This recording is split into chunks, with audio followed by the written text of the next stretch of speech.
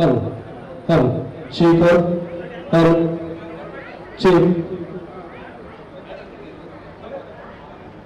Chill हल हल शिखर हल हल chill chill chill chill chill chill chill हल हल चिल टेस्ट टेस्ट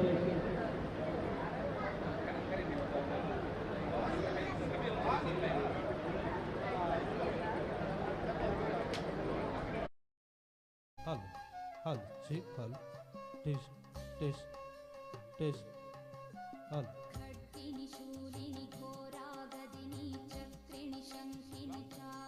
चेक हल हल हल चेक चेक हल चेक हल टेस्ट हल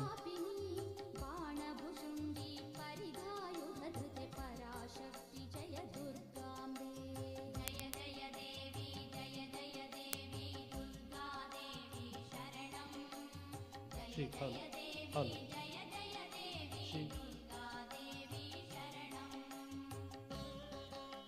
चेक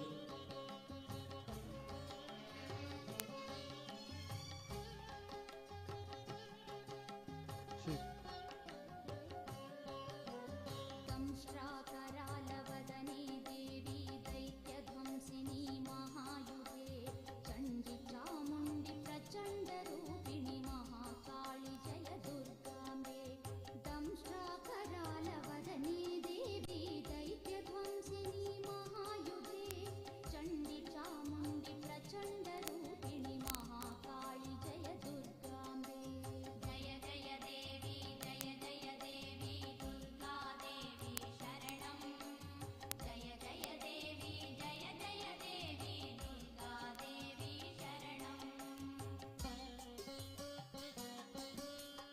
हल हल चेक चेक हल हल हल हल चेक चेक हल हल हल हल हल हल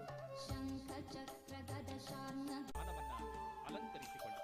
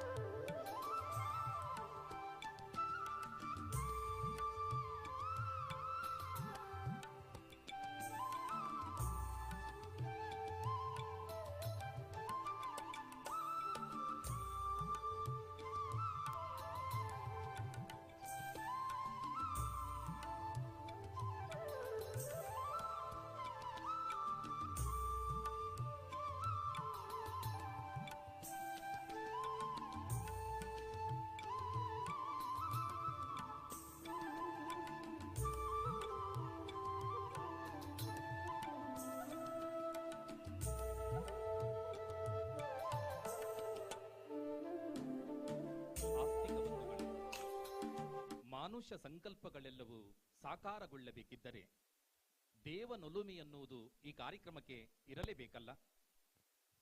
ಪ್ರಾಚೀನವಾದ ಇತಿಹಾಸವನ್ನು ಹೊಂದಿರುವ ಮಾರಾಳಿಯ ಮಹಾಗಣಪತಿ ನಮ್ಮೆಲ್ಲರ ಆರಾಧ್ಯ ಮಾತೆಯಾಗಿ ಕಂಗೊಳಿಪ ತಾಯಿ ದುರ್ಗಾ ಪರಮೇಶ್ವರಿಯ ಸಂಪ್ರಾರ್ಥನೆಯ ಮೂಲಕ ಈ ಕಾರ್ಯಕ್ರಮವನ್ನು ಆರಂಭಿಸಬೇಕಾದದ್ದು ನಮ್ಮೆಲ್ಲರ ಆದ್ಯ ಕರ್ತವ್ಯವಲ್ಲವೇ? ಆ ಕಾರಣಕ್ಕೆ ಮಂಗಲಕರವಾದಂತಹ ಸಂಪ್ರಾರ್ಥನೆಯ ಮೂಲಕ ಈ ಕಾರ್ಯಕ್ರಮಕ್ಕೆ ಶುಭಾರಂಭವನ್ನು ನೀಡುವುದಕ್ಕಾಗಿ ಶ್ರೀಮತಿ ಪೂರ್ಣಿಮಾ ಜೆ ಶೆಟ್ಟಿ ಮತ್ತು ಶ್ರೀಮತಿ ಅಂಜಲಿ ಪಿ ಶೆಟ್ಟಿ ಅವರಲ್ಲಿ ಭಿನ್ನವಿಸಿಕೊಳ್ಳುತ್ತೇನೆ. ಬನ್ನಿ ಪ್ರಾರ್ಥನಾ ಸ್ತುತಿಯನ್ನ ನೆರವೇರಿಸಿಕೊಡಿ. ಪ್ರಾರ್ಥನೆ ನೆರವೇರುವ ಹೊತ್ತಿನಲ್ಲಿ ನೆರೆದಿರುವ ನಾವೆಲ್ಲ ಒಂದು ಸಲ ಎದ್ದು ನಿಂತು ಈ ಪ್ರಾರ್ಥನೆಗೆ ಗೌರವವನ್ನ ತೋರೋಣ. ದೇವರನ್ನ ಮನದಲ್ಲೇ ಸಂಪ್ರಾರ್ಥಿಸಿಕೊಳ್ಳೋಣ.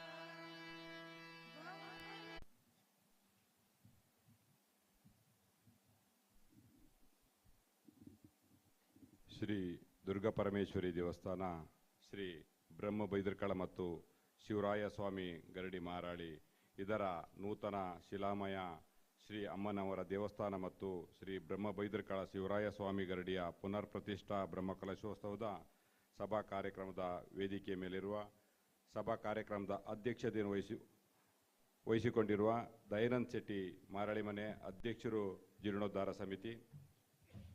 ದಯಾನಂದ್ ಶೆಟ್ಟಿ 3 ತಿಂಗಳ ಕೆಳಗೆ ದೇವಸ್ಥಾನದ ಕಾರ್ಯವನ್ನು ದಯಾನಂದ್ ಶೆಟ್ಟಿ ಅವರು ಕೈಗೆತ್ತಿಕೊಂಡ್ರು. ಹೆಚ್ಚಿನ ಜನ, ನಾನಿಲ್ಲಿ ನೋಡ್ತಾ ಇದ್ದೆ, ಹೆಚ್ಚಿನ ಜನ 3 ತಿಂಗಳಲ್ಲಿ ಕೆಲಸ ಆಗಲ್ಲ ಅನ್ನುವ ವಿಷಯಗಳು ಹೇಳಿದಾಗ ಎಲ್ಲೂ ಕೂಡ ಸಿಟ್ಟಿಗೆ ಹೇಳದೆ ಅಥವಾ ಅಸಹನೆಯನ್ನು ವ್ಯಕ್ತಪಡಿಸಿದೆ. ಇಡೀ ಊರವರನ್ನು, ತನ್ನ ಕುಟುಂಬಿಕರನ್ನು ಕೂಡಿಸಿಕೊಂಡು ಕೇವಲ 3 ತಿಂಗಳ ಒಳಗಡೆ ಭವ್ಯವಾದ ದೇಗುಲದ ನಿರ್ಮಾಣಕ್ಕೆ ಕಾರಣೀಕರ್ತರಾದ ಮಾರಳಿ ಮನೆ ದಯಾನಂದ್ ಶೆಟ್ಟಿ ಅವರನ್ನು ಊರಿನವರ ಪರವಾಗಿ ಹೃತ್ಪೂರ್ವಕವಾಗಿ ಈ ಕಾರ್ಯಕ್ರಮಕ್ಕೆ ಸ್ವಾಗತಿಸುತ್ತಿದ್ದೇನೆ. ಅದೇ ರೀತಿಯಲ್ಲಿ ಇವತ್ತು ಭವ್ಯವಾದ ದೇಗುಲ ನಮ್ಮ ಕಣ್ಮುಂದೆ ಇದೆ. ಮಾರಳಿ ಮನೆಯವರು ಆರಾಧಿಸಿಕೊಂಡು ಬಂದಂಥ, ಗ್ರಾಮಸ್ಥರು ಆರಾಧಿಸಿಕೊಂಡು ಬಂದಂಥ ದೇವಸ್ಥಾನ. ಇವತ್ತು ಈ ಭವ್ಯವಾದ ದೇವಸ್ಥಾನದ ನಿರ್ಮಾಣಕ್ಕೆ ಪ್ರೇರಣಾ ಶಕ್ತಿಯಾದವರು ಕಿಶೋರ್ ಕುಮಾರ್ ಹೆಗ್ಡೆ ಕೈಲ್ಕೆರೆ, ಇವರನ್ನು ಕೂಡ ಈ ಕಾರ್ಯಕ್ರಮಕ್ಕೆ ಹೃತ್ಪೂರ್ವಕವಾಗಿ ಸ್ವಾಗತಿಸಿದ್ದೇನೆ. ಹಿರಿಯರಾಗಿ ನಮ್ಮೆಲ್ಲ ಧಾರ್ಮಿಕ ಕಾರ್ಯಕ್ರಮಗಳಿಗೆ, ಜೀರ್ಣೋದ್ಧಾರ ಕಾರ್ಯಕ್ಕೆ ಮಾರ್ಗದರ್ಶನ ನೀಡಿರುವ ಶಿಕ್ಷಕರಾದ ಸುಧಾಕರ್ ಶೆಟ್ಟಿ ಮಾರಳಿ ಮನೆ, ಇವರಿಗೂ ಕೂಡ ಹೃತ್ಪೂರ್ವಕವಾಗಿ ಈ ಕಾರ್ಯಕ್ರಮಕ್ಕೆ ಸ್ವಾಗತವನ್ನು ಕೋರುತ್ತಿದ್ದೇನೆ.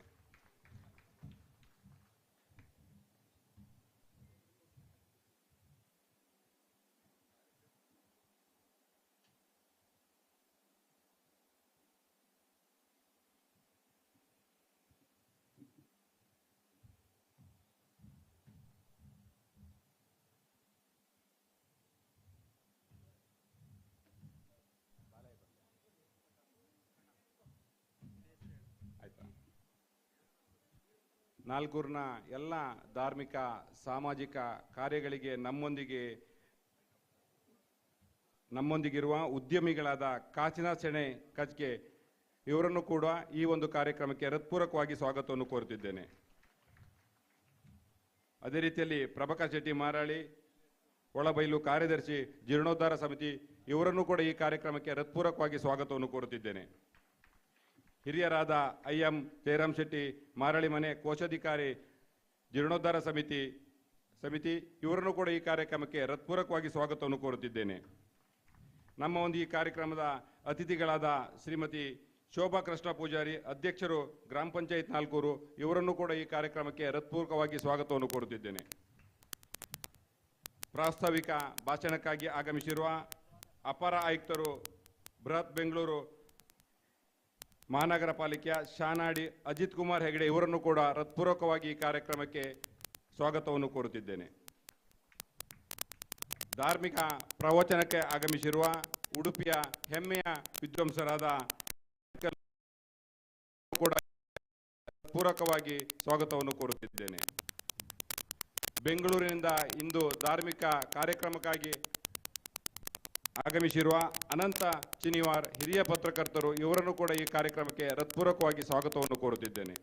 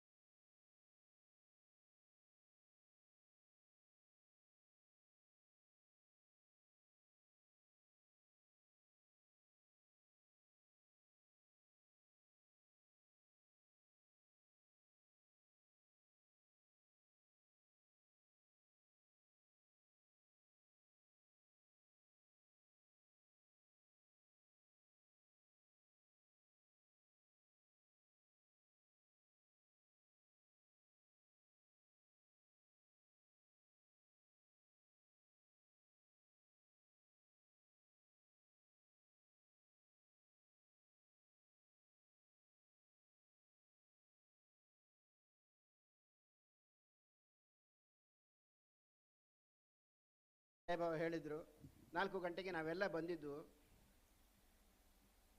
ಜನ ಇರಲಿಲ್ಲ ಇಲ್ಲಿ. ಸರ್ವಜ್ಞ ಕವಿ ಹೇಳ್ತಾನೆ, ಕ್ಷೀರವನು ಧರೆಯೊಳಗೆ ಮಾರುವರು ಮನೆ ಮನೆಗೆ, ಕ್ಷೀರವನು ಧರೆಯೊಳಗೆ ಮಾರುವರು ಮನೆ ಮನೆಗೆ, ಸಾರಾಯಿಯೆಡೆಗೆ ಹಾರುವರು ದುರುಳರ ದಾರಿ ಇಂತೆಂದ ಸರ್ವಜ್ಞ ಅಂತ. ಹಾಲು ಬೇಕಾದರೆ ಬೆಳಿಗ್ಗೆ ಚಹಾ ಮಾಡಲಿಕ್ಕೆ ನಮಗೆ ಬೇಕಾಗೋದು, ಇಡೀ ದಿವಸ ಹಾಲು ಮೊಸರು ತುಪ್ಪ ಎಲ್ಲ ಹಾಲಿಂದ ಮಾಡ್ತಾರೆ. ಅಂತಹ ಹಾಲನ್ನು ನಾವು ತಗೊಳ್ಬೇಕಾದ್ರೆ ಮನೆಗೆ ಬರಬೇಕು. ಹಾಲು ಬೆಳಿಗ್ಗೆ ಮನೆ ಬಾಗಿಲಿಗೆ ಬರಬೇಕು. ಹಾಗಾದರೆ ಮಾತ್ರ ನಾವು ಹಾಲನ್ನು ಉಪಯೋಗಿಸಲಿಕ್ಕೆ ಪ್ರಾರಂಭ ಮಾಡ್ತೇವೆ. ಆದರೆ ಸಾರಾಯ ಆದರೆ ಬೆಳಿಗ್ಗೆ ಬಾಗಿಲು ತೆಗೆಯುವ ಮೊದಲೇ ಹೋಗಿ ಅಂಗಡಿಯ ಬಾಗಿಲು ತಟ್ಟುವಂತಹ ಪರಿಪಾಠ. ಯಾಕೆ ಹೇಳಿದ್ದೇನೆ ಅಂತ ಅರ್ಥ ಮಾಡಿಕೊಳ್ಳಿ. ಇಲ್ಲಿ ಜಿಂಗಿ ಚಕ್ಕ ಆದರೆ ತುಂಬ ಜನ ಬಹಳ ಬೇಗ ಬರ್ತಾರೆ. ಮೊನ್ನೆಯ ದಿನದ ದುರಂತ ಕೂಡ ನೆನಪಿಸಿಕೊಳ್ಳಿ. ಹಾಗೆ ಒಳ್ಳೆಯ ವಿಚಾರಗಳಿಗೆ ಸಜ್ಜನರು ಮಾತ್ರ ಬರ್ತಾರೆ ಅಂದ್ಕೊಂಡು ನಮ್ಮ ಗುರುಗಳಾದ ಬಾಲಕೃಷ್ಣ ಶೆಟ್ಟರಿದ್ರು, ಜನ ಇಲ್ಲಿದ್ರೆ ಅಡ್ಡಿಲ್ಲ, ಕಣ್ಣು ಮುಚ್ಕೊಂಡು ತುಂಬ ಜನ ಇದ್ದಾರಂತೆ ಮಾತಾಡಿ ಬಿಡು ಅಂತಂದರು. ಹಾಗೆ ಕಲ್ಪನೆಯನ್ನು ಮಾಡಿಕೊಳ್ತಾ ಕೆಲವೇ ಮಾತುಗಳಲ್ಲಿ ನಾನು ಮುಗಿಸಲಿಕ್ಕಿದ್ದೇನೆ. ಮೈಸೂರು ಅರಸರ ಕಾಲದ ಒಂದು ದೇವಸ್ಥಾನ. ಹಿರಿಯರು ಹೇಳ್ತಾರೆ, ಕಳ್ತೂರಿನ ಆರ್ಬೆಟ್ಟಿನ ಶಿಲಾಶಾಸನದಲ್ಲಿ ಮಾರಾಳಿಯ ಕುಟುಂಬದ, ನಾನಿಲ್ಲಿ ಮಾರಾಳಿ ಅಂದಾಗ 3 ಮಾರಾಳಿ, ಚಾರ, ಬನ್ನಾಡಿ, ನಮ್ಮ ಅಪ್ಪಯ್ಯ ಯಾವಾಗಲೂ ಸೇರಿಸಿ ಹೇಳುವಂತಹ ಈ ಒಂದು ವಾಕ್ಯ. ಇಡೀ ಕುಟುಂಬ ಹಾಗೂ 4 ಊರಿನ ಎಲ್ಲ ಬಂಧುಗಳು. 4 ಊರು ಅಂದರೆ ತುಂಬ ದೊಡ್ಡ ಊರು. ಮಾರಾಳಿ 4 ಊರು ಗ್ರಾಮಕ್ಕೆ ಮೊದಲ ಮನೆ. ಈ ಮಾರಾಳಿಯ ಗಿರಿಯಣ್ಣ ಶೆಟ್ಟರು ಪ್ರಪ್ರಥಮವಾಗಿ ಈ ದೇವಸ್ಥಾನದ ಮುಕ್ತೇಶ್ವರರಾಗಿದ್ದರು. ಅದಾದ ನಂತರ ವೆಂಕಪ್ಪ ಶೆಟ್ಟರು, ಅನಂತ ಶೆಟ್ಟರು, ಆ ಎಲ್ಲ ವಿವರಗಳಿಗೆ ನಾನು ಹೋಗುವುದಿಲ್ಲ. ಆದರೆ ಇವತ್ತಿನ ಈ ಸಂಭ್ರಮ ಏನಿದೆ, ಇಲ್ಲಿ ಶಿಲಾಮಯವಾದಂತಹ ದುರ್ಗಾ ಪರಮೇಶ್ವರಿಯ ಸನ್ನಿಧಿ, ಬ್ರಹ್ಮವೈದರ್ಕಳ ಗುಂಡ, ಕೋಟಿ ಚೆನ್ನಯ್ಯರ ವಿಗ್ರಹ, ಇವೆಲ್ಲ ಇವತ್ತು ನೋಡಲಿಕ್ಕೆ ಇಷ್ಟೊಂದು ಹೊಳೆಯುವ ರೀತಿಯಲ್ಲಿ ನೋಡಲಿಕ್ಕೆ ಕಾರಣರಾದವರು ಮಾರಾಳಿ ಕುಟುಂಬ ಮತ್ತು 4 ಊರು ಗ್ರಾಮಸ್ಥರು. ಈ ಪ್ರಸ್ತಾವನೆಯಲ್ಲಿ ನಾನು ಮರೆಯದೇ ಹೇಳಬೇಕಾದಂತಹ ಒಂದು ಹೆಸರಂದರೆ, ಇಂದು ಕೂಡ ಅನುವಂಶೀಯ ಮುಕ್ತೇಶ್ವರರಾದ ಮಾರಾಳಿ ವಿಠ್ಠಲ್ ಶೆಟ್ಟರ್ ಅಂದರೆ ನನ್ನ ಚಿಕ್ಕಪ್ಪ. ಅವರ ವಯಸ್ಸಿನ ಕಾರಣಕ್ಕಾಗಿ ಅಳಿಯಂದಿರೆಲ್ಲ ಪ್ರಬಲರಾಗಿದ್ದಾರೆ. ಅಳಿಯಂದರು ಪ್ರಬಲರಾದಾಗ ಮಾವಂದಿರು ಅವರಿಗೆ ಸಲಹೆ ಸೂಚನೆಯನ್ನು ನೀಡುವಂತಹ ಕೆಲಸ ಮಾತ್ರ ಅವರಿಗಿರ್ತದೆ. ಈ ದೇವಸ್ಥಾನದ ಜೀರ್ಣೋದ್ಧಾರದ ಕನಸನ್ನು ಕಟ್ಟಿದವರು, ಕನಸನ್ನು ಪೋಷಿಸಿಕೊಂಡು ಬಂದವರು ಮಾರಾಳಿ ಮನೆಯ ಹೆಮ್ಮೆಯ ಪುತ್ರ, ಗಿಳಿಯಾರಿನಲ್ಲಿ ಅವರು ಎಲ್ಲ ಜಿ ಅಂತ ಗಿಳಿಯಾರ್ನವರೇ ಅವರು, ಸದಾನಂದ ಶೆಟ್ಟಿ, ವಿಜಯ ಬ್ಯಾಂಕಿನಲ್ಲಿ ಜನರಲ್ ಮ್ಯಾನೇಜರ್ ಆಗಿ ರಿಟೈರ್ ಆದವರು. ಅವರಿಗೊಂದು ಕನಸಿತ್ತು, ಈ ಮಾರಾಳಿಯ ಮನೆಯ ತನ್ನ ಹುಟ್ಟಿದ ಮನೆ ಈ ದೇವಸ್ಥಾನ ಪ್ರವರ್ಧಮಾನಕ್ಕೆ ಬರಬೇಕು ಅಂತ ಎಲ್ಲ ಅಳಿಯಂದಿರನ್ನು ಸೇರಿಸಿಕೊಂಡು, ಊರವರನ್ನ ಸೇರಿಸಿಕೊಂಡು ಒಂದು ಕನಸನ್ನು ಕಟ್ಟಿದರು. ಆದರೆ ಆ ಕನಸು ಇಷ್ಟು ದೊಡ್ಡದಾಗಿರಲಿಲ್ಲ. ಒಂದು 50 ಲಕ್ಷದ ಒಳಗೆ ಈ ದೇವಸ್ಥಾನ ಜೀರ್ಣೋದ್ಧಾರದ ಕೆಲಸ ಮುಗಿಬೇಕು ಅನ್ನುವಂಥ ಒಂದು ಕನಸಿತ್ತು. ಇವತ್ತು ಸದಾನಂದ ಹೆಗಡೆಯವರ, ನನ್ನ ಸದಾ ಭಾವನ ಆತ್ಮ ಸ್ವರ್ಗದಲ್ಲಿ ಖಂಡಿತವಾಗಿ ಸಂಭ್ರಮಿಸ್ತಾ ಇದೆ. ದುರದೃಷ್ಟವಶಾತ್ ಹೆಚ್ಚು ದಿನ ಅವರು ನಮ್ಮೊಂದಿಗೆ ಬದುಕಲಿಕ್ಕೆ ಸಾಧ್ಯ ಆಗಲಿಲ್ಲ. ಆ ಕನಸನ್ನು ಮತ್ತೆ ಪೋಷಿಸಿದವರು ಇವತ್ತಿನ ಅಧ್ಯಕ್ಷರಾದ ದಯಾನಂದ ಶೆಟ್ಟಿಯವರು. ಸದಭಾವನೆಗಿಂತ ಅವರು ಸಣ್ಣವರು. ಅವರಿಗೂ ಕೂಡ ತಲೆ ಕೂದಲು ಬೆಳ್ಳಗಾಗಿದೆ, ಮೀಸೆ ಕೂಡ ಬೆಳ್ಳಗಾಗಿದೆ. 75 ವರ್ಷ ಆಗಿದೆ ಅವರಿಗೆ. ಆದರೆ ನಮಗೆಲ್ಲ ನಾಚಿಕೆ ಆಗುವಷ್ಟು ಲವಲವಿಕೆಯಿಂದ ಅವರು ಈ ನಿಟ್ಟಿನಲ್ಲಿ ಕೆಲಸ ಮಾಡಿದ್ದಾರೆ. ಒಂದು ದೇವಸ್ಥಾನವನ್ನು ಕಟ್ಟುವಂಥದ್ದು ಅಥವಾ ಜೀರ್ಣೋದ್ಧಾರ ಮಾಡುವಂಥದ್ದು ಅಷ್ಟೇನು ಸುಲಭದ ಕೆಲಸ ಅಲ್ಲ. ಅವರ ವೈಶಿಷ್ಟ್ಯ ಏನಂದರೆ ಎಲ್ಲರನ್ನ ಒಟ್ಟುಗೂಡಿಸಿಕೊಂಡು ಅವ್ರು ಹೋದರು. ಇಡೀ ಕುಟುಂಬ ಹಿರಿಯರು ಕಿರಿಯರು ಅಂತ ಅನಿಸಿಕೊಳ್ಳದೆ ಎಲ್ಲರನ್ನ ಸೇರಿಸಿಕೊಂಡು ಹೋದರು. ಒಂದು ವಾಟ್ಸಪ್ ಗ್ರೂಪನ್ನು ಮಾಡಿದರು. ಎಲ್ಲಿಯವರೆಗೆ ಅಂದರೆ ನಾನು ಅದರಲ್ಲಿ ಕಂಡುಕೊಂಡದಂದರೆ ಪಾರದರ್ಶಕತೆಯನ್ನು. 5,000ದಿಂದ ಕಿಶೋರಣ್ಣ 27 ಲಕ್ಷ ರೂಪಾಯಿವರೆಗೆ ಕೊಟ್ಟರು. ಎಲ್ಲವನ್ನ ಪ್ರತಿ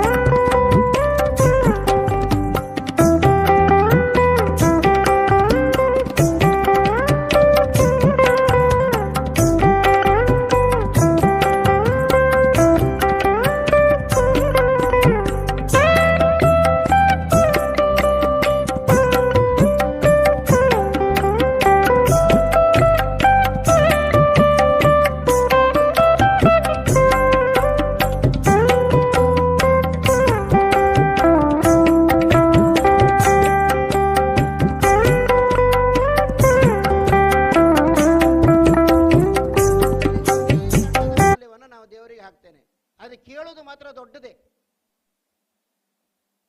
ದೇವರು ನಮ್ಗೆ ಅತಿ ದೊಡ್ಡದು ಕೊಡಬೇಕು. ಆದರೆ ಬ್ರಾಹ್ಮಣರ ತಟ್ಟೆಗೆ ದುಡ್ಡನ್ನು ಹಾಕುವಾಗ ಅಥವಾ ದೇವರ ಡಬ್ಬಿಗೆ ದುಡ್ಡನ್ನು ಹಾಕುವಾಗ ವಿವೇಕ ಆಗ ಒಂದು ಮಾತನ್ನು ಹೇಳಿದ ನಮ್ಮ ಮೋನಣ್ಣನ ಮಗ ನನಗೆ, ನೀವೊಂದು ಪ್ರಾಸ್ತಾವಿಕವಾಗಿ ಮಾತಾಡುವಾಗ ಒಂದು ವಿಚಾರ ಹೇಳಬೇಕಂತ.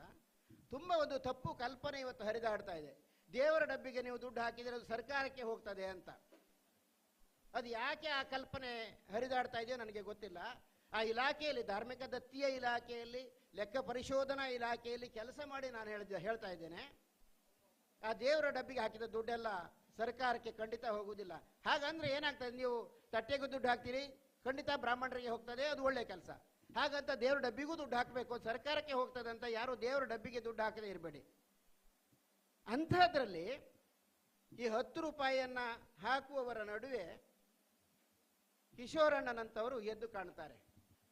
27 ಲಕ್ಷಗಳ ಕೊಡುಗೆಯನ್ನು ಒಬ್ಬ ಮನುಷ್ಯ ಮಾಡ್ತಾನಂದ್ರೆ ತಳ ತಳ ತಳ ಹೊಳೆಯುವ ವಜ್ರದ ನೆಕ್ಲೆಸ್ ಅನ್ನು ಅವರ ಹೆಂಡತಿಯ ಕುತ್ತಿಗೆ ಮಾಡಿ ಹಾಕಬಹುದಿತ್ತು ಅವರು, ಅಥವಾ 16 ರೇಷ್ಮೆಯ ಸೀರೆಗಳನ್ನು ತಂದು ಹಾಕಬಹುದಿತ್ತು.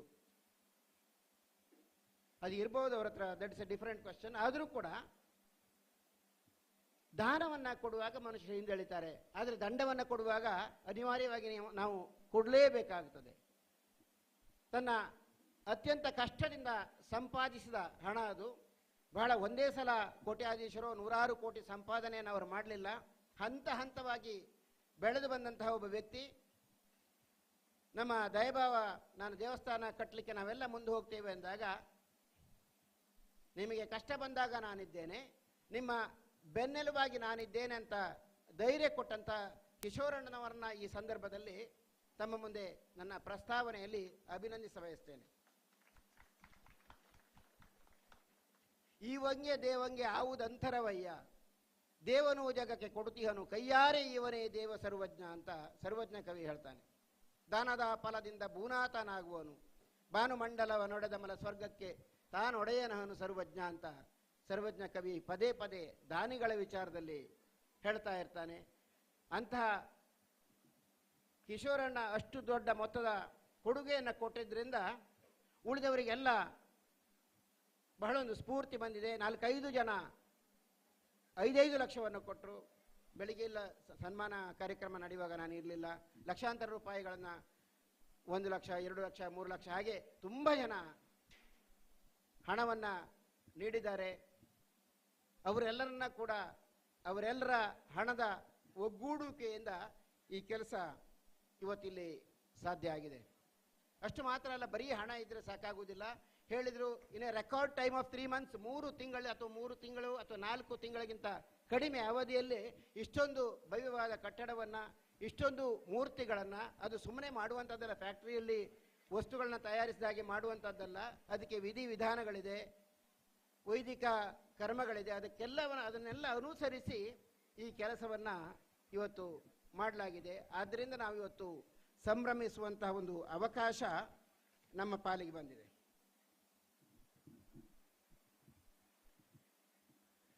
ಹಾಗೆ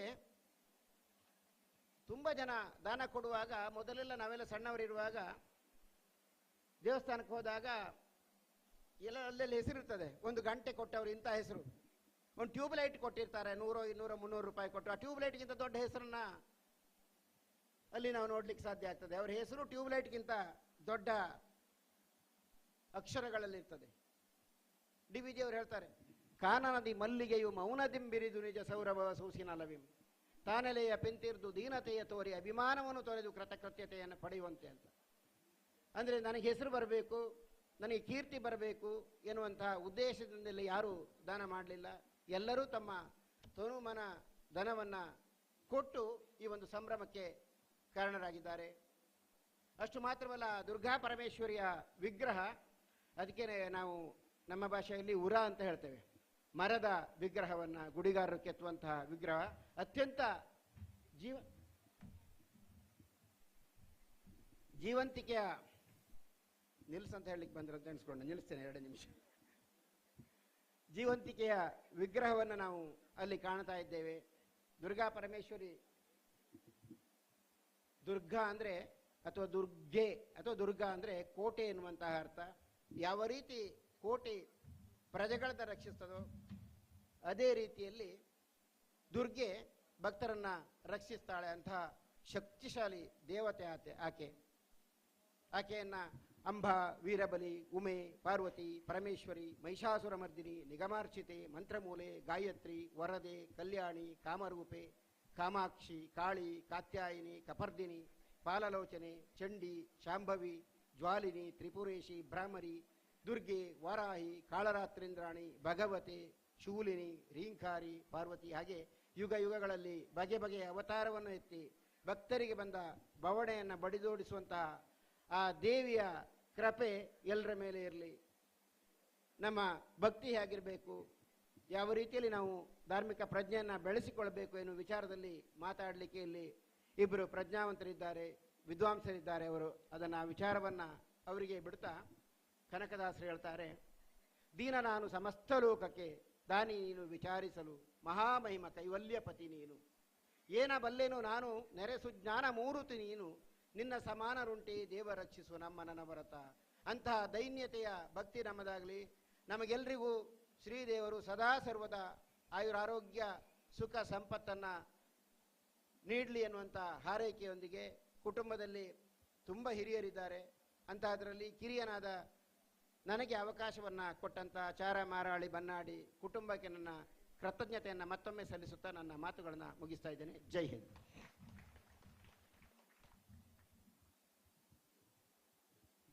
ಸಹೃದಯರೇ, ನಮ್ಮೂರ ಈ ಶ್ರೇಷ್ಠತಮವಾದ ದೇಗುಲದ ಕುರಿತಾಗಿ ಅರ್ಥಪೂರ್ಣವಾದ ಪ್ರಾಸ್ತಾವಿಕ ಮಾತುಗಳನ್ನು ಹಂಚಿಕೊಂಡ ಶಾನಾಡಿ ಅಜಿತ್ ಕುಮಾರ್ ಹೆಗಡೆ ಅವರಿಗೊಂದು ಪ್ರೀತಿಯ ಚಪ್ಪಾಳಿಯ ಕೃತಜ್ಞತೆಯನ್ನು ನಾವು ಸಮರ್ಪಿಸಿಕೊಳ್ಳೋಣ. ಇದೀಗ ನಮ್ಮ ಈ ಧಾರ್ಮಿಕ ಸಭಾ ಕಾರ್ಯಕ್ರಮದ ಬಹಳ ಮುಖ್ಯವಾದ ಘಟ್ಟ ಉದ್ಘಾಟನಾ ಸಮಾರಂಭ. ಈ ಮಂಗಲಕರವಾದ ದೀಪವನ್ನು ಪ್ರಾಂಜಲ ಮನಸ್ಸಿನಿಂದ ದೇದೀಪ್ಯಮಾನವಾಗಿ ಪ್ರಜ್ವಲಿಸುವಂತೆ ಹಿರಿಯರೂ ಸಹೃದಯರೂ ಆಗಿರುವ ಎಂ ಸುಧಾಕರ ಶೆಟ್ಟಿ ಮಾರಾಳಿ ಮನೆಯವರಲ್ಲಿ ಭಿನ್ನವಿಸಿಕೊಳ್ಳುತ್ತೇನೆ. ಇವರ ಜೊತೆ ವೇದಿಕೆಯ ಎಲ್ಲ ಗಣ್ಯಮಾನ್ಯರು ಈ ದೀಪ ಪ್ರಜ್ವಲನೆಯ ಹೊತ್ತಿನಲ್ಲಿ ಕೈಯನ್ನು ಜೋಡಿಸುವಂತೆ ಸಂಭ್ರಮದ ಬಿನ್ನಹವನ್ನ ಮಾಡಿಕೊಳ್ಳುತ್ತೇನೆ. ಸನಾತನವಾದ ನಮ್ಮ ಸಂಸ್ಕೃತಿಯಲ್ಲಿ ದೀಪಕ್ಕೆ ಬಹಳ ಮುಖ್ಯವಾದ ಪ್ರಾಶಸ್ತ್ಯ. ಹಚ್ಚುತ್ತಲಿ ದೀಪ ಹಚ್ಚಲದೆ ಮನಸ, ಕಳಚಿ ಹೋಗಲಿ ಎದೆಯ ತಮ ದುಡುಗೆ ಸತತ, ಹಚ್ಚಿದದೆ ಘನತೆ ಶತಮಾನದ ಹಣತೆ, ಕಳೆಯಲಿ ಭವದ ಅಜ್ಞಾನ ಅವಿರತ. ಈ ಜ್ಯೋತಿಯ ಸಾನ್ನಿಧ್ಯ ವಲಯಕ್ಕೆ ಸಿಕ್ಕ ಮನಸ್ಸುಗಳೆಲ್ಲವೂ ಜ್ಯೋತಿರ್ಮಯವಾಗಲಿ, ಅದು ಮುಟ್ಟಿದರೆ ಮಟ್ಟಿ ಹೊಂಗಟ್ಟಿಯಾಗಲಿ, ಜಗತ್ತಿಗೆ ಮಂಗಲವಾಗಲಿ ಎಂಬ ಸಚ್ಚಿಂತನೆಯೊಂದಿಗೆ ಈ ಮಂಗಲಕರವಾದ ದೀಪವನ್ನ ಪ್ರಾಂಜಲ ಮನಸ್ಸಿನಿಂದ ದೇದೀಪ್ಯಮಾನವಾಗಿ ಬೆಳಗಿಕೊಳ್ಳುತ್ತೇವೆ. ಕಣ್ತುಂಬಿಕೊಳ್ಳೋಣ.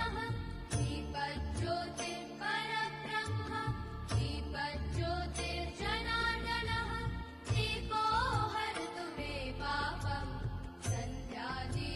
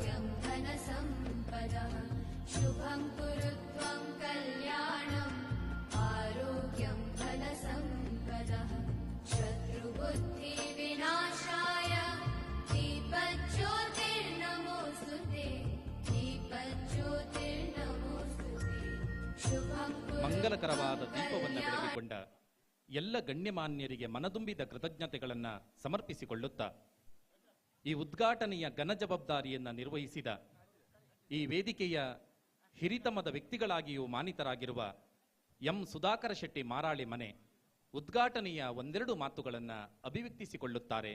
ಕಿವಿಯಾಗೋಣ. ಬನ್ನಿ ಹಿರಿಯರೇ, ಉದ್ಘಾಟನೆಯ ಮಾತುಗಳನ್ನು ನೆರವೇರಿಸಿಕೊಡಿ.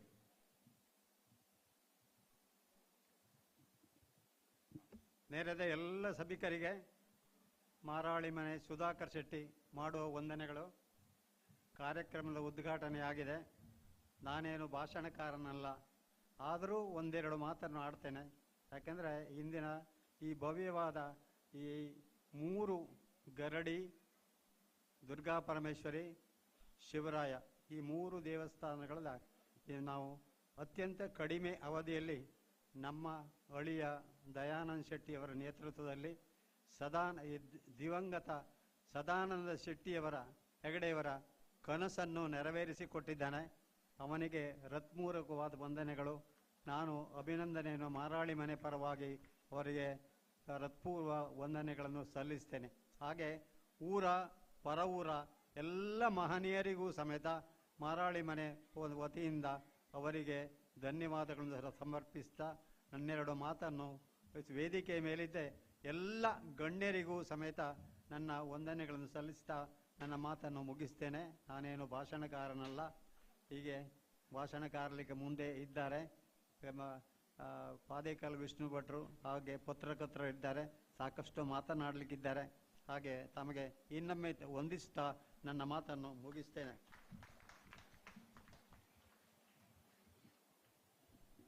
ಸಹೃದಯರೇ, ಈ ಹಿರಿಯರ ಅಂತರಂಗದ ಶುದ್ಧ ಭಾವದ ಮಾತಿಗೆ ಒಂದು ಕೃತಜ್ಞತಾ ರೂಪದ ಗಟ್ಟಿ ಚಪ್ಪಾಳೆಯನ್ನು ಹಿರಿಯರಿಗೆ ನಾವು ಸಮರ್ಪಿಸಿಕೊಳ್ಳುತ್ತೇವೆ. ಇದೀಗ ನಮ್ಮ ಈ ಸುಧರ್ಮ ಸಭೆಯ ಬಹಳ ಮುಖ್ಯವಾದ ಘಟ್ಟ ಧಾರ್ಮಿಕ ಪ್ರವಚನ. ಕನ್ನಡ ಸಾಹಿತ್ಯ ಪರಂಪರೆಯಲ್ಲಿ ಪಂಡಿತ ಪರಂಪರೆಯ ಮಹನೀಯ ವ್ಯಕ್ತಿಯಾಗಿ ಕಂಗೊಳಿಸುತ್ತಿರುವವರು ಡಾಕ್ಟರ್ ಪಾದೇಕಲ್ಲು ವಿಷ್ಣು ಭಟ್ಟರು. 20ಕ್ಕೂ ಅಧಿಕ ಮಹತ್ವದ ಕೃತಿಗಳನ್ನು ಸಾಹಿತ್ಯ ಪರಂಪರೆಗೆ ಕೊಟ್ಟವರು ಡಾಕ್ಟರ್ ಪಾದೇಕಲ್ಲು ಅವರು. ಸಂಭ್ರಮದಿಂದ ನಾವು ನೆನಪು ಮಾಡಿಕೊಳ್ಳುತ್ತೇವೆ. ಇತ್ತೀಚೆಗಷ್ಟೇ ಪಡವಿಗೊಡೆಯ ಉಡುಪಿಯ ಶ್ರೀಕೃಷ್ಣ ಮಠದ ರಾಜಾಂಗಣದಲ್ಲಿ ಜರುಗಿದ ಉಡುಪಿ ಜಿಲ್ಲಾ ಸಾಹಿತ್ಯ ಸಮ್ಮೇಳನದ ಸರ್ವಾಧ್ಯಕ್ಷತೆಯಂತಹ ಮಹತ್ವದ ಜವಾಬ್ದಾರಿಯನ್ನ ಸಮರ್ಥವಾಗಿ ನಿರ್ವಹಿಸಿದ ಡಾಕ್ಟರ್ ಪಾದೇಕಲ್ಲು ವಿಷ್ಣು ಭಟ್ ಮಾರಾಳಿಯಂತಹ ಈ ಪುಣ್ಯದೂರಿಗೆ ಬಂದಿರುವುದೇ ನಮಗೆ ಸಂಭ್ರಮದ ಸಂಗತಿ. ಅವರು ಇದೀಗ ಧಾರ್ಮಿಕ ಪ್ರವಚನವನ್ನ ನೆರವೇರಿಸಿಕೊಡುತ್ತಾರೆ. ಬನ್ನಿ ಸರ್, ಮಾತನಾಡಿ.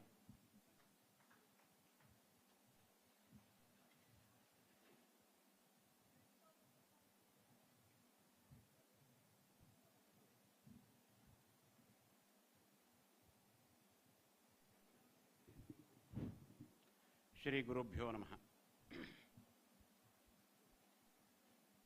ಕಾರ್ಯಕ್ರಮದ ಅಧ್ಯಕ್ಷರೇ, ವೇದಿಕೆಯಲ್ಲಿರುವ ಎಲ್ಲ ಹಿರಿಯರೇ ಮತ್ತು ಇಲ್ಲಿ ಸೇರಿದಂಥ ಎಲ್ಲ ಬಂಧುಗಳೇ,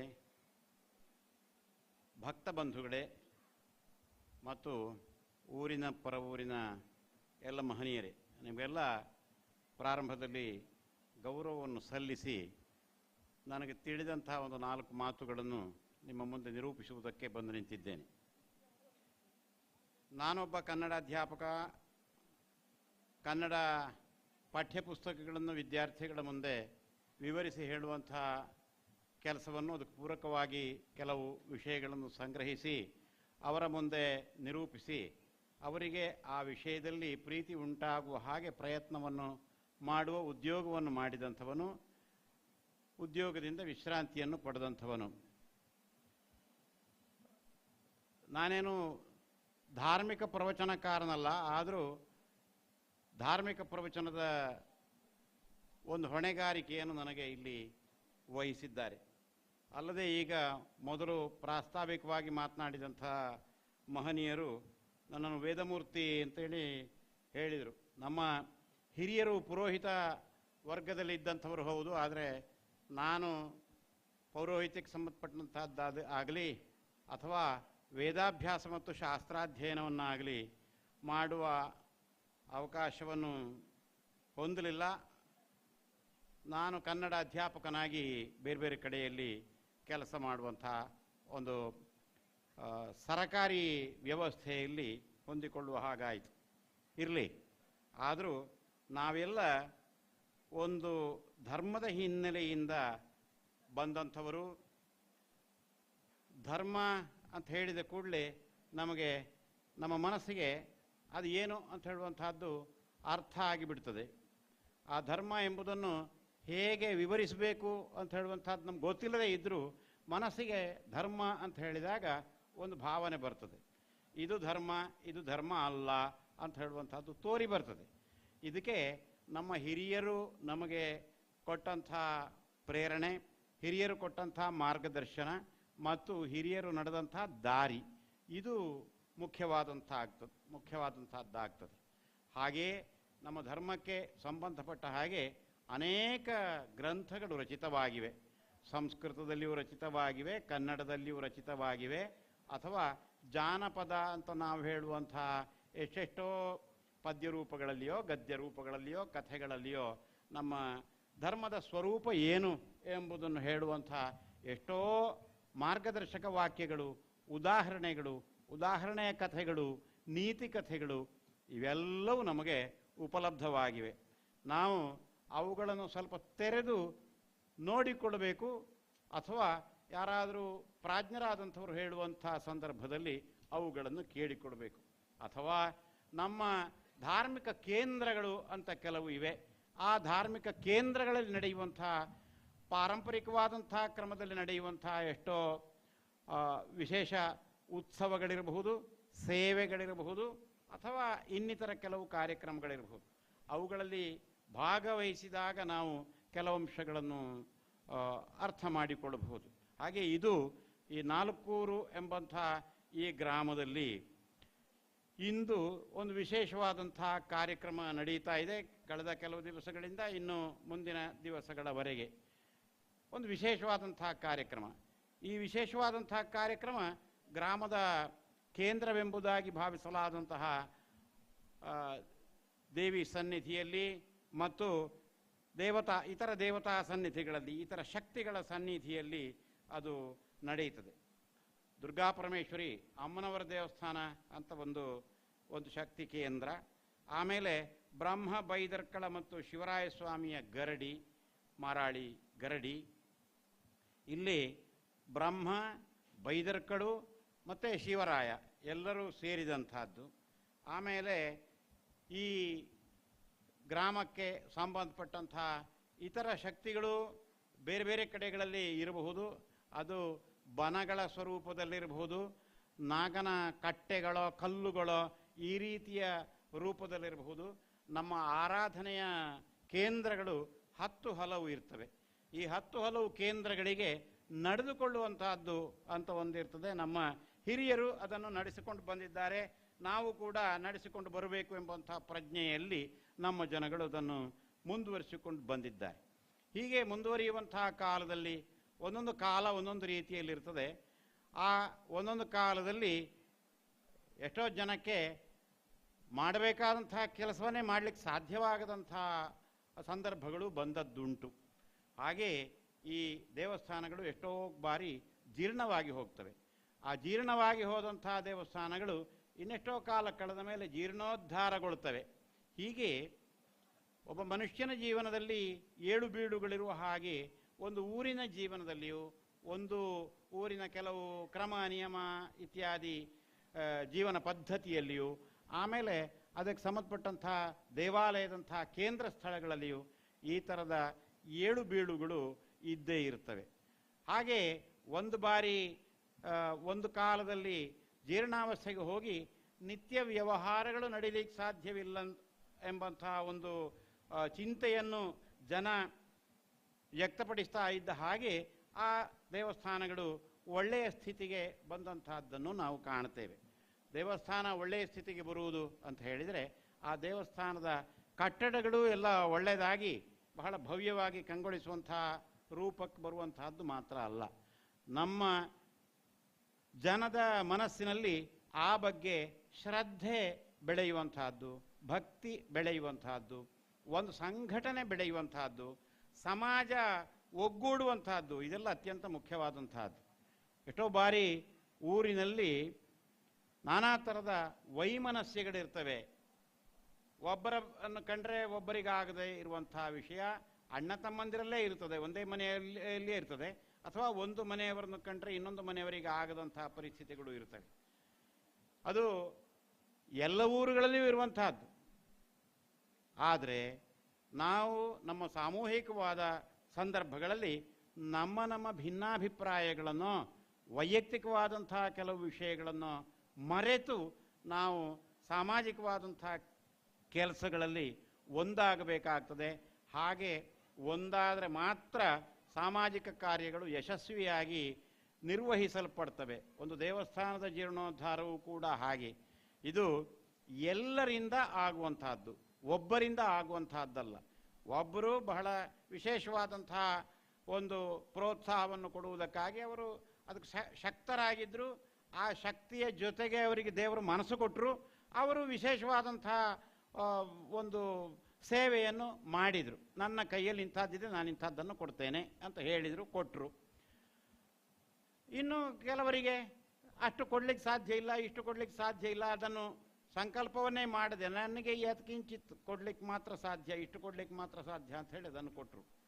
ಯಾರು ಏನನ್ನು ಕೊಟ್ಟರು, ಯಾರು ಎಷ್ಟು ಕೊಡ್ಲಿಕ್ಕೆ ಸಾಧ್ಯ ಆಯಿತು, ಸಾಧ್ಯ ಆಗಲಿಲ್ಲ ಎಂಬಂಥದ್ದು ಪ್ರಶ್ನೆಯೇ ಅಲ್ಲ. ಎಲ್ಲರಿಗೂ ನಾನಿಲ್ಲಿಗೆ ಬರಬೇಕು, ಇದು ಒಳ್ಳೆಯದಾಗಬೇಕು, ಇದರಿಂದಾಗಿ ನಮಗೆ ಒಳ್ಳೆಯದಾಗಬೇಕು ಎಂಬಂಥ, ಅಥವಾ ನಮಗೆಲ್ಲರಿಗೂ ಒಳ್ಳೆಯದಾಗಬೇಕು ಎಂಬಂಥ ಒಂದು ಮನಸ್ಸು ಬಂತಲ್ಲ, ಈ ಮನಸ್ಸು ದೊಡ್ಡದು. ಮತ್ತು ಈ ಥರದ ಮನಸ್ಸಿನಿಂದಲೇ ನಮ್ಮ ಶ್ರದ್ಧೆ ಬೆಳಿಲಿಕ್ಕೆ ಸಾಧ್ಯ, ಒಂದು ಧಾರ್ಮಿಕ ಕೇಂದ್ರ ಅಭಿವೃದ್ಧಿ ಆಗಲಿಕ್ಕೆ ಸಾಧ್ಯ ಎಂಬಂಥದ್ದನ್ನು ನಾವು ಖಂಡಿತವಾಗಿ ಹೇಳಬಹುದು. ಈಗ ಈ ಎಲ್ಲರ ಸಹಕಾರದಿಂದ ಈ ದೇವಸ್ಥಾನ ಜೀರ್ಣೋದ್ಧಾರಗೊಂಡಿದೆ. ಇನ್ನು ಮುಂದೆ ಇಲ್ಲಿ ಹೇಗೆ ಪರಂಪರೆಯಿಂದ ಕ್ರಮಗಳು ನಡೆದುಕೊಂಡು ಬಂದಿದ್ದು ಆ ಕ್ರಮಗಳು, ಆಮೇಲೆ ಕೆಲವು ನವೀಕೃತವಾದಂಥ ಕ್ರಮಗಳು ಎಷ್ಟೋ ಬಾರಿ ಆ ರೀತಿಯಲ್ಲಿ ಆಗುವಂತಹದ್ದುಂಟು. ಜೀರ್ಣೋದ್ಧಾರ ಆದಮೇಲೆ ಸ್ವಲ್ಪ ಹೊಸ ರೀತಿಯ ಬೇರೆ ಕಾರ್ಯಕ್ರಮಗಳು ಕೂಡ ನಡೆಯುವಂತಹದ್ದು. ನಮ್ಮ ಸಮಾಜದ ಏಳಿಗೆಗೆ ಎಂತಹ ಒಳ್ಳೆಯ ಕಾರ್ಯಕ್ರಮಗಳು ಆಗಬೇಕೋ ಅಂಥವನ್ನು ಈ ಊರಿನವರು ಒಟ್ಟು ಸೇರಿ ಏಕೋಭಾವದಿಂದ ನಡೆಸಿಕೊಂಡು ಹೋಗಬೇಕು ಎಂಬಂತಹದ್ದು ನಮ್ಮೆಲ್ಲರ ಅಭಿಪ್ರಾಯ. ಹಾಗೆ ಇಲ್ಲಿ ಇರುವಂತಹ ಎಲ್ಲ ಆರಾಧಿಸಲ್ಪಡುವಂತಹ ಶಕ್ತಿಗಳು ಆ ಅನುಗ್ರಹವನ್ನು ಮಾಡಲಿ ಎಂಬುದಾಗಿ ನಾನು ಮೊದಲಾಗಿ ಪ್ರಾರ್ಥನೆಯನ್ನು ಮಾಡ್ತೇನೆ. ಇನ್ನು ಈ ಧಾರ್ಮಿಕ ಉಪನ್ಯಾಸ ಎಂಬುದಾಗಿ ಹೇಳಿದ್ದರಿಂದ ಒಂದೆರಡು ಮಾತುಗಳನ್ನು ನಾನು ಆ ವಿಷಯದಲ್ಲಿ ಹೇಳಬೇಕಾಗ್ತದೆ. ಈಗ ಧರ್ಮ ಅಂತ ಹೇಳಿದರೆ ಏನು ಅಂತ ಹೇಳುವಂತಹದ್ದು ಕಷ್ಟ, ಅಷ್ಟು ಸುಲಭ ಇಲ್ಲ. ಯಾಕೆಂದರೆ ಬೇರೆ ಬೇರೆ ಸಂದರ್ಭಗಳಲ್ಲಿ ಧರ್ಮ ಎಂಬಂಥ ಪದದ ಪ್ರಯೋಗ ಆಗಿದೆ. ಈಗ ನಮ್ಮ ಊರಿನಲ್ಲಿ ಉಂಟು, ಒಂದು ವಸ್ತುವನ್ನು ಇನ್ನೊಬ್ಬನಿಗೆ ಉಚಿತವಾಗಿ ಕೊಟ್ಟರೆ, ಅಂದರೆ ಕ್ರಯ ಇತ್ಯಾದಿಗಳು ಯಾವುದು ಇಲ್ಲದೆ ಕೊಟ್ಟರೆ ಅದು ಹೇಗೆ ಕೊಟ್ಟದ್ದು ಅಂದರೆ ಧರ್ಮಕ್ಕೆ ಕೊಟ್ಟದ್ದು ಅಂತ. ಧರ್ಮಕ್ಕೆ ಕೊಟ್ಟದ್ದು ಅಂದರೆ ಉಚಿತವಾಗಿ ಕೊಟ್ಟದ್ದು ಎಂಬ ಅರ್ಥ. ಅಮ್ಮ ಧರ್ಮ ಕೊಡಿ ಅಂತ ಹೇಳುವಲ್ಲಿ ಬೇಡುವವರಿಗೆ ದಾನ ಕೊಟ್ಟದ್ದು ಎಂಬ ಅರ್ಥವು ಬರ್ತದೆ, ಅದು ಕೂಡ ಧರ್ಮವೇ. ಅವನು ಹೀಗೆ ಮಾಡುವುದು ಧರ್ಮ ಅಲ್ಲ ಅಂತ ಹೇಳುವಲ್ಲಿ ಹೀಗೆ ಮಾಡುವುದು ಅವನ ಕರ್ತವ್ಯ ಅಲ್ಲ, ಕರ್ತವ್ಯಕ್ಕೆ ತಪ್ಪಿದ ಅಂತಲೂ ಆಗ್ತದೆ. ಆಮೇಲೆ ಹೀಗೆ ಮಾಡಿದರೆ ಧರ್ಮ ನ್ಯಾಯ ಎಂಬುದಕ್ಕೆ ವಿರೋಧ ಆಗ್ತದೆ ಎಂಬಲ್ಲಿ ಧರ್ಮಶಾಸ್ತ್ರ ಅಂತ ಅರ್ಥವೂ ಬರಬಹುದು. ಹೀಗೆ ಧರ್ಮ ಎಂಬಂಥ ಶಬ್ದಕ್ಕೆ ಸಾಮಾನ್ಯವಾದಂಥ ದಾನ ಕೊಡುವಂತಹದ್ದು ಇತ್ಯಾದಿಗಳಿಂದ ತೊಡಗಿ ಅನೇಕ ಅರ್ಥಗಳಿವೆ. ಆದರೆ ನಮ್ಮ ಪ್ರಾಚೀನ ಗ್ರಂಥಗಳಲ್ಲಿ ಏನು ಹೇಳಿದೆ ಅಂತ ಹೇಳುವಂಥ ಒಂದು ಮಾತನ್ನು ನಾನು ಈ ಸಂದರ್ಭದಲ್ಲಿ ನಿರೂಪಿಸುವುದಕ್ಕೆ ಬಯಸ್ತೇನೆ. ಅದೇನಿದೆ ಅಂತ ಹೇಳಿದರೆ, ವಿದ್ವದ್ಭಿ ಸೇವಿತ ಸದ್ಭಿ ನಿತ್ಯಮದ್ವೇಷರಾಗಿಭಿ ಹೃದಯೇನಾಭ್ಯನುಜ್ಞಾತೋ ಯೋ ಧರ್ಮಸ್ಥಂ ನಿಬೋಧತ. ಇದು ಮನುಸ್ಮೃತಿಯ ಮಾತು. ಇವತ್ತು ಮನುಸ್ಮೃತಿಯ ವಿಷಯವನ್ನು ಹೇಳಿದರೆ ಎಷ್ಟೋ ಜನ ಮನುಸ್ಮೃತಿ ಅಂತ ಹೇಳಿದ ಕೂಡಲೇ ಅದಕ್ಕೆ ವಿರುದ್ಧವಾಗಿ ಸಿಟ್ಟುಗೊಳ್ಳುವಂಥ ಜನ ಇದ್ದಾರೆ. ಯಾಕೆ ಹಾಗೆಲ್ಲ ಆಯಿತು ಎಂಬಂಥದ್ದು ನಮಗೆ ಗೊತ್ತಿಲ್ಲ. ಅದಕ್ಕೆ ಬೇರೆ ಬೇರೆ ಕಾರಣಗಳಿರಬಹುದು. ಅದು ಧಾರ್ಮಿಕವಾದಂಥ ಕಾರಣಗಳಲ್ಲ, ಬೇರೆ ಇತರ ಕಾರಣಗಳು ಇರಬಹುದು. ಅದನ್ನು ನಾವು ಬಿಡೋಣ. ಮನುಸ್ಮೃತಿ ಎಂಬಂತಹದ್ದು ಭಾರತದ ಶ್ರೇಷ್ಠ ಗ್ರಂಥಗಳಲ್ಲಿ ಒಂದು.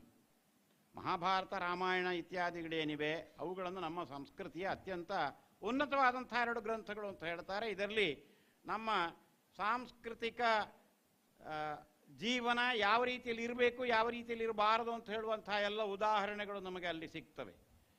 ಒಬ್ಬ ವ್ಯಕ್ತಿ, ಧಾರ್ಮಿಕನಾದಂಥ ವ್ಯಕ್ತಿ ಹೇಗಿರಬೇಕು, ಒಬ್ಬನ ಧರ್ಮ ಹೇಗೆ, ನಡತೆ ಹೇಗಿರಬೇಕು ಎಂಬಂತಹ ಉದಾಹರಣೆಗಳು ಅಲ್ಲಿವೆ. ಹೇಗಿರಬಾರದು ಅಂತ ಹೇಳುವಂತಹದ್ದಕ್ಕೆ ಕೂಡ ಉದಾಹರಣೆಗಳು ನಮ್ಮ ರಾಮಾಯಣ ಮಹಾಭಾರತ ಗ್ರಂಥಗಳಲ್ಲಿ ನಮಗೆ ಸಿಗುತ್ತವೆ. ಹಾಗೆಯೇ ಧರ್ಮವನ್ನೇ ಬೋಧಿಸುವ, ಧರ್ಮದ ನಡತೆ ಹೇಗಿರಬೇಕು ಎಂಬಂತಹದ್ದನ್ನೇ ಹೇಳುವಂತಹ ಗ್ರಂಥಗಳು ಇವೆ. ಅನೇಕ ಸ್ಮೃತಿ ಗ್ರಂಥಗಳು ಎಂಬುವು ಇವೆ. ಆ ಸ್ಮೃತಿ ಗ್ರಂಥಗಳು ಕಾಲಕಾಲಕ್ಕೆ ಬದಲಾಗ್ತವೆ ಅಂತ ಕೂಡ ಇದೆ. ಯಾವ್ಯಾವ ಕಾಲದಲ್ಲಿ ಯಾವ ಯಾವ ಸ್ಮೃತಿಯನ್ನು ಅನುಸರಿಸಬೇಕು ಎಂಬಂತಹದ್ದು ಕೂಡ ಇದೆ. ಮನುಸ್ಮೃತಿ ಎಂಬಂತಹದ್ದು ಅತ್ಯಂತ ಪ್ರಸಿದ್ಧವಾದಂತಹ ಗ್ರಂಥ.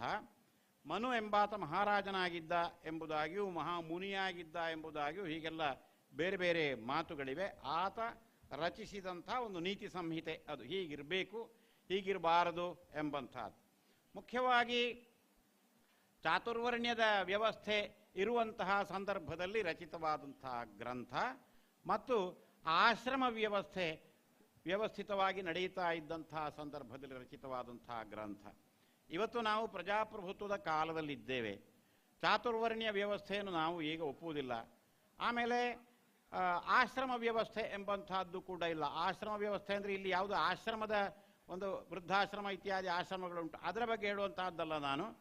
ಬ್ರಹ್ಮಚರ್ಯ, ಗಾರ್ಹಸ್ಥ್ಯ, ವಾನಪ್ರಸ್ಥ ಮತ್ತು ಸನ್ಯಾಸ ಎಂಬಂತಹ ಆಶ್ರಮಗಳು, ಆ ಬಗ್ಗೆ ಈ ಥರದ ಆಶ್ರಮಗಳು ಇವೆ. ಆದರೆ ಇವತ್ತು ನಾವು ಅದೆಲ್ಲವನ್ನು ಇದು ಬಹಳ ಮುಖ್ಯವಾದಂತಹದ್ದು ಎಂಬುದಾಗಿ ಭಾವಿಸಿಕೊಂಡು ಹೋಗ್ತಾ ಇಲ್ಲ. ಬೇರೆ ರೀತಿಯಲ್ಲಿ ನಮ್ಮ ಜೀವನ ರೂಪೀಕೃತವಾಗ್ತಾ ಇದೆ. ನಮಗೆ ಇವತ್ತು ಮನುಸ್ಮೃತಿ ಎಂಬುದು ನಮ್ಮ ಜೀವನದ ಆಧಾರ ಗ್ರಂಥ ಆಗಿಲ್ಲ. ನಾವು ಇವತ್ತು ನಮ್ಮ ಪ್ರಜಾಪ್ರಭುತ್ವದಲ್ಲಿ ನಮ್ಮ ದೇಶ ನಡೀತಾ ಇರುವಂತಹದ್ದು ನಮ್ಮ ಸಂವಿಧಾನದ, ನಮ್ಮ ಕಾನೂನಿನ ಪ್ರಕಾರವಾಗಿ. ಕಾನೂನಿನ ಪ್ರಕಾರವೇ ಇದ್ದರೂ ಧರ್ಮ ಎಂಬಂತಹದ್ದು ನಮ್ಮ ಮನಸ್ಸಿನಲ್ಲಿ ಅದರ ಹಿಂದೆಯೇ ಇರ್ತದೆ. ಅದನ್ನು ನಾವು ಗಮನಿಸಬೇಕು. ಲೋಕದಲ್ಲಿ ನಾವು ಕಾನೂನಿಗೆ ಸರಿಯಾಗಿ ನಡೀಬೇಕು ಅಂತ ಹೇಳಿದರೆ ಧರ್ಮಕ್ಕೆ ಸರಿಯಾಗಿ ನಡೀಬೇಕು ಎಂಬುದೇ ಅರ್ಥ. ಆದರೆ ಲೋಕದಲ್ಲಿ ಕಾನೂನಿಗೆ ಸರಿಯಾಗಿದೆ, ಆದರೆ ಧರ್ಮಕ್ಕೆ ಸರಿಯಾಗಿಲ್ಲ ಎಂಬಂತಹ ಎಷ್ಟೋ ಪ್ರಕರಣಗಳು ನಡೆಯುತ್ತವೆ. ನಾವು ಕಾನೂನನ್ನು ಬೇರೆಯಾಗಿಯೂ ಧರ್ಮವನ್ನು ಬೇರೆಯಾಗಿಯೂ ಗ್ರಹಿಸುವಂತಹ ಒಂದು ವ್ಯವಸ್ಥೆ ಬಂದಂತಹದ್ದುಂಟು. ಏನೇ ಇರಲಿ, ಅದು ಕಾನೂನಿನ ಬಗೆಗೆ ವಾದ ಮಾಡುವಂಥವರು ಕಾನೂನುವಾದಿಗಳು ಇರ್ತಾರೆ. ಅವರ ಕೈಯಲ್ಲಿಯೂ ಅದು, ಅಥವಾ ನ್ಯಾಯದಾನ ಮಾಡುವಂತಹ ನ್ಯಾಯಾಧೀಶರಿರ್ತಾರೆ, ಅವರ ಮರ್ಜಿಯಲ್ಲಿಯೂ ಅದು ಹೋಗಬಹುದು. ಆದರೆ ಎಲ್ಲದಕ್ಕೂ ಆಧಾರ ಇದ್ದೇ ಮಾಡಬೇಕು ಎಂಬಂತಹದ್ದು ನಿಯಮವಾಗಿದೆ. ಈ ಕಾನೂನು ಮತ್ತು ನ್ಯಾಯ ಅಂತ ಹೇಳುವಾಗ ನಮ್ಮ ಪ್ರಸಿದ್ಧ ಒಬ್ಬರು ವಕೀಲರು ಕುಂದಾಪುರದ ASN ಹೆಬ್ಬಾರ್ ಅಂತ ಇದ್ದಾರೆ ಅವರು ಹಿರಿಯ ವಕೀಲರು. ಅವರು ಒಂದು ಕಡೆಯಲ್ಲಿ ಹೇಳಿದ ಪತ್ರಿಕೆಯಲ್ಲಿ ಬಂದಿತ್ತದು, ಅದನ್ನು ಹೇಳುವುದಕ್ಕೆ ಇಷ್ಟಪಡ್ತೇನೆ. ಈಗ ನಮ್ಮನ್ನೆಲ್ಲ ನ್ಯಾಯವಾದಿಗಳು ಎಂಬುದಾಗಿ ಹೇಳ್ತಾರೆ, ಈ ವಕೀಲರನ್ನು ನ್ಯಾಯವಾದಿಗಳು ಅಂತ ಹೇಳ್ತಾರೆ. ನ್ಯಾಯವಾದಿಗಳು ಅಂತ ಹೇಳಬಾರದು, ಕಾನೂನುವಾದಿಗಳು ಅಂತ ಹೇಳಬೇಕು. ನಾವು ಕಾನೂನು ಏನಿದೆ ಎಂಬಂತಹದ್ದನ್ನು ಹೇಳುವುದಷ್ಟೇ ಹೊರತು ನ್ಯಾಯ ಏನಿದೆ ಎಂಬುದನ್ನು ಹೇಳುವವರಲ್ಲ. ಆದ್ದರಿಂದ ನ್ಯಾಯ ಬೇರೆ, ಕಾನೂನು ಬೇರೆ ಎಂಬ ರೀತಿಯಲ್ಲಿ ಭಾವಿಸಿದ ಹಾಗಾಯಿತು. ಆದರೆ ನಮ್ಮ ಧಾರ್ಮಿಕ ಹಿನ್ನೆಲೆ ಹೇಳ್ತದೆ ಕಾನೂನು ಮತ್ತು ನ್ಯಾಯ ಎದೆರಡು ಒಂದೇ ಅಂತ ಹೇಳ್ತದೆ. ಅದನ್ನು ಭಿನ್ನವಾಗಿ ನೋಡುವಷ್ಟು ನಾವು ವ್ಯತ್ಯಾಸ ಹೊಂದಿದ ಜೀವನಕ್ಕೆ ಬಂದಿದ್ದೇವೆ ಎಂಬುದನ್ನು ನಾವು ಗಮನಿಸಬೇಕು. ಇರಲಿ, ಮನುಸ್ಮೃತಿ ಹೇಳ್ತದೆ ಯಾವುದು ಧರ್ಮ ಅಂತ ಹೇಳುವಂತಹದ್ದು. ವಿದ್ವದ್ಭಿ ಸೇವಿತ ಸದ್ಭಿ ನಿತ್ಯಮದ್ವೇಷರಾಗಿಭಿ ಹೃದಯೇನಾಭ್ಯನುಜ್ಞಾತೋ ಯೋ ಧರ್ಮಸ್ತಂ ನಿಬೋಧತ. ಇದನ್ನು ತಿಳಿಯಿರಿ. ಯಾವುದು? ವಿದ್ವದ್ಭಿ, ವಿದ್ವಾಂಸರಿಂದ, ವೇದವೇ ಮೊದಲಾದಂಥ ಅನೇಕ ಗ್ರಂಥಗಳನ್ನು ಚೆನ್ನಾಗಿ ಅರ್ಥಸಹಿತವಾಗಿ ತಿಳಿದವರಿಂದ, ಸದ್ಭಿ ಆ ಉತ್ತಮರಾದಂಥ ವ್ಯಕ್ತಿಗಳಿಂದ, ನಿತ್ಯಮ ಅದ್ವೇಷರಾಗಿಭಿ ಮನಸ್ಸಿನಲ್ಲಿ ದ್ವೇಷ ರಾಗ ಎರಡೂ ಇಲ್ಲದವರಿಂದ, ಅಂದರೆ ಒಳ್ಳೆಯದು ಕೆಟ್ಟದು ಎಲ್ಲದೂ ಇರ್ತದೆ ಲೋಕದಲ್ಲಿ, ಅದೆಲ್ಲವನ್ನೂ ಸಮಾನವಾಗಿ ಗ್ರಹಿಸಬಲ್ಲವರು ಯಾರಿದ್ದಾರೋ ಅವರು ಅದ್ವೇಷ ರಾಗಿಗಳು. ರಾಗ ಅಂದರೆ ಪ್ರೀತಿ ಅಂತ ಅರ್ಥ. ಒಂದು ವಿಷಯದ ಬಗ್ಗೆ ರಾಗ, ಇದು ನನಗೆ ಹೆಚ್ಚು ಪ್ರಿಯವಾದದ್ದು, ಇನ್ನೊಂದರ ಬಗ್ಗೆ ದ್ವೇಷ. ಈ ಎರಡನ್ನೂ ಸಮಾನವಾಗಿ ಕಾಣುವಂಥವರು ಯಾರಿದ್ದಾರೋ ಅವರು ಅದ್ವೇಷ ರಾಗಿಗಳು. ಅವರು ದ್ವೇಷ ಮಾಡುವವರು ಅಲ್ಲ, ರಾಗ ವಿಶೇಷವಾದಂಥ ಪ್ರೀತಿಯನ್ನು ಹೊಂದಿದವರು ಅಲ್ಲ. ಅಂದರೆ ಅವರಿಗೆ ತನ್ನದು ಬೇರೆಯವರದು ಎಂಬಂಥ ಭೇದ ಭಾವ ಇಲ್ಲ. ತನ್ನದನ್ನಾದರೂ ಸರಿಯಾದಂಥ ರೀತಿಯಲ್ಲಿಯೇ ನೋಡುವವರು, ಇನ್ನೊಬ್ಬರದ್ದನ್ನಾದರೂ ಸರಿಯಾದಂಥ ರೀತಿಯಲ್ಲಿಯೇ ನೋಡುವಂಥವರು. ಇಂಥವರು ಹೃದಯೇನಾಭ್ಯನುಜ್ಞಾತೋ, ಇಂಥವರ ಹೃದಯದಲ್ಲಿ ಯಾವುದು ಇದು ಸರಿಯಾದ ದಾರಿ ಎಂದು ತಿಳಿಯಲ್ಪಡ್ತದೆಯೋ ಅದು ಧರ್ಮ ಎಂಬುದಾಗಿ ಹೇಳಿದ್ದಾರೆ. ಆದ್ದರಿಂದ ಧರ್ಮ ಎಂಬಂತಹದ್ದು ಯಾರು ಎಲ್ಲವನ್ನೂ ಸರಿಯಾಗಿ ವಿಮರ್ಶೆ ಮಾಡಬಲ್ಲವರು, ತಿಳಿದವರು, ಆ ಹಿನ್ನೆಲೆ ಇರುವವರು, ಅವರು ಆಲೋಚನೆ ಮಾಡ್ತಾರೋ, ಮನಸ್ಸಿನಲ್ಲಿ ವಿಮರ್ಶೆ ಮಾಡಿ ಇದು ಸರಿ, ಇದು ಎಲ್ಲ ಲೋಕಕ್ಕೂ ಸರಿಯಾದಂತಹದ್ದು, ಇದು ಎಲ್ಲ ವ್ಯಕ್ತಿಗಳಿಗೂ ಸರಿಯಾದಂತಹದ್ದು, ನನಗೆ ಒಂದು ಇನ್ನೊಬ್ಬರಿಗೆ ಒಂದು ಅಲ್ಲ, ಎಲ್ಲರಿಗೂ ಆಗುವಂತಹದ್ದು ಎಂಬ ಭಾವನೆಯಲ್ಲಿ ಯಾವ ಕೆಲಸಗಳನ್ನೆಲ್ಲ ಮಾಡ್ತಾರೋ, ಯಾವ ಮಾರ್ಗದರ್ಶನವನ್ನು ಮಾಡ್ತಾರೋ, ಯಾವ ಮಾತುಗಳನ್ನು ಹೇಳ್ತಾರೋ ಅದು ಧರ್ಮ ಎಂಬುದಾಗಿ ಹೇಳಲಾಗಿದೆ. ಆಮೇಲೆ ಧರ್ಮ ಅಂತ ಹೇಳೋದಕ್ಕೆ ಇನ್ನೊಂದು ವಿಷಯ ಬರ್ತದೆ. ಯಥೋ ಅಭ್ಯುದಯ ನಿಶ್ರೇಯಸ ಸಿದ್ಧಿ ಸ ಧರ್ಮ ಅಂತದ್ದು ಗೌತಮ ವೈಶೇಷಿಕ ಸೂತ್ರ ಅಂತ ಹೇಳಿ ಆ ಗ್ರಂಥಗಳಲ್ಲಿ ಹೇಳಿದಂತಹದ್ದು. ಅಭ್ಯುದಯ ನಿಶ್ರೇಯಸ, ಅಭ್ಯುದಯ ಅಂತ ಹೇಳಿದರೆ ನಮಗೆ ಲೌಕಿಕವಾದಂತಹ ಅಭಿವೃದ್ಧಿ, ನಮ್ಮ ಕೃಷಿಯಲ್ಲಿರಬಹುದು, ಸಂಸಾರದಲ್ಲಿರಬಹುದು, ಅಥವಾ ಸಮಾಜದಲ್ಲಿರಬಹುದು ಉಂಟಾಗುವಂತಹ ಅಭಿವೃದ್ಧಿ, ಒಳಿತು, ಎಲ್ಲ ರೀತಿಯ ಒಳಿತು, ಇದಕ್ಕೆ ಅಭ್ಯುದಯ ಎಂಬುದಾಗಿ ಹೆಸರು. ನಿಶ್ರೇಯಸ ಅಂತ ಹೇಳಿದರೆ ಪರಲೋಕದಲ್ಲಿ ನಮಗೆ ಸಿಕ್ಕುವಂತಹ ಒಳಿತು.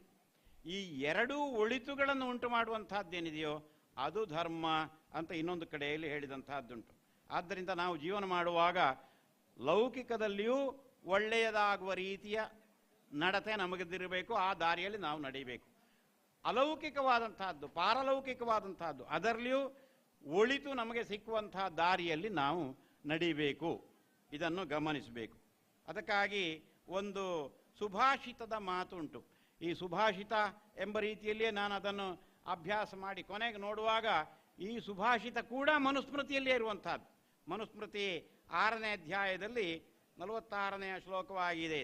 ಇದರ ಎಷ್ಟು ಉದಾಹರಣೆ ರೂಪವಾಗಿ ಕೊಟ್ಟು ಅಲ್ಲಿ ನಿರೂಪಿಸಲಾಗಿದೆ ಅಂತ ಹೇಳುವಂತಹದ್ದನ್ನು ನೋಡಿ, ಅದನ್ನು ನೋಡಿದರೆ ನಿಮಗೆ ಮನುಸ್ಮೃತಿಯ ಮಹತ್ವ ಏನು ಎಂಬಂತಹದ್ದು ಗೊತ್ತಾಗಬಹುದು. ಈ ಶ್ಲೋಕ ಈ ರೀತಿಯಲ್ಲಿದೆ. ದೃಷ್ಟಿಪೂತಂ ನ್ಯಸೇತ್ ಪಾದಂ ವಸ್ತ್ರಪೂತಂ ಪಿಬೇತ್ ಜಲಂ, ಅಥವಾ ವಸ್ತ್ರಪೂತಂ ಜಲಂ ಪಿಬೇತ್, ಸತ್ಯಪೂತಂ ವದೇದ್ ವಾಕ್ಯಂ, ಅಥವಾ ಸತ್ಯಪೂತಾಂ ವದೇದ್ ವಾಚಾಂ, ಎರಡು ರೀತಿಯಲ್ಲಿ ಹೇಳಬಹುದು. ಸತ್ಯಪೂತಂ ವದೇದ್ ವಾಕ್ಯಂ, ಮನಃಪೂತಂ ಸಮಾಚರೇತ್. ಪೂತ ಅಂದರೆ ಪವಿತ್ರ ಮಾಡಲ್ಪಟ್ಟಂತಹದ್ದು ಎಂಬ ಅರ್ಥ. ನಾವು ನಡೆದುಕೊಂಡು ಹೋಗುವಾಗ ದೃಷ್ಟಿಪೂತಂ ನ್ಯಸೇತ್ ಪಾದಂ, ನಾವು ಒಂದು ಕಾಲನ್ನು ತೆಗೆದು ಇನ್ನೊಂದು ಕಾಲನ್ನು ಇಡ್ತೇವೆ, ಪಾದ ನ್ಯಾಸ ಮಾಡ್ತೇವೆ. ಕಾಲಿಡುವಾಗ ಅಲ್ಲಿ ಏನಿದೆ, ಮುಳ್ಳಿದೆಯೋ ಅಥವಾ ಇನ್ನೇನಾದರೂ ಜಂತುಗಳು ಹರಿದಾಡುವಂತಹ ಜಂತುಗಳಿವೆಯೋ ಅಥವಾ ಎಡವುವಂತಹ ಕಲ್ಲುಗಳಿವೆಯೋ ಏನೆಂಬುದನ್ನು ನೋಡಿ ಕಾಲನ್ನು ಇಡಬೇಕು. ನಮಗೆ ಅದು ನಡೆದು ಅಭ್ಯಾಸವಾಗಿರುವುದರಿಂದ ಪ್ರತಿ ಹೆಜ್ಜೆಯನ್ನು ತೆಗೆದಿರಿಸುವಾಗಲೂ ನಾವು ಅದನ್ನು ಪರಿಶೀಲಿಸುವುದಿಲ್ಲ. ಯಾಕೆಂದರೆ ಸತತವಾಗಿ ನಮಗೆ ನೋಡಿ ಅಭ್ಯಾಸವಾಗಿರುವುದರಿಂದ ಆ ಪರೀಕ್ಷೆ ಸಹಜವಾಗಿ ನಡೆಯುತ್ತದೆ. ಆದ್ದರಿಂದ ದೃಷ್ಟಿಪೂತಂ ನ್ಯಸೇತ್ ಪಾದಂ, ನಮ್ಮ ಕಣ್ಣಿನಿಂದ ಪರೀಕ್ಷಿಸಲ್ಪಟ್ಟು ಇದು ಶುದ್ಧವಾದುದು, ಇದು ಸರಿಯಾದುದು, ಈ ನಡಿಗೆ ಸರಿ, ಈ ಪಾದನ್ಯಾಸ ಸರಿ ಎಂಬುದಾಗಿ ಮನಸ್ಸಿಗೆ ನಿಶ್ಚಿತವಾದ ಮೇಲೆ ಆ ಪಾದವನ್ನು ಇಡಬೇಕು. ನಾವು ಹಾಗೆ ನಡೆದುಕೊಂಡು ಹೋಗ್ತಾ ಇದ್ರು ಆಗ್ತಾ ಇರ್ತದೆ. ವಿಮರ್ಶಿಸಿದರೆ ಅಲ್ಲಿ ದೃಷ್ಟಿಪೂತವಾಗಿರಬೇಕು, ನಾವು ಅಷ್ಟು ಜಾಗರೂಕರಾಗಿರಬೇಕು. ಒಂದು ಹೆಜ್ಜೆಯನ್ನು ತೆಗೆದಿಡುವಾಗಲೂ ಅಷ್ಟು ಜಾಗರೂಕರಾಗಿರಬೇಕು. ಆಮೇಲೆ ವಸ್ತ್ರಪೂತಂ ಪಿಬೇತ್ ಜಲಂ, ನಾವು ನೀರನ್ನು ಕುಡಿಬೇಕು. ಎಂತಹ ನೀರು ಅಂತ ಹೇಳಿದರೆ ಅದು ವಸ್ತ್ರಪೂತವಾಗಿರಬೇಕು. ಒಂದು ವಸ್ತ್ರದಿಂದ ಆ ನೀರನ್ನು ಸೋಸಿ ಅದರಲ್ಲಿ ಕಸವೋ ಅಥವಾ ಹುಳಗಳೋ ಅಥವಾ ಬೇರೆ ಪ್ರಾಣಿಗಳೋ, ಪ್ರಾಣಿ ಅಂದರೆ ದೊಡ್ಡ ಪ್ರಾಣಿ ಅಲ್ಲ, ಬಹಳ ಸೂಕ್ಷ್ಮವಾದಂತಹ ಪ್ರಾಣಿಗಳು, ಇವುಗಳೋ ಇಲ್ಲದ ಹಾಗೆ ಮಾಡಿಕೊಂಡು ಆ ನೀರನ್ನು ಕುಡಿಬೇಕಂತೆ. ವಸ್ತ್ರಪೂತಂ ಪಿಬೇ ಜಲಂ. ಆಮೇಲೆ ಇನ್ನೊಂದು ಬಹಳ ಮುಖ್ಯವಾದಂತಹ ಮಾತನ್ನು ಹೇಳಿದ್ದಾನೆ. ಸತ್ಯಪೂತಂ ವದೇದ್ ವಾಕ್ಯಂ. ನಾವು ಏನು ಮಾತಾಡ್ತೇವೆಯೋ ಆ ಮಾತು ಸತ್ಯದಿಂದ ಶೋಧಿತವಾಗಿರಬೇಕು. ನೀರು ಹೇಗೆ ಒಂದು ಬಟ್ಟೆಯಿಂದ ಶೋಧಿತವಾಗಿರಬೇಕೋ ಹಾಗೆಯೇ ನಮ್ಮ ಮಾತು, ನಾವು ಹೇಳುವಂಥ ಅಭಿಪ್ರಾಯಗಳು, ಮಾತುಗಳು ಇವು ಸತ್ಯವೆಂಬಂಥ ಬಟ್ಟೆಯಿಂದ ಶೋಧಿತವಾಗಿರಬೇಕು. ಅದರಲ್ಲಿ ಏನಾದರೂ ಸತ್ಯವಲ್ಲದೇ ಇರುವಂಥದ್ದಿದ್ದರೆ ನಾವು ಸೋಸಿದಂಥ ಬಟ್ಟೆಯಲ್ಲದು ಹೊರಗೆ ಉಳಿಬೇಕು, ಸತ್ಯಪೂತವಾಗಿ ಮಾತಾಡಬೇಕು. ಮೂರನೇ ಸಾಲು ಸತ್ಯಪೂತಂ ವದೇದ್ ವಾಕ್ಯಂ. ಇದೊಂದು ಅನುಷ್ಠುಪ್ ಎಂಬಂಥ ಶ್ಲೋಕ. ಅನುಷ್ಠುಪ್ ಶ್ಲೋಕಕ್ಕೆ 4 ಸಾಲು. ಆ 4 ಸಾಲಲ್ಲಿ 4 ವಿಷಯಗಳನ್ನು ಹೇಳಿದ್ದಾನೆ. ಒಂದೊಂದು ಸಾಲಿಗೆ 8 ಅಕ್ಷರಗಳು ಅನುಷ್ಠುಪ್ ಶ್ಲೋಕದಲ್ಲಿ. ನೋಡಿ, ಅಷ್ಟು ಚಿಕ್ಕದಾದಂಥ ಒಂದು ಶ್ಲೋಕದಲ್ಲಿ ಎಂಥ ಒಂದು ಮಹಾ ವಿಷಯವನ್ನು ಹೇಳಿದ್ದಾನೆ ಎಂಬುದನ್ನು ಗಮನಿಸಿ. ಸತ್ಯಪೂತಂ ವದೇದ್ ವಾಕ್ಯಂ. ನಾವು ಮಾತಾಡುವಾಗ ಅದು ಸತ್ಯದಿಂದ ಶೋಧಿತವಾಗಿರಬೇಕು. ಯಾವುದೇ ಸುಳ್ಳು ಅಲ್ಲಿ ಇರಬಾರದು, ವಂಚನೆ ಇರಬಾರದು, ಸುಳ್ಳಿರಬಾರದು. ಆಮೇಲೆ ಆಚರಣೆ ಮಾಡುವಾಗ ಹೇಗಿರಬೇಕು ಎಂಬುದನ್ನು ಕೊನೆಗೆ ಹೇಳ್ತಾನೆ. ಮನಃಪೂತಂ ಸಮಾಚರೇತ್. ನಾವು ಯಾವ ಕೆಲಸ ಮಾಡುವುದಾದರೂ ಅದನ್ನು ಮನಃಪೂರ್ವಕವಾಗಿ ಮಾಡಬೇಕು. ಅದರ ಅರ್ಥ ಏನು? ನಮ್ಮ ಮನಸ್ಸಿನಲ್ಲಿ ಈ ಕೆಲಸ ಯೋಗ್ಯವೇ ಅಯೋಗ್ಯವೇ, ಈ ಕೆಲಸವನ್ನು ನಾನು ಮಾಡಬಹುದೇ ಮಾಡಬಾರದೆ ಎಂಬುದನ್ನು ನಿರ್ಣಯ ಮಾಡಿ, ಮಾಡಬಹುದು, ಇದು ಧರ್ಮಸಮ್ಮತ, ಇದು ಹಿರಿಯರಿಗೆ ಸಮ್ಮತ, ಇದು ನಮ್ಮ ಮಾರ್ಗಕ್ಕೆ ಸಮ್ಮತ ಎಂಬುದನ್ನೆಲ್ಲ ಆಲೋಚನೆ ಮಾಡಿದ ಮೇಲೆ ಅದನ್ನು ಮಾಡಬೇಕು. ಮನಃಪೂತಂ ಸಮಾಚರೇತ್. ಸಮಾಚರೇತ್ ಅಂದರೆ ಆಚರಿಸಬೇಕು, ಮಾಡಬೇಕು ಎಂಬ ಅರ್ಥ. ಆದ್ದರಿಂದ ಈ ಕೆಲಸವನ್ನು ನಾವು ಮಾಡಬಹುದೇ ಮಾಡಬಾರದೆ ಎಂಬಂತಹದ್ದು ಅದು ಒಬ್ಬನ ನಿರ್ಣಯವಾಗಿರುವುದಿಲ್ಲ. ಎಷ್ಟೋ ಬಾರಿ ಅದು ಸಮಾಜಕ್ಕೆ ಸಮ್ಮತವೇ ಎಂಬುದನ್ನು ನೋಡಬೇಕಾಗ್ತದೆ. ಧರ್ಮ ಸಮ್ಮತವೇ, ಸಮಾಜ ಸಮ್ಮತವೇ, ಸಮಾಜಕ್ಕೆ ಸರಿಯೇ, ನಮ್ಮ ಮನೆಗೆ ಸರಿಯೇ, ಕುಟುಂಬಕ್ಕೆ ಸರಿಯೇ, ಎಲ್ಲ ವಿಷಯಗಳನ್ನು ಚಿಂತಿಸಬೇಕಾಗ್ತದೆ. ಆದ್ದರಿಂದ ಒಂದು ಮಾತಾಡುವುದೆಂಬುದು ಕೂಡ ಅಷ್ಟೇನು ಸುಲಭದ ಕೆಲಸ ಅಲ್ಲ.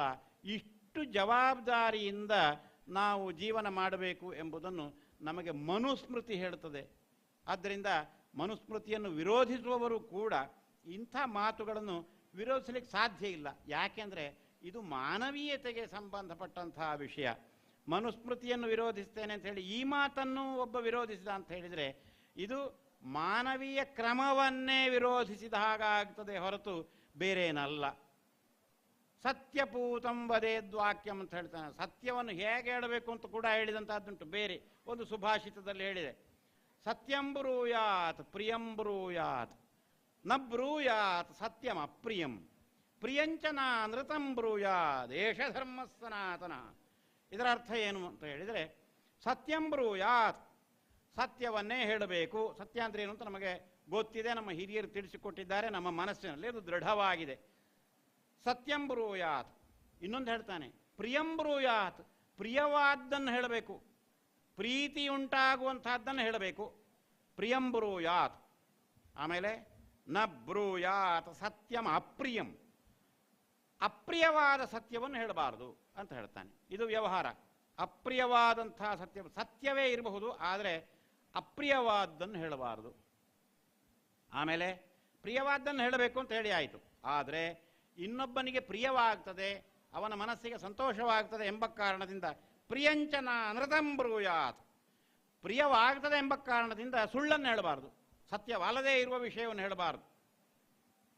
ಪ್ರಿಯವಾಗದೇ ಇರುವ ಸತ್ಯವನ್ನು ಹೇಳಬಾರದು, ಹಾಗೆ ಪ್ರಿಯವಾಗ್ತದೆ ಎಂಬ ಕಾರಣದಿಂದ ಸುಳ್ಳನ್ನು ಹೇಳಲೇಬಾರದು. ಪ್ರಿಯಂಚನ ನೃತಂ ಬ್ರೂಯಾತ್ ಏಷ ಧರ್ಮ ಸನಾತನ, ಇದು ಸನಾತನ ಧರ್ಮ ಅಂತ ಹೇಳ್ತಾರೆ. ಹಾಗಾದರೆ ಆ ಸತ್ಯ ಅಂತ ಹೇಳುವಂಥ ಒಂದು ಪರಿಕಲ್ಪನೆ ಏನಿದೆ, ಇದಕ್ಕೆ ಎಷ್ಟು ಮಹತ್ವ ಇದೆ ಎಂಬಂಥದ್ದನ್ನು ಕೂಡ ನಾವು ಗಮನಿಸಿಕೊಳ್ಬೇಕಾಗ್ತದೆ. ಇದಕ್ಕೆ ಈ ಸತ್ಯ ಅಂತ ಹೇಳುವುದಕ್ಕೆ ಮೌನ ಅಂತ ಕೂಡ ಒಂದು ಅರ್ಥ ಉಂಟಂತೆ. ಅದು ವ್ಯಾಖ್ಯಾನದಲ್ಲಿ ಹೇಳಿದಂಥದ್ದು. ಈ ಶ್ಲೋಕದ ವ್ಯಾಖ್ಯಾನಕ್ಕೆ ತತಶ್ಚ ಮೌನೇನ ಸಹ ಸತ್ಯಸ್ಯ ವಿಕಲ್ಪ ಪ್ರತಿಷಿದ್ಧ ಸಂಕಲ್ಪ ಶೂನ್ಯ ಮನಸ ಸರ್ವದಾ ಪವಿತ್ರಾತ್ಮ ಸ್ಯಾತ್ ಅಂತ ಅದಕ್ಕೆ ವಿವರಣೆಯನ್ನು ಕೊಟ್ಟಿದ್ದೇನೆ, ಹೆಚ್ಚಿನ ವಿವರ ಬೇಡ. ಮೌನೇನ ಸಹ ಸತ್ಯಸ್ಯ ವಿಕಲ್ಪ ಅಂತ ಹೇಳಿದರೆ ಸತ್ಯವನ್ನು ಮೌನದಿಂದ ನಾವು ಗ್ರಹಿಸಬೇಕು. ಇದು ಸತ್ಯ ಆಗ್ತದೋ ಇಲ್ವೋ ಅಂತ ಹೇಳುವಂತಹದ್ದನ್ನು ಮೌನವಾಗಿ ನಾವು ಪರಿಶೀಲಿಸಬೇಕು ಅಂತ ಹೇಳ್ತಾನೆ. ಆಮೇಲೆ ಪ್ರತಿಷಿದ್ಧ ಸಂಕಲ್ಪ ಶೂನ್ಯ ಮನಸ, ಏನಾದರೂ ಸತ್ಯಕ್ಕೆ ವಿರುದ್ಧವಾದಂಥ ಸಂಕಲ್ಪವನ್ನು ಮನಸ್ಸಿನಲ್ಲಿ ಮಾಡಿಕೊಂಡ್ರೆ ಅದು ಶುದ್ಧವಾಗುವುದಿಲ್ಲ, ಅವನು ಪವಿತ್ರಾತ್ಮನೂ ಅಲ್ಲ ಅಂತ ಹೇಳುವಂಥ ಮಾತು ಇಲ್ಲಿ ಅದರ ವ್ಯಾಖ್ಯಾನದಲ್ಲಿ ಬರ್ತದೆ. ಅದೇ ಗ್ರಂಥದಲ್ಲಿ ಇನ್ನೊಂದು ಶ್ಲೋಕ ಈ ರೀತಿಯಲ್ಲಿದೆ, ನಮ್ಮ ಧರ್ಮ ಮಾರ್ಗ ಹೇಗಿರಬೇಕು, ನಮ್ಮ ನಡತೆ ಹೇಗಿರಬೇಕು. ಇಷ್ಟೇ ಧರ್ಮ ಅಂತ ಹೇಳಿದ್ರೆ ಅದೇನೋ ಬಹಳ ದೊಡ್ಡದೇನಲ್ಲ, ಭಾವಿಸಿದರೆ ಬಹಳ ದೊಡ್ಡದು ಹೌದು, ದೊಡ್ಡದಲ್ಲ ಅದೇ ದೊಡ್ಡದು, ಎರಡೂ ಇರುವಂತಹದ್ದು. ಹೇಗೆ ದೇವರನ್ನು ಹೇಳುವಾಗ ಅದು ಅಣೋರಣೀಯಾನ್ ಮಹತೋ ಮಹೀಯಾನ್ ಅಂತ ಹೇಳ್ತಾರೆ, ಅತ್ಯಂತ ಸಣ್ಣದೂ ಹೌದು ಅತ್ಯಂತ ದೊಡ್ಡದೂ ಹೌದು ಅಂತ ದೇವರನ್ನು ಹೇಳಿದ ಹಾಗೆ ಧರ್ಮದ ವಿಷಯವು ಬಹಳ ಸುಲಭವಾದಂಥ ವಿಷಯ, ಹಾಗೆ ಅತ್ಯಂತ ಕಠಿಣವಾದಂಥ ವಿಷಯ, ಎರಡೂ ಹೌದು ಧರ್ಮ ಅಂತ ಹೇಳುವಂತಹದ್ದು. ನೋಡಿ, ಈ ಒಂದು ಶ್ಲೋಕವನ್ನು ಗಮನಿಸಿ.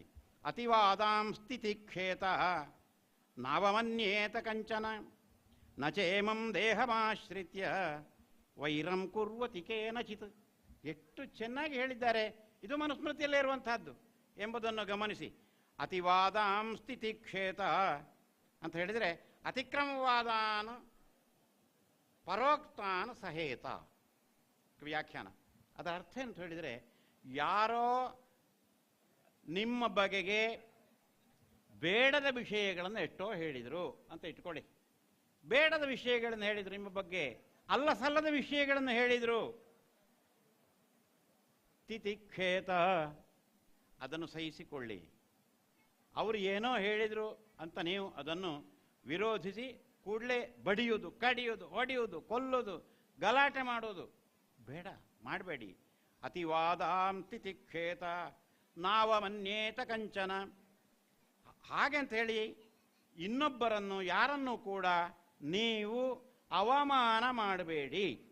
ನಾವಮನ್ಯೇತ ನ ಅವಮನ್ಯೇತ, ಯಾವ ಕಾಲದಲ್ಲಿಯೂ ಅವಮಾನವನ್ನು, ಇನ್ನೊಬ್ಬನನ್ನು ಅವಮಾನಿಸಬೇಡಿ, ಉದ್ದೇಶಪೂರ್ವಕವಾಗಿ ಅವಮಾನ ಮಾಡಬೇಡಿ. ಯಾಕೆ ಅಂತ ಹೇಳಿದರೆ, ನಿಮ್ಮ ಹಾಗೇ ಅವನಿಗೂ ಬದುಕುವುದಕ್ಕೆ ಅರ್ಹತೆ ಇದೆ, ಪ್ರಜಾಪ್ರಭುತ್ವದ ನಿಯಮವೇ ಅದು. ಯಾವುದು? ಎಲ್ಲರಿಗೂ ಬದುಕುವುದಕ್ಕೆ ಅಧಿಕಾರ ಇದೆ, ಹಕ್ಕಿದೆ ಎಂಬಂತಹದ್ದು. ಅದನ್ನು ಮನುಸ್ಮೃತಿಯು ಅದನ್ನೇ ಹೇಳ್ತದೆ, ಇನ್ನೊಬ್ಬನನ್ನು ಅವಮಾನ ಮಾಡಬೇಡ, ಅವನಿಗೂ ಬದುಕುವುದಕ್ಕೆ ಅರ್ಹತೆ ಇದೆ, ಹಕ್ಕಿದೆ. ಇದು ಸಮಾನತೆಯನ್ನು ನಾವು ಕಾಣುವಂತಹದ್ದು. ಆಮೇಲೆ ಇನ್ನೊಂದು ಮಾತನ್ನು ಹೇಳ್ತಾನೆ, ನಚೇಮಂ ದೇಹಮಾಶ್ರಿತ್ಯ ವೈರಂ ಕುರ್ವತಿ ಕೇನಚಿತ್. ಕೊನೆಗೂ ಒಂದು ಮನುಷ್ಯನ ಜೀವನ ಎಷ್ಟಿರುವುದು? 100 ವರ್ಷ ಇರಬಹುದಾ? 80 ವರ್ಷದ ಅನಂತರ ಇನ್ನೂ ದೇಹ ಕ್ಷೀಣವಾಗ್ತಾ ಹೋಗ್ತದೆ, ನಾವು ನೋಡ್ತೇವೆ ಅದನ್ನು. 90, 95, 98, ನನ್ನ ಚಿಕ್ಕಪ್ಪ 98 ಆದಂಥವ್ರು ಇದ್ದಾರೆ ಈಗಲೂ. ಕಿವಿ ಕೇಳಿಸುವುದಿಲ್ಲ, ಎಲ್ಲ ಅಂಗಗಳು ಕ್ಷೀಣವಾಗ್ತಾ ಹೋಗ್ತವೆ. ಆವಾಗ ಇತರರ ಸಹಾಯದಿಂದಲೇ ಎಲ್ಲ ಕೆಲಸಗಳಾಗಬೇಕಾಗ್ತವೆ. ಈ 100 ವರ್ಷದವರೆಗೆ ಬದುಕುವಂತಹ ಈ ಜೀವನ, ಇದು ಇಡೀ ಕಾಲ ಪ್ರವಾಹದಲ್ಲಿ, ಕಾಲ ಯಾವಾಗ ಪ್ರಾರಂಭ ಆಯಿತು ಅಂತ ನಮಗೆ ಗೊತ್ತಿಲ್ಲ. ನಾವು 2025ನೇ ಇಸವಿಯಲ್ಲಿದ್ದೇವೆ ಅಂತ ಹೇಳಿದರೆ 1ನೇ ಇಸವಿಯಿಂದ ಈ ಕಾಲ ಪ್ರಾರಂಭ ಆದಂತಹದ್ದಲ್ಲ, ಎಂದೋ ಪ್ರಾರಂಭ ಆಗಿದೆ, ಗೊತ್ತಿಲ್ಲ ನಮಗೆ. ನಾವು ಇಸವಿ ಅಂತ ಹೇಳಿಕೊಂಡು ಇದು ಇಷ್ಟು, ಅಥವಾ ಶಾಲಿವಾಂಶಕ್ಕೆ ಹೇಳಿದರೆ 1948, ಈಗ 1948, ಈ 1947 ವರ್ಷಗಳ ಹಿಂದೆ ಕಾಲ ಪ್ರಾರಂಭ ಆದಂತಹದ್ದಲ್ಲ, ಎಂದೋ ಪ್ರಾರಂಭ ಆಗಿದೆ. ಇದರಲ್ಲಿ 100 ವರ್ಷ ಬಿಡಿ, 1000 ವರ್ಷ ಎಂಬಂತಹದ್ದು ಕೂಡ ಒಂದು ಸಣ್ಣ ವಸ್ತು. 1000 ವರ್ಷ ಎಂಬ ಸಣ್ಣ ಕಾಲಮಾನ, 1000 ವರ್ಷ ಎಂಬಂತಹದ್ದು. 1000 ಎಷ್ಟೆಷ್ಟೋ ಸಾವಿರ ಲಕ್ಷ ಕೋಟಿ ಎಷ್ಟೋ ವರ್ಷಗಳು ಕಳೆದು ಹೋಗಿರಬಹುದು. ಇದರಲ್ಲಿ ನಾವಿರುವಂತಹದ್ದೆಷ್ಟು? ಒಂದು ಸಣ್ಣ ಕಾಲ ನಮ್ಮದು. ಈ ಕಾಲದಲ್ಲಿ ನಾವು ಬಂದಿದ್ದೇವೆ, ನಾವು ಧರ್ಮ ಮಾರ್ಗದಲ್ಲಿ ನಡೆದು ನಮ್ಮ ಉದ್ಧಾರವನ್ನು ಮಾಡಿಕೊಡಬೇಕು. ನಾವು ಈ ಜೀವನದಲ್ಲಿ, ಈ ಲೋಕದಲ್ಲಿ ಒಳಿತನ್ನು ಅನುಭವಿಸಬೇಕು, ಪರಲೋಕದಲ್ಲಿಯೂ ಒಳಿತನ್ನು ಅನುಭವಿಸಬೇಕು. ಇಂಥ ಸಂದರ್ಭದಲ್ಲಿ ನಮಗೆ ನಮ್ಮ ಜೀವನವನ್ನೇ ಒಳ್ಳೆಯದು ಮಾಡಿಕೊಂಡು ಹೋಗಬೇಕಾದಂಥ ಸಮಸ್ಯೆ ಇರುವಲ್ಲಿ ನಾವು ಇನ್ನೊಬ್ಬರನ್ನು ಅವಮಾನ ಮಾಡುವುದು ಯಾಕೆ? ಅಥವಾ ಇನ್ನೊಬ್ಬರ ಮೇಲೆ ನಾವು ದ್ವೇಷ ಮಾಡಿಕೊಂಡು ಹೋಗುವಂತಹದ್ದು ಯಾಕೆ ಅಂತ ಕೇಳ್ತಾನೆ. ನೋಡಿ, ನಚೇಮಂ ದೇಹಮಾಶ್ರಿತ್ಯ ವೈರಂ ಕುರ್ವತಿ ಕೇನಚಿತ್. ಈ ದೇಹವನ್ನೇ ಅವಲಂಬಿಸಿ ನಾನು ಏನೋ ಮಾಡಿ ಏನು ಎಂಬಂಥ ಅಹಂಭಾವವನ್ನು ಮನಸ್ಸಿನಲ್ಲಿ ಮಾಡಿಕೊಂಡು ಇನ್ನೊಬ್ಬನ ಜೊತೆಗೆ ವೈರ, ಉತ್ತಂಡಲ ಬುಡಾಯ ಸೈತ್ತಂಡಲ ಬುಡಾಯ ಅಂತ ತುಳುವಿನಲ್ಲಿ ಒಂದು ಮಾತುಂಟು. ಇದ್ರೂ ಬಿಡ್ಲಿಕ್ಕಿಲ್ಲ, ಸತ್ರು ಬಿಡ್ಲಿಕ್ಕಿಲ್ಲ ಅಂತ ಅದರ ಅರ್ಥ. ಈ ಥರ ಎಲ್ಲ ಹೇಳಿಕೊಂಡು ವೈರವನ್ನು ಮಾಡಿಕೊಂಡು ಹೋಗುವಂತಹದ್ದು ಯಾಕೆ? ಪ್ರಾಜ್ಞರಾದವರು ಇದನ್ನು ಮಾಡುವುದಿಲ್ಲ. ಅಂದರೆ ಇದನ್ನು ಮಾಡಬಾರದು, ಈ ಥರ ಮಾಡಬಾರದು. ಆದ್ದರಿಂದ ನಮಗೆ ಇನ್ನೊಬ್ಬರು ನಮ್ಮನ್ನು ಏನಾದರೂ ಹೇಳಿದರೂ ಅದನ್ನು ತಿರಸ್ಕರಿಸಿ ಬಿಡುವಂತಹ, ಉಪೇಕ್ಷೆ ಮಾಡುವಂತಹ ಒಂದು ಮನೋಭಾವ ನಮ್ಮಲ್ಲಿರಬೇಕು.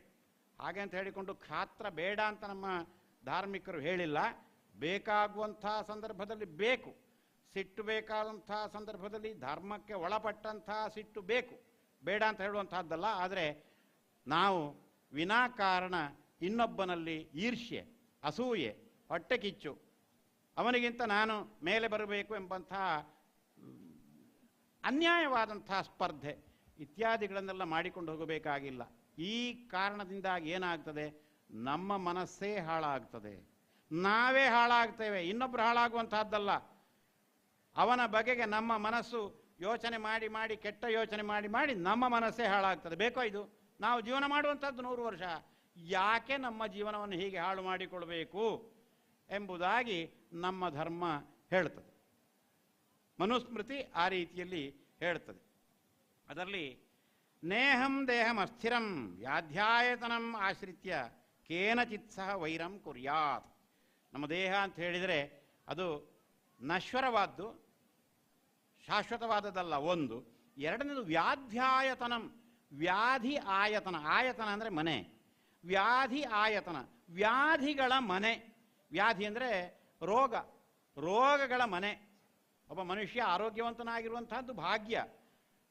ಆರೋಗ್ಯ ತಪ್ಪಿದರೆ ವ್ಯಾಧಿಗಳ ಆಗರ, ಏನು ಮಾಡಲಿಕ್ಕೆ ಆಗುವುದಿಲ್ಲ ಅಂಥದ್ದು. ಈ ಶರೀರವನ್ನು ನಂಬಿಕೊಂಡು ಇನ್ನೊಬ್ಬನ ಜೊತೆಗೆ ನಾವು ವೈರವನ್ನು ಸಾಧಿಸುವುದು ಸರಿಯೇ? ಸರಿಯಲ್ಲ ಎಂಬಂಥ ಮಾತನ್ನು ನಮ್ಮ ಧರ್ಮ ಹೇಳ್ತದೆ. ಇಂಥ ಸದಭಿಪ್ರಾಯದ ಧರ್ಮಗಳನ್ನು, ಸದಭಿಪ್ರಾಯದ ಮಾರ್ಗಗಳನ್ನು, ಸದಭಿಪ್ರಾಯದ ನಾವು ಒಳ್ಳೆ ದಾರಿಯಲ್ಲಿ ಹೋಗುವಂಥ ಮಾರ್ಗದರ್ಶಕ ವಾಕ್ಯಗಳನ್ನು ನಮ್ಮ ಧರ್ಮ ಬೋಧಿಸ್ತದೆ. ಆ ಧರ್ಮವನ್ನು ನಾವು ಯೋಚನೆ ಮಾಡಬೇಕು. ಒಂದೊಂದು ಮಾತನ್ನು ಯೋಚನೆ ಮಾಡಿ ನಾವು ನಮ್ಮ ದಾರಿಯನ್ನು ನೋಡಿಕೊಡಬೇಕು. ಭಗವದ್ಗೀತೆಯಲ್ಲಿ ಶ್ರೀಕೃಷ್ಣ ಒಂದು ಮಾತನ್ನು ಹೇಳ್ತಾನೆ. ಒಂದು ಮಾತಲ್ಲ, ಅನೇಕ ಮಾತನ್ನು ಹೇಳ್ತಾನೆ.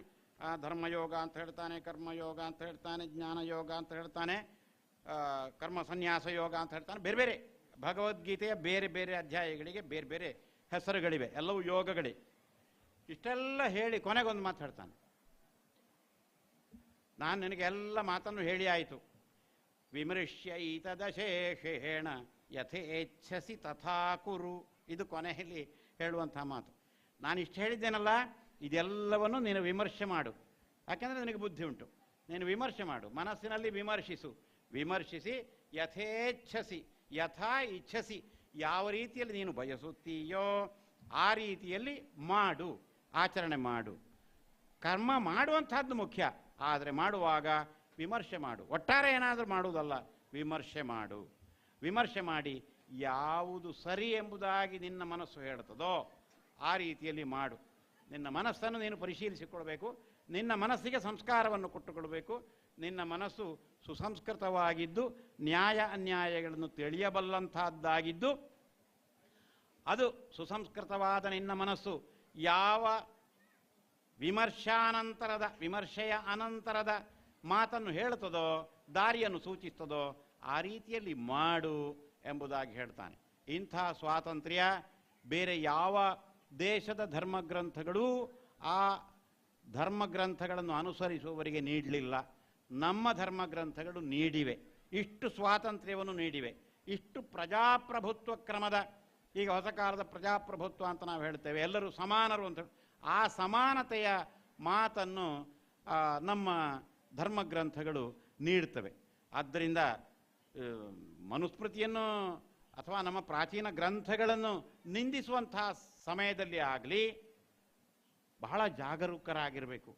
ಹಾಗೆ ನಿಂದಿಸುವಾಗ, ಟೀಕೆ ಮಾಡುವಾಗ ನಾವು ನಮ್ಮ ಇಡೀ ಪರಂಪರೆಯನ್ನು ಟೀಕೆ ಮಾಡ್ತಾ ಇದ್ದೇವೆ ಎಂಬುದನ್ನು ಕೂಡ ಗಮನಿಸಬೇಕು. ಮತ್ತು ಅದನ್ನು ಬಹಳ ಬಹಳ ಜಾಗರೂಕತೆಯಿಂದ ಮತ್ತು ಜವಾಬ್ದಾರಿಯಿಂದ ಹೇಳಬೇಕು. ಆ ಜವಾಬ್ದಾರಿ ಇಲ್ಲದೆ ಬಾಯಿಗೆ ಬಂದ ಹಾಗೆ ಹೇಳಿದರೆ, ಆಲೋಚನೆ ಆದಾಗ ಒಂದೊಂದು ದಿವಸ ಒಂದೊಂದು ಎಲ್ಲ ಹೇಳಿದರೆ ಆ ವ್ಯಕ್ತಿತ್ವ ತನ್ನಷ್ಟಕ್ಕೆ ಕುಂದಿ ಹೋಗ್ತದಷ್ಟೇ ಹೊರತು ಸತ್ಯಕ್ಕೆ ಏನೂ ಆಗುವುದಿಲ್ಲ. ನಮ್ಮ ಧರ್ಮ, ನಮ್ಮ ಶಾಂತಿ ಮಂತ್ರಗಳಲ್ಲಿ ಎಲ್ಲರಿಗೂ ಶಾಂತಿ ಆಗಬೇಕು ಅಂತ ಹೇಳ್ತದೆ. ಏನು ಯಾವುಗಳಿಗೆಲ್ಲ ಅಂತ ಹೇಳಿದರೆ, ಎಲ್ಲ ಮನುಷ್ಯರು ಒಂದೇ, ಎಲ್ಲ ಮನುಷ್ಯರಿಗೂ ಒಳ್ಳೆಯದಾಗಲಿ ಅಂತ ಹೇಳುವಂಥದ್ದು ಮಾತ್ರ ಅಲ್ಲ. ನನಗೆ ಒಳ್ಳೆಯದಾಗಲಿ ಅಂತ ಹೇಳುವಂಥದ್ದು ಒಂದು ರೀತಿ ಸ್ವಾರ್ಥ, ಇನ್ನೊಬ್ಬನಿಗೂ ಒಳ್ಳೆಯದಾಗಲಿ ಅಂತ ಹೇಳುವಂಥದ್ದು ಅದರ ಮುಂದುವರಿದ ಇನ್ನೊಂದು ರೂಪ, ಎಲ್ಲರಿಗೂ ಒಳ್ಳೆಯದಾಗಲಿ ಎಂಬಂಥದ್ದು ಮತ್ತೊಂದು ರೂಪ. ಅದೂ ಅಲ್ಲ. ನಮ್ಮ ಮಂತ್ರಗಳು ಹೇಳ್ತವೆ, ಶನ್ನೋ ಅಸ್ತು ದ್ವಿಪದೇ ಶಂಚತುಷ್ಪದೇ, ಇದು ಶಾಂತಿ ಮಂತ್ರದಲ್ಲಿರುವಂತಹದ್ದು. ಓಂ ಶಾಂತಿ ಶಾಂತಿ ಶಾಂತಿ ಅಂತ ಅಂತ್ಯವಾಗುವಂತಹದ್ದು. ಪುರೋಹಿತರ ಹತ್ರ ಕೇಳಿದರೆ ಈ ಮಂತ್ರವನ್ನು ಹೇಳ್ತಾರೆ. ಶನ್ನೋ ಅಸ್ತು ದ್ವಿಪದೇ ಶಂ ಚತುಷ್ಪದೇ ಅಂತ ಹೇಳಿದರೆ, ಲೋಕದಲ್ಲಿರುವಂತಹ ಎರಡು ಕಾಲಿನ ಜೀವಿಗಳಿಗೆ ಶಾಂತಿ ಉಂಟಾಗಲಿ, ಒಳಿತು ಉಂಟಾಗಲಿ ಮಾತ್ರ ಅಲ್ಲ, ಶಂ ಚತುಷ್ಪದೇ, ನಾಲ್ಕು ಕಾಲಿನ ಜೀವಿಗಳಿಗೂ ಒಳಿತು ಉಂಟಾಗಲಿ. ಈ ನಾಲ್ಕು ಕಾಲಿನ ಜೀವಿಗಳು ಅಂತ ಹೇಳಿದರೆ ಪ್ರಾಣಿಗಳು, ಅವು ಮಾತ್ರ ನಾಲ್ಕು ಕಾಲಿಗಿಂತ ಹೆಚ್ಚು ಕಾಲು ಇರುವಂಥವು ಇರಬಹುದು. ಇಂಥ ಮಾರ್ಗದರ್ಶನವನ್ನು ನಮ್ಮ ಧರ್ಮ ಕೊಡ್ತದೆ. ಇಂಥ ಮಂತ್ರವನ್ನು ನಮ್ಮ ವೇದಗಳು ಹೇಳ್ತವೆ. ಹೀಗೆ ನಾವು ಧರ್ಮವನ್ನು ಗೌರವಿಸಿ ಏನು ಸಾಧ್ಯವೋ ಅಂತಹ ಮಾರ್ಗದರ್ಶನವನ್ನು ಪಡೆಯೋಣ, ವಿಮರ್ಶೆ ಮಾಡಿ ಆಲೋಚನೆ ಮಾಡಿ ನಮ್ಮ ಜೀವನವನ್ನು ರೂಪಿಸಿಕೊಳ್ಳೋಣ. ಹಾಗೆ ರೂಪಿಸಿಕೊಳ್ಳುವಲ್ಲಿ ಸಾಮಾಜಿಕ ಅಭಿವೃದ್ಧಿ ಉಂಟಾಗುವಲ್ಲಿ ಇಂತಹ ದೇವಾಲಯಗಳು, ದೇವತಾ ಸ್ಥಾನಗಳು, ಎಲ್ಲರ ಶ್ರದ್ಧಾ ಕೇಂದ್ರಗಳು ಅನುಕೂಲವನ್ನು ಒದಗಿಸಲಿ ಎಂಬುದಾಗಿ ಹೇಳಿ, ನನಗಿಲ್ಲಿ 4 ಮಾತುಗಳನ್ನು ಹೇಳುವ ಅವಕಾಶವನ್ನು ಕೊಟ್ಟ ಎಲ್ಲರಿಗೆ ವಂದಿಸಿ ನನ್ನ ಮಾತುಗಳನ್ನು ಮುಗಿಸ್ತೇನೆ. ನಮಸ್ಕಾರ.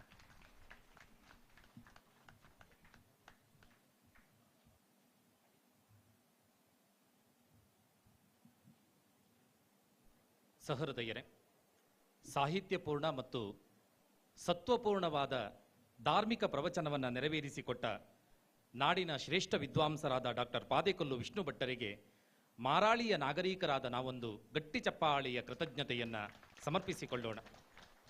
ಸಹೃದಯರೇ, ಸಂಭ್ರಮದಿಂದ ಈ ಕಾರ್ಯಕ್ರಮವನ್ನು ಮುನ್ನಡೆಸುತ್ತಾ ಈ ಕಾರ್ಯಕ್ರಮದ ಗಣ್ಯ ಮಹನೀಯರು ಕಿಶೋರ್ ಕುಮಾರ್ ಹೆಗಡೆ, ಕೈಲ್ಕೆರೆ, ಚಿಕ್ಕಮಗಳೂರು.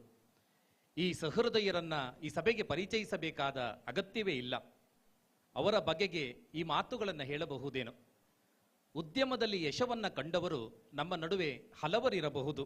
ಆದರೆ ಉದ್ಯಮದ ಒಂದು ಭಾಗವನ್ನ ಧಾರ್ಮಿಕ ಮತ್ತು ಸಾಂಸ್ಕೃತಿಕ ಮತ್ತು ಸಾಮಾಜಿಕ ಚಟುವಟಿಕೆಗಳಿಗಾಗಿ ವಿನಿಯೋಗಿಸುವ ನಮ್ಮ ಪ್ರೀತಿಯ ಕಿಶೋರ್ ಕುಮಾರ್ ಅವರನ್ನ ಧರ್ಮ ರತ್ನಾಕರ ಎಂಬ ತುಂಬು ನೆಗಳತೆಯ ಮೂಲಕ ನಾವು ಅವರನ್ನ ಅಭಿಮಾನದಿಂದ ಕರೆಯಬಹುದೇನೋ.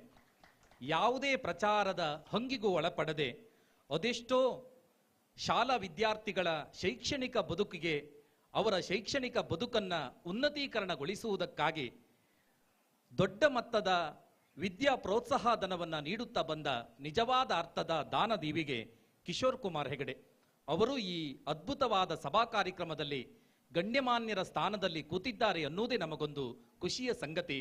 ಅವರ ಮಾತಿಗೆ ನಾವು ಕಿವಿಯಾಗೋಣ. ಒಂದು ಪ್ರೀತಿಯ ಚಪ್ಪಾಳೆಯ ಮೂಲಕ ಮಾತಿನ ಅರಮನೆಗೆ ಅವರನ್ನ ಬರಮಾಡಿಕೊಳ್ಳುತ್ತೇವೆ.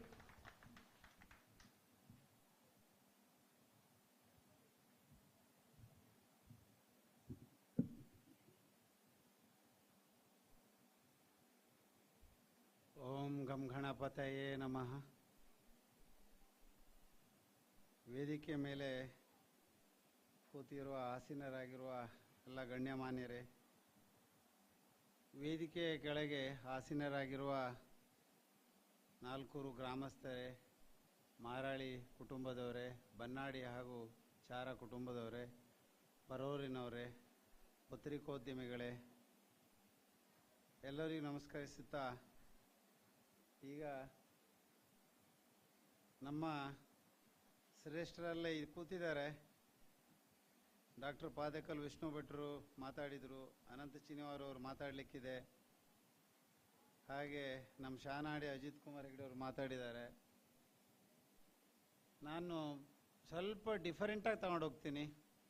ಅವರು ಸನಾತನ ಧರ್ಮದ ಬಗ್ಗೆ ಮಾತಾಡಿದರು. ನಾನು ನಿಜ ಹೇಳ್ಬೇಕು, ನಾನೊಂದು ದೊಡ್ಡ ಸ್ಪೀಕರ್ ಅಲ್ಲ ಏನೂ ಅಲ್ಲ. ಬಿಸ್ನೆಸ್ ಇಕನಾಮಿಕ್ಸ್ ಬಗ್ಗೆ ಮಾತಾಡ್ಲಿಕ್ಕೆ ಹೇಳಿದರೆ ಅಥವಾ ಕೇಳಿದರೆ ಮಾತಾಡಬಲ್ಲೆ ನಾನು. ನಿಮ್ಗೆ ಎಷ್ಟು ಜನಕ್ಕೆ ಅದಕ್ಕೆ ರುಚಿಸುತ್ತೆ ಇಲ್ಲ ಗೊತ್ತಿಲ್ಲ. ಆದರೆ ನನ್ನದು ನಾನು ಹೇಳಬೇಕು. ಯಾಕಂತ ಹೇಳಿದರೆ ಇವಾಗ ಎಲ್ಲ ಕಡೆ ದೇವರದ್ದು ಕೈಂಕರ್ಯಗಳು, ಎಲ್ಲ ದೇವಸ್ಥಾನಗಳನ್ನು ತುಂಬ ಒಗ್ಗಟ್ಟಿಂದ ಕಟ್ತಾ ಇದ್ದೀರಾ. ಸಣ್ಣ ಪುಟ್ಟ ಬಿರುಕಿದ್ರು ಸರಿ ಮಾಡ್ಕೊಂಡು ಕಟ್ತಾ ಇದ್ದೀರಾ. ಜೀರ್ಣೋದ್ಧಾರ ಆಗಿದ್ದೆಲ್ಲ ಆಗುತ್ತೆ. ಸಾವಿರಾರು ವರ್ಷದಿಂದ ಕಟ್ಕೊಂಡು ಬಂದಿದ್ದೀವಿ, ಸಾವಿರಾರು ವರ್ಷದಿಂದ ಹಾಳಾಗಿದೆ, ಅದನ್ನು ಜೀರ್ಣೋದ್ಧಾರ ಮಾಡಿದ್ವಿ, ಇವಾಗಲೂ ಆಗ್ತಾ ಇದೆ. ಎಲ್ಲೋ ಒಂದು ಕಡೆ ಅನಿಸುವಂಥದ್ದು ಏನಂತ ಹೇಳಿದರೆ, ನೀವು ದೇವಸ್ಥಾನ ಕಟ್ಟುವಂಥದ್ದು ಇಂಪಾರ್ಟೆಂಟು ಎಷ್ಟೋ, ಅದನ್ನು ಕಾಪಾಡಿಕೊಳ್ಳುವಂಥದ್ದು ಅಷ್ಟೇ ಇಂಪಾರ್ಟೆಂಟ್. ಅದನ್ನು ಕಾಪಾಡಲಿಲ್ಲ ಅಂತೇಳಿದರೆ ಕಟ್ಟುವಂಥದ್ದೇ ನನ್ನ ಲೆಕ್ಕದಲ್ಲಿ ತಪ್ಪಾಗಿ ಕಾಣುತ್ತೆ. ಯಾವ ಥರ ಕಾಪಾಡಬೇಕು ಅಂತ ನೀವು ಕೇಳ್ಬೋದು. ಈಗ ಇವತ್ತು ದಯಣ್ಣ ಹೇಳಿದರು, ತುಂಬ ಟೈಮಿಂದ ಮಾತಾಡ್ತಾಯಿದ್ರು. ನಾನು ಎಲ್ಲೋ ಒಂದು ಕಡೆ ಅವ್ರಿಗೆ ಹೇಳಿದೆ, ತುಂಬ ತ್ರಾಸಾಗ್ಬಿಟ್ಟು ದಯಣ್ಣ ಮಾರಾಳಿ ಕುಟುಂಬದವರು ತುಂಬ ಇದಕ್ಕೆ ಓದಾಡಿದ್ದಾರೆ, ಎಲ್ಲ ಕೈ ಜೋಡಿಸಿದ್ದಾರೆ. ನಾವು ಬನ್ನಾಡಿಯವರು, ಚಾರದವರು ನನಗೆ ಗೊತ್ತಿಲ್ಲ, ನಾವು ಹಣಕಾಸಿನಲ್ಲಿ ಸ್ವಲ್ಪ ಸಹಾಯ ಮಾಡಿರ್ಬೋದು, ಎಷ್ಟು ಕೈ ಜೋಡಿಸಿದ್ದೀವಿ, ಎಷ್ಟು ಬೆವರು ಸುರಿಸಿದ್ದೀವಿ ಗೊತ್ತಿಲ್ಲ. ನಾನಂತೂ ಬೆವರು ಸುರಿಸಿಲ್ಲ. ನಾನು ನೆಂಟರ ಥರನೇ ಬಂದು ಹೋಗಿದ್ದೆ. ಯಾಕೆ ಹೇಳ್ತಾ ಇದ್ದೇನೆ ಅಂತ ಹೇಳಿದರೆ, ಸುಭಾಷ್ ಅಣ್ಣ ಹತ್ರ ಮಾತಾಡ್ತಾ ಇದ್ದೆ, ನರೇಶ್ ಮಾಮನ ಹತ್ರ ಮಾತಾಡ್ತಾ ಇದ್ದೆ. ಸುಭಾಷ್ ಅಣ್ಣ ನಿನ್ನೆ ಹೇಳಿದರು, ಮಾರಾಳಿಂದ ಮೈಗ್ರೇಟ್ ಆಗಿ ನಾವು ಬನ್ನಾಡಿ ಹೋಗಿ 108 ವರ್ಷ ಆಯಿತು ಅಂತ. 108 ವರ್ಷದಿಂದ ನಮ್ಗೆ ಇಲ್ಲಿನ ಕನೆಕ್ಷನ್ಸ್ ಬರ್ತಾ ಬರ್ತಾ ಬರ್ತಾ ಕ್ಷೀಣ ಆಗ್ತಾ ಬಂತು. ಮತ್ತು ಪುನಃ ಈಗ ರೀಎಸ್ಟಾಬ್ಲಿಷ್ ಮಾಡೋಕ್ಕೆ ಅದನ್ನು ಟ್ರೈ ಮಾಡ್ತಾ ಇದ್ದೀನಿ. ಈಗ ಅದಕ್ಕೆ ತುಂಬ ಜನರ ಹತ್ರ ಕೇಳೋದು, ಪ್ರಶ್ನೆ ಕೇಳೋದು, ನೀವು ಯಾರು, ನೀವು ಅಕ್ಕನ ಮಗನ, ತಂಗಿ ಮಗಳ, ಅಣ್ಣನ ಮಗನ, ತಮ್ಮನ ಮಗನ, ಫುಲ್ ಕನ್ಫ್ಯೂಷನ್ಸ್. ಯಾಕಂದ್ರೆ 100-200 ಜನರ ಹತ್ರ ಮಾತಾಡ್ತೀನಿ. ಯಾರು ಎಲ್ಲಿ ಕನೆಕ್ಟ್ ಮಾಡೋಕ್ಕೆ ಟ್ರೈ ಮಾಡ್ತಾ ಇದ್ದೀನಿ, ಕನೆಕ್ಷನ್ಸ್ ಆಗ್ತಾ ಇಲ್ಲ, ಡಿಸ್ಕನೆಕ್ಟ್ ಆಗ್ತಾ ಇರುತ್ತೆ, ಕನೆಕ್ಟ್ ಆಗುತ್ತೆ, ಡಿಸ್ಕನೆಕ್ಟ್ ಆಗುತ್ತೆ, ಕನೆಕ್ಟ್ ಆಗುತ್ತೆ, ಡಿಸ್ಕನೆಕ್ಟ್ ಆಗುತ್ತೆ. ಯಾಕೆ ಇದನ್ನೆಲ್ಲ ಹೇಳ್ತಾ ಇದ್ದೀನಿ ಅಂತ ಹೇಳಿದರೆ, ಒಂದು ಕುಟುಂಬ, ಒಂದು ಬುಡ, ಬೇರು. ನಾವು ಬೇರನ್ನೇ ಮರ್ತು ಬಿಟ್ರೆ ಎಲ್ಲಿ ಹೋಗ್ತೀವಿ ಅಂತ ಹೇಳ್ಕೊಂಡು ಮೆಟೀರಿಯಲಿಸ್ಟಿಕ್ ವರ್ಲ್ಡ್, ಹೌದು ಹಣ ಮಾಡ್ತೀವಿ, ಎಲ್ಲ ಮಾಡ್ತೀವಿ. ಫೈನಲಿ ನಾವು ನಂಬಿದ ದೈವ ದೇವರು ಅದಿಲ್ಲ ಅಂದರೆ ಮುಂದೆ ಒಂದು ದಿನ ನಮ್ಮ ಪೀಳಿಗೆ ಎಲ್ಲಿ ಹೋಗಿ ಏನು ಮಾಡ್ತಿರಲ್ಲ ಅಂತ ಹೇಳಿದರೆ ಏನೂ ಇಲ್ಲ. ಪಿಜ್ಜಾ ಬರ್ಗರ್ ತಿನ್ಕೊಂಡು ಎಲ್ಲೋ ಸ್ವರ್ಗ ಅಂದ್ಕೊಂಡು ಅಲ್ಲಿ ಕೂತಿರ್ತೀವಿ. ನಮ್ಮವ್ರಿಗೆ ಏನಾಗಿದೆ ಅಂತ ಹೇಳಿದರೆ ಕೇಳಿದರೆ ಎಷ್ಟು ಹೆಚ್ಚಿನ ಜನ ಹೇಳ್ತಾರೆ. ದಯವಿಟ್ಟು ತಪ್ಪು ತಿಳ್ಕೊಬೇಡಿ. ಪೇರೆಂಟ್ಸಿಗೆ ಒಂದು ಮಾತು ಹೇಳ್ತಾ ಇದ್ದೀನಿ, ಎಲ್ಲಿದ್ದಾರಪ್ಪ ಮಕ್ಕಳು ಕೇಳಿದರೆ, ಫ್ರಾಂಕ್ಫರ್ಟಲ್ಲಿದ್ದಾನೆ, ನ್ಯೂಯಾರ್ಕಲ್ಲಿದ್ದಾನೆ. ಮೊದಲು ದೇಶ ಹೇಳ್ತಾ ಇದ್ದಾರೆ, ಈಗ ಕ್ಯಾಪಿಟಲ್ ಸಿಟಿ ಹೇಳಕ್ಕೆ ಶುರು ಮಾಡಿದ್ದಾರೆ. ಟೋಕಿಯೋದಲ್ಲಿದ್ದಾನೆ. ಭಾರಿ ಹೆಮ್ಮೆ. ಒಂದು ಹೇಳ್ತೀನಿ ಕೇಳಿ, ನನ್ನ ಕಣ್ಣಾರೆ ನೋಡಿರುವಂತಹದ್ದು, ನನ್ನ ಕಣ್ಣಾರೆ 4-6 ಎಕ್ಸಾಂಪಲ್ ನೋಡಿರುವಂತಹದ್ದು, ಮಕ್ಕಳ ಅಪ್ಪ ಅಮ್ಮ ಸತ್ರು ಬಂದಿಲ್ಲ ಅಂದ್ರೂ ಪರವಾಗಿಲ್ಲ, ಮಕ್ಕಳ ಸ್ವರ್ಗದಲ್ಲೇ ಇರಬೇಕು. ಇದು ನರಕ ಅವರಿಗೆ. ಅಪ್ಪ ಅಮ್ಮನಿಗೆ ನರಕ ಆದರೆ ಮಕ್ಕಳಿಗೆ ಇನ್ನೇನಿರ್ಬೋದು. ಆ ಥರ ನೀವು ಮಕ್ಕಳಿಗೆ ಫೀಡ್ ಮಾಡಿದ್ದಾರೆ. ಒಂದು ಕಡೆಯಲ್ಲಿ ದೇವಸ್ಥಾನ ಕಟ್ತೀವಿ, ಇನ್ನೊಂದು ಕಡೆ ಇದನ್ನು ಕಾಪಾಡೋರು ಯಾರು? ನನ್ನ ಜನರೇಷನ್, ನಾನು ಹುಟ್ಟೋ ಮೊದಲೇ ನನ್ನ ಚಿಕ್ಕಪ್ಪ ಅಮೇರಿಕಕ್ಕೆ ಹೋದರು ಕಾರ್ಡಿಯಾಲಜಿಸ್ಟ್ ಆಗಿ. Very famous cardiologist. First Indian doctor started private practice ಇನ್ USA. ಹೋಗಲಿ, ಅದು ಒಂದು. ಯಾರು ಇಂಡಿಯನ್ ಡಾಕ್ಟರ್ ಹೋಗಿ ಪ್ರೈವೇಟ್ ಪ್ರಾಕ್ಟೀಸ್ ಮಾಡಿದವರಿಲ್ಲ. ನನ್ನ ಚಿಕ್ಕಪ್ಪ Kushal Hegde first Indian doctor ಆಗಿ ಪ್ರೈವೇಟ್ ಪ್ರಾಕ್ಟೀಸ್ ಸ್ಟಾರ್ಟ್ ಮಾಡಿದರು. ಚಿಕ್ಕಪ್ಪ ತೀರೋದ್ರು 20 ವರ್ಷ ಆಯಿತು. ಹಾಗೆ ಸ್ವಲ್ಪ ಇದಾಗ್ತಾ ಡಿಸ್ಕನೆಕ್ಟ್ ಆಗ್ತಾ ಈಗ ಇಬ್ಬರು ಸಿಸ್ಟರ್ಸ್ ಇದ್ದಾರೆ ನಂದು. ಹಾಯ್ ಕಿಶೋರಣ್ಣ, ಹವಾಯು ಅಷ್ಟೇ. ಅದರ ಮುಂದೆ ಸಬ್ಜೆಕ್ಟ್ ಅವರಿಗೂ ಇಲ್ಲ, ಅದ್ರ ಮುಂದೆ ಸಬ್ಜೆಕ್ಟ್ ನನಗೂ ಇಲ್ಲ ಅಷ್ಟೇ. ಹೋಗಿ ಅಮೇರಿಕ ಹೋದರೆ ಸಿಕ್ಕಿದರೆ ಒಂದು ಹಗ್ ಮಾಡ್ತಾರೆ, ಇಲ್ಲಿ ಬಂದರೆ ಸಿಕ್ಕಿದರೆ ಹಗ್. ಅದ್ರ ಮೇಲೆ ಸಬ್ಜೆಕ್ಟೇ ಇಲ್ಲ ನಮಗೆ. ಯಾವ ರಿಲೇಷನ್ಶಿಪ್ ಇದು? ಫಸ್ಟ್ ಕಸಿನ್ಸ್ ನಾವು. ಚಿಕ್ಕಮ್ಮ 84 ವರ್ಷ. ಅವ್ರ ಕಾಲದ ಮೇಲೆ ಎಲ್ಲ ಡಿಸ್ಕನೆಕ್ಟ್ ಆಗಿ ಹೋಗುತ್ತೆ. ಅದು ಅವ್ರಿಗೆ ಇಲ್ಲಿಂದ ಅವಶ್ಯಕತೆ ಇಲ್ಲ, ನಮ್ಗೆ ಅಲ್ಲಿಂದ ಅವಶ್ಯಕತೆ ಇಲ್ಲ. ಇವತ್ತು ಇಲ್ಲೇ ನೋಡಿ, ಈಗ ಸಭಾಂಗಣದಲ್ಲಿ ಎಷ್ಟು ಜನ ಮಕ್ಕಳನ್ನ ಕರ್ಕೊಂಡು ಬಂದಿದ್ದೀರಪ್ಪ. ಮುಂದಿನ ಜನ್ರೇಷನ್ ನೀವು ಟ್ರೈನಿಂಗೇ ಮಾಡಿಲ್ಲ ಅಂತ ಹೇಳಿದರೆ ಈ ದೇವಸ್ಥಾನ ಉಳಿಸ್ಕೊಳ್ಳೋರು ಯಾರು? ಈ ಮುಂದಿನ ಜನ್ರೇಷನ್ ಯಾವಾಗ? ನಾನೇ ನನ್ನ ಎಕ್ಸಾಂಪಲ್ ಹೇಳ್ತೀನಿ. 10 ವರ್ಷದ ಕೆಳಗಡೆ ನನ್ನ ಮಕ್ಕಳಿಗೆ ಕಂಚಮ್ಮ ನನ್ನ ತಂದೆ ಮನೆ. ನಾನು ಹುಟ್ಟಿ ಬೆಳೆದಿದ್ದೆಲ್ಲ ನನ್ನ ತಂದೆ ಮನೆಯಲ್ಲಿ. ತಾಯಿ ಮನೆ ಬನ್ನಾಡಿ ಆದವರು, ನಾನು ಹುಟ್ಟಿ ಬೆಳೆದಿದ್ದೆಲ್ಲ ಎಜುಕೇಷನ್ ಎಲ್ಲ ನನ್ನ ತಂದೆ ಮನೆಯಲ್ಲಿ. ನನ್ನ ತಂದೆ ಕಂಚಮ್ಮ ಅಂತ ದೈವದ ಮನೆಯದು ಮುಕ್ತೇಶ್ವರರು. ಮೊದಲು ನನ್ನ ದೊಡ್ಡಪ್ಪ ಇದ್ದರು ಕೈಲ್ಕೆರೆ ಶಿವರಾಮ್ ಹೆಗಡೆ ಅಂತ ಹೇಳ್ಕೊಂಡು, ಅವ್ರ ಕಾಲದ ಮೇಲೆ ನನ್ನ ತಂದೆನೂ ಮುಕ್ತೇಶ್ವರರಾದರು. ಅದರಿಂದ ಅವ್ರ ಹಿಂದ್ಗಡೆ ಬಾಲ ಥರ ತಿರುಗ್ತಾ ಇದ್ದೆ, ನೋಡ್ತಾ ಇದ್ದೆ. ನನಗೆ ಅದ್ರ ಬಗ್ಗೆ ಭಾರಿ ಭಾವನೆಗಳು, ಕನೆಕ್ಷನ್ಸ್. ಇಲ್ಲಿ ಏನಾಗಬೇಕು ಅಂತೇಳಿದ್ರೆ ನೀವು ಕನೆಕ್ಟ್ ಆಗ್ಬೇಕು. ಎಲ್ಲೋ ಒಂದು ವರ್ಷಕ್ಕೋ 4 ವರ್ಷಕ್ಕೊಂದು ಸಲ ಬಂದು ಆ ದೇವ್ರಿಗೆ ಒಂದು ಉದ್ದಂಡ ನಮಸ್ಕಾರಕ್ಕೆ ಬಟ್ರೆ ಕೊಟ್ಟು ತೀರ್ಥನ ತಗೊಂಡೋದ್ರೆ ಏನೂ ಆಗಲ್ಲ. You have to connect with the God, you have to start talking with them. ನೀವು ಕನೆಕ್ಟ್ ಆದಾಗಲೇ ನಿಮ್ಗೆ ಆನ್ಸರ್ ಸಿಗುತ್ತೆ, ಉತ್ತರ ಸಿಗುತ್ತೆ. ಇದನ್ನು ಯಾವಾಗ ಎಸ್ಟಾಬ್ಲಿಷ್ ಮಾಡ್ತೀರಾ ಮಕ್ಕಳಿಗೆ? ನಾನು 10 ವರ್ಷ ಕೆಳಗಡೆ ನನ್ನ 2 ಮಕ್ಕಳಿಗೆ ಹೇಳೋಕ್ಕೆ ಶುರು ಮಾಡಿದೆ, ಮಕ್ಕಳೇ ಕಂಜಮ್ಮ ಉಯ್ಯು ಅಂತಿದ್ರು. ಆವಾಗ ಭಾರಿ ಕಿರಿಕಿರಿ ನೋಡಿ, ಏನಪ್ಪ ಈ ಅಪ್ಪ ಕಂಜಮ್ಮ ಅಂತಾರೆ, ಬಾ ಅಂತಾರೆ, ಹೋಗಂತಾರೆ. You believe it or not, ಇವತ್ತು ನನಗಿಂತ ಜಾಸ್ತಿ ಅವ್ರು ಕನೆಕ್ಟ್ ಆಗಿದ್ದಾರೆ ದೇವ್ರಿಗೆ, ಕಂಜಮ್ಮಂಗೆ. But it took more than 10 to 15 years. 15 ವರ್ಷ ಆಯ್ತು. ಇವತ್ತು ನನಗಿಂತ ಜಾಸ್ತಿ ನಮಸ್ಕಾರ ಕಂಚಮ್ಮಂಗೆ ಹಾಕ್ತಾರೆ, ನನಗಿಂತ ಜಾಸ್ತಿ ಪ್ರತಿಯೊಂದಕ್ಕೂ ಕಂಚಮ್ಮನ ಯೋಚನೆ ಮಾಡ್ತಾರೆ ಅವರು. ನಮ್ಮ ದೇವಿ ದೈವ, ಆಯಿತಾ? ಇದನ್ನು ಯಾವಾಗ ನೀವು ಮಾಡ್ತೀರಾ? ದೇವಸ್ಥಾನ ಎಲ್ಲ ಕಟ್ತೀರಾ. ಹಾಗಾದರೆ ದೇವಸ್ಥಾನ ಒಂದು ಕಡೆನೇ ನೀವು ಅದನ್ನು ಆಯಿತು ನಾವು ರಕ್ಷಣೆ ಮಾಡ್ತೀವಿ, ನಾವು ಅಷ್ಟೇ ನಿಮ್ಮ ಮಕ್ಕಳಿಗೇನೋ ದೇವ್ರು ನಿಮಗೆ ತೊಂದರೆ ಕೊಟ್ಟೆ ಆಮೇಲೆ ಮಕ್ಕಳು ಇಲ್ಲಿ ಓಡಿ ಬರಬೇಕಾ? ತೊಂದರೆ ಕೊಡೋ ಮೊದಲೇ ನೀವು ಬಂದರೆ ಏನಾಗುತ್ತೆ ಇಲ್ಲಿಗೆ? ಗೊತ್ತು ನನಗೆ, ನಿಮ್ಮ ದೈವ, ನಿಮ್ಮ ದೇವರು, ನಿಮ್ಮದು ನಾಗ ಯಾವುದೇ ಪರಿಸರ ಬಿಟ್ಟು ಹೋಗಿ ಬಿಡಲ್ಲ.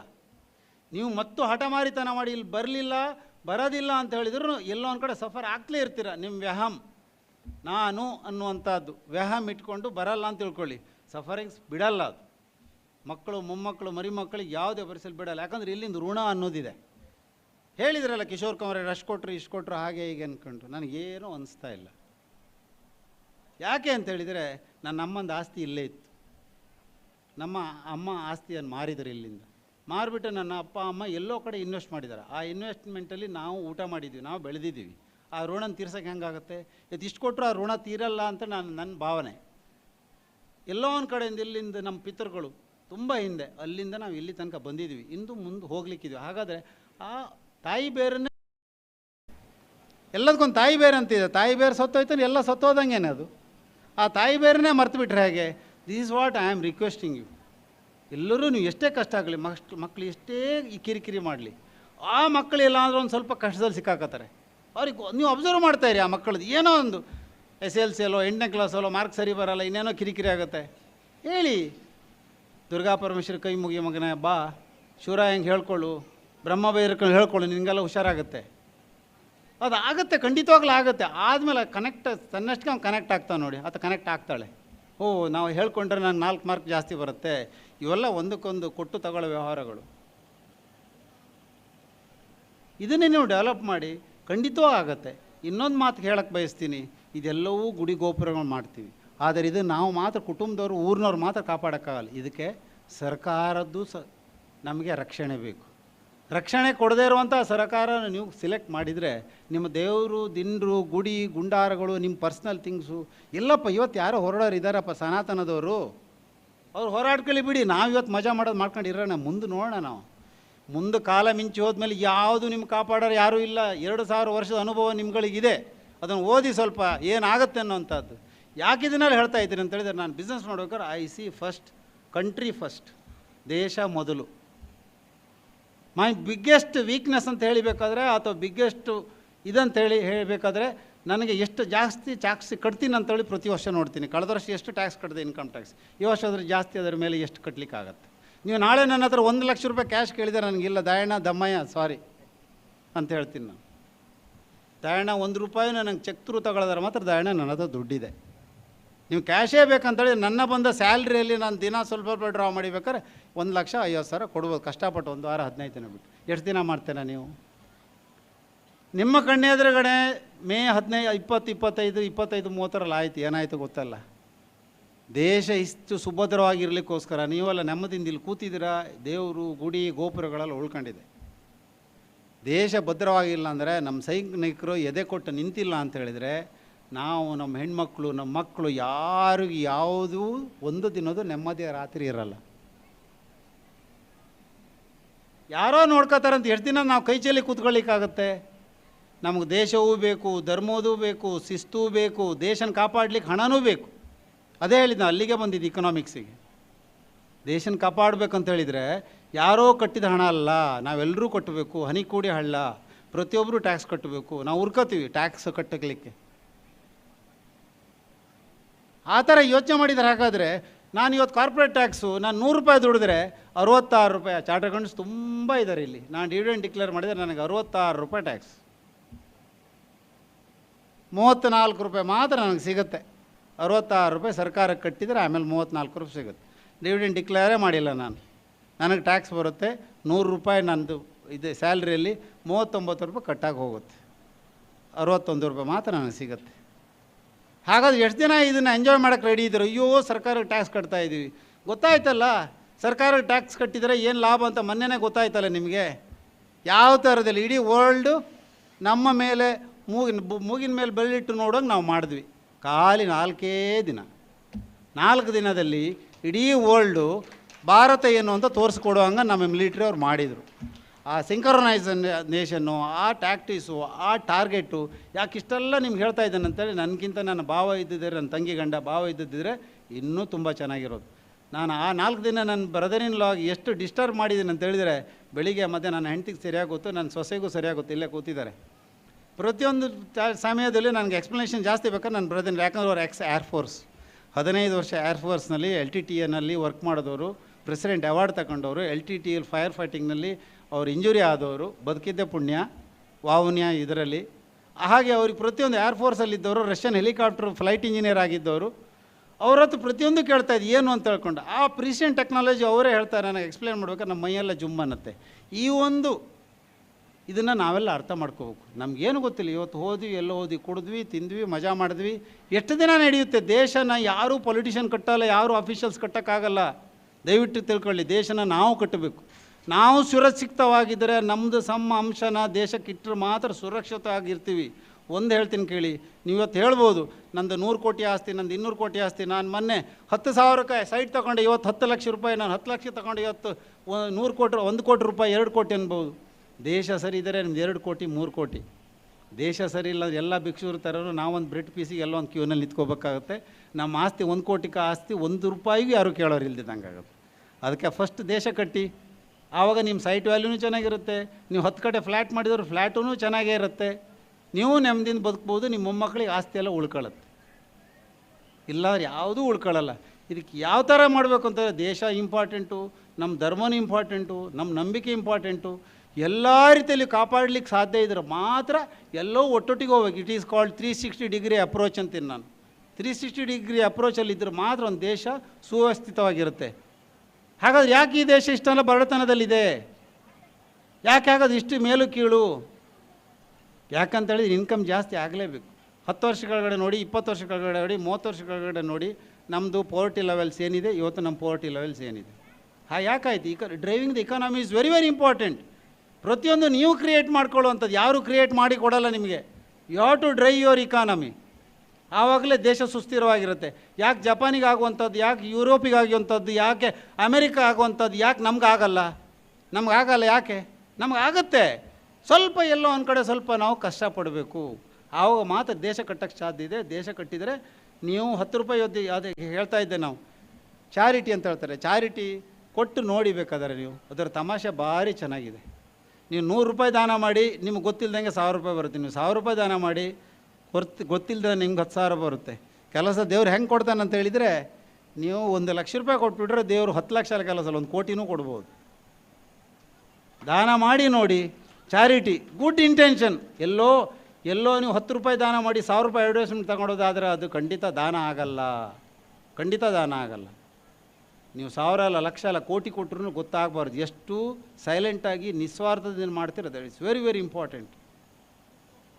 ಒಂದು ಫ್ಯಾಮಿಲಿದ ಒಂದು ಮಗುನ ಅಡಾಪ್ಟ್ ಮಾಡಿ, ಆ ಮಗು ಡಾಕ್ಟರ್ ಇಂಜಿನಿಯರ್ ಆಗಲಿ, ಆ ಇಡೀ ಫ್ಯಾಮಿಲಿ ಹೇಗೆ ಟರ್ನ್ ಅರೌಂಡ್ ಆಗುತ್ತೆ ನೋಡಿ. ಆದರೆ ಎಲ್ಲೂ ನೀವು ಅಲ್ಲಿ ಗುರ್ಸ್ಕೋಬಾರ್ದು. ನಾವು ತುಂಬ ಸಲ ತುಂಬ ಕೆಟ್ಟ ಅಭ್ಯಾಸ ಮಾಡ್ತೀವಿ. ಯಾವತ್ತೂ ನಾನು ಮಾಡಿಲ್ಲ. 25 ವರ್ಷದಿಂದ ನಾನು ನನ್ನ ಮಕ್ಕಳನ್ನೆಲ್ಲ ನೋಡ್ತಾ ಇದ್ದೀನಿ, ಅಡಾಪ್ಟ್ ಮಾಡ್ಕೊತೀನಿ. 100, 200, 300, 400 ಜನ ಡಾಕ್ಟರ್ ಇಂಜಿನಿಯರ್ ಎಲ್ಲ ಇದ್ದಾರೆ. ಎಲ್ಲಿಯೂ ಸ್ಟೇಜ್ ಫಂಕ್ಷನ್ ನಾನು ಮಾಡಿಲ್ಲ. ಯಾಕೆ ಸ್ಟೇಜ್ ಫಂಕ್ಷನ್ ಮಾಡಲ್ಲ ಅಂತ ಹೇಳಿದರೆ, ಏನೋ ಬಡ ಮಕ್ಕಳು ಬರ್ತಾರೆ, ಅವರಿಗೆ ಕಷ್ಟ ಆಗುತ್ತೆ ಅಂತ ಹೇಳ್ಕೊಂಡು ಸ್ಟೇಜಲ್ಲಿ ಕರೆದ್ಬಿಟ್ಟು ಅವ್ರಿಗೆ 10,000, 20,000, 50,000 ಕ್ಯಾಶ್ ಕೊಟ್ಟರೆ ಅವ್ರು ಮಾರಲ್ಲಿ ಎಲ್ಲಿ ಹೋಗಿ ನಿಲ್ತಾರೆ? ಮಾರಲ್ಲಿ ಅವರಿಗೆ ಇನ್ಫಿನಿಟಿ ಕಾಂಪ್ಲೆಕ್ಸ್ ಕಂಟಿನ್ಯೂಸ್ ಡೆವಲಪ್ ಆಗ್ತಾ ಹೋಗಿರುತ್ತೆ. ಅವ್ರಿಗೆ ಯಾವುದೇ ಬರೀ ಇನ್ಫಿನಿಟಿ ಕಾಂಪ್ಲೆಕ್ಸ್ ಬರಬಾರ್ದು.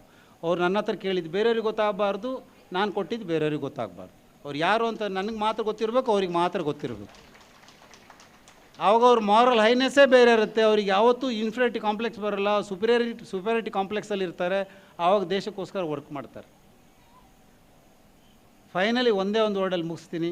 ಏನು ಅಂತ ಹೇಳಿದರೆ, ದೇವಸ್ಥಾನ ಕಟ್ತಿದ್ದೀರಾ, ಎಲ್ಲರೂ ಒಗ್ಗಟ್ಟಿಂದ ಅದನ್ನು ಮೇಂಟೈನ್ ಮಾಡಿ. ಅದೇ ಥರ ದೇವಸ್ಥಾನ ಉಳಿಲಿಕ್ಕೆ ನೀವು, ನಿಮ್ಮೂರು, ನಿಮ್ಮ ಕುಟುಂಬ, ನಿಮ್ಮ ದೇಶ, ನಿಮ್ಮ ರಾಜ್ಯ ಇದು ಸುವ್ಯವಸ್ಥಿತವಾಗಿ ನಡೀಲಿಕ್ಕೆ ಯಾರ್ಯಾರು ಯಾವ ಥರ ಕೋಪರೇಷನ್ ಮಾಡಿ ಕೊಡ್ತಾರೆ ನೋಡ್ಕೊಂಡು ನೀವು ತಿಳ್ಕೊಂಡು ನಿಮ್ಮ ಸರ್ಕಾರಗಳನ್ನು ನೀವು ರೂಪಿಸ್ಕೋಬೇಕು. ಬಿಟ್ಟರೆ ಇಲ್ಲ ಅಂದರೆ ನೀವು ಯಾವ ದೇವಸ್ಥಾನ ಮಾಡಿ ಎಷ್ಟು ಸಾವಿರ ಕೋಟಿ ಖರ್ಚು ಮಾಡಿ ಅದು 5-6 ವರ್ಷಗಳಲ್ಲಿ ಏನು ಬೇಕಾದ್ರೂ ಆಗೋಕ್ಕೆ ಸಾಧ್ಯ ಇದೆ. ಇದೆಲ್ಲವೂ ನಿಮ್ಮ ಕೈಯಲ್ಲಿರುವಂಥದ್ದು, ದೇವಸ್ಥಾನ ಉಳಿಸುವಂಥದ್ದು, ಬೆಳೆಸುವಂಥದ್ದು. Thank you so much.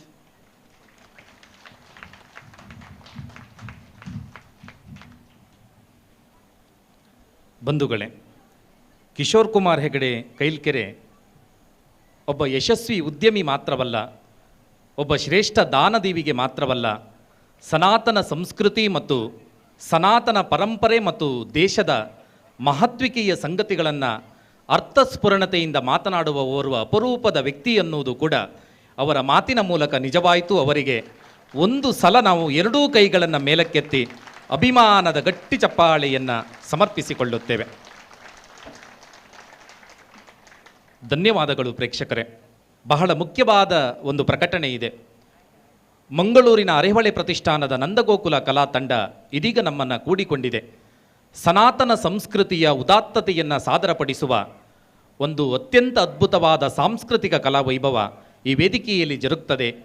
ನಿಮಗೆ ಈ ಮಾಹಿತಿ ತಿಳಿದಿರಲಿ ಅನ್ನುವ ಮಾತುಗಳನ್ನು ಹೇಳ್ತಾ, ವಿಶೇಷವಾದ ಪ್ರವಚನವನ್ನು ನೀಡುವುದಕ್ಕೆ ಸಂಭ್ರಮದಿಂದ ಬಂದವರು ನಾಡಿನ ಹಿರಿಯ ಪತ್ರಕರ್ತರಾದ ಅನಂತ ಚಿನಿವಾರರು.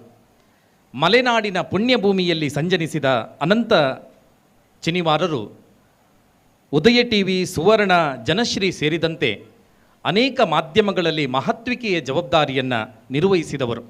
ಸರಳತೆ, ಸಾತ್ವಿಕತೆ ಮತ್ತು ಆತ್ಮೀಯ ನಡೆನುಡಿಯ ಓರ್ವ ಸಜ್ಜನ ವ್ಯಕ್ತಿ ನಮ್ಮೆಲ್ಲರ ಪ್ರೀತಿಯ ಅನಂತ ಚಿನಿವಾರರು ಮಾರಾಳಿಯ ಈ ಪುಣ್ಯಭೂಮಿಗೆ ಬಂದಿದ್ದಾರೆ ಎನ್ನುವುದೇ ಒಂದು ಸಂಭ್ರಮದ ಸಂಗತಿ. ಅವರನ್ನು ಸಡಗರದಿಂದ ಮಾತಿನ ರಮನೆಗೆ ಬರಮಾಡಿಕೊಳ್ಳುತ್ತೇವೆ. ಅವರು ಇದೀಗ ಧಾರ್ಮಿಕ ಪ್ರವಚನವನ್ನು ನೆರವೇರಿಸುತ್ತಾರೆ.